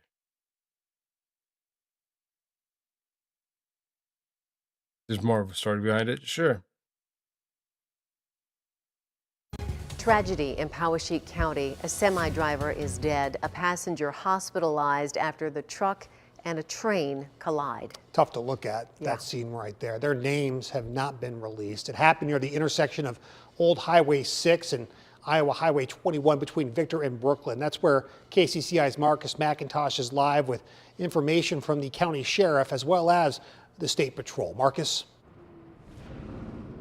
Ben and Stacey, the crash site in Brooklyn is here behind me. Now, we want to mention there were people on board the train when that collision with the semi happened. We're told by officials on scene that any injury suffered by anyone on the train is considered non-life threatening and was not requiring hospitalization. Now, the crash left a number of rail cars from the Iowa Interstate train damaged. We're told almost 24 train cars derailed. What caused the crash is under investigation. What we do know is there are no stop arms at the rail crossing, but there are lights. Whether or not those lights were working is not clear. The train was not carrying any hazardous material. We reached out to Iowa Interstate Train for more information. Now, both directions of Highway 21 here could be closed for as long as a week or more. We spoke with the Iowa State Patrol, who tells us a possible reason why the train cars derailed after the collision. I've covered several of these in my career. I think the large freight they were hauling, which was a John Deere tractor, probably played a big role in knocking the train off the tracks. Now, we're told by officials want to make sure people know this, to stay away from this area, take alternate routes, take detours, but stay away from the area behind me because, as I mentioned just moments ago, this road could be closed for a week or more. We're live in Brooklyn. I'm Marcus McIntosh, KCCI 8 News, Iowa's news leader. Maybe not as significant as it needed to be. Or it was. Like it seemed like he killed the driver of the pickup truck or the truck that went through. When it comes to the injuries were minor but did not require hospitalization. When it comes down to it, or whatever, why is it that he went through there? Was he not paying attention? Was he sleeping? May never know. But when it comes to the a derailment, it's concerning on what's in The train. What's in the train? If there's ever chemicals, is there anything that reason to pay attention to things I do? Um,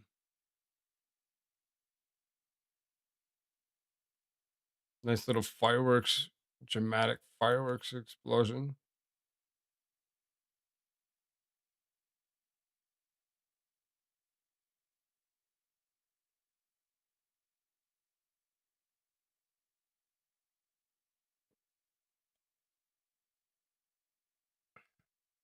It's a fun way to wrap up the night.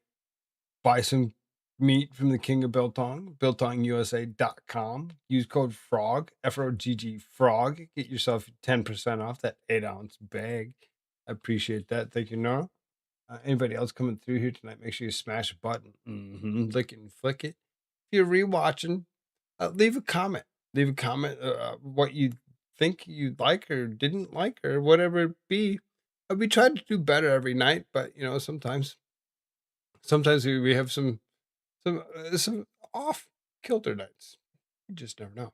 Tomorrow night, um, who knows? Who knows? Maybe some things and maybe a guest. Who knows? I haven't figured that out yet.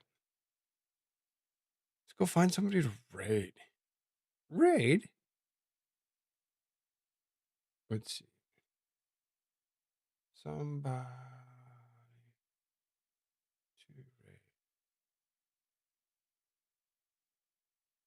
Some of these guys got some followers.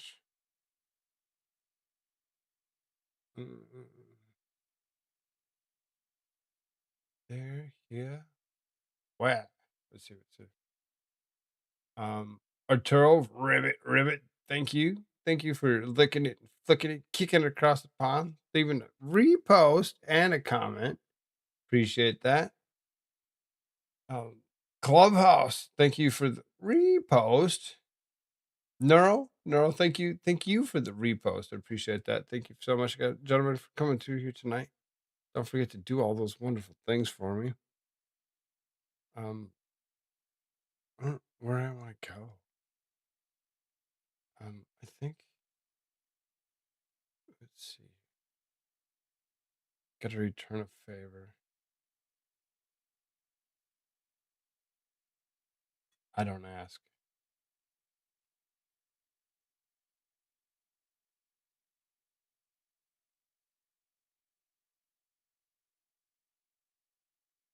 Love y'all.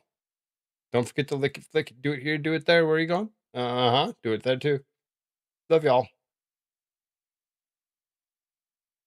Here's your red.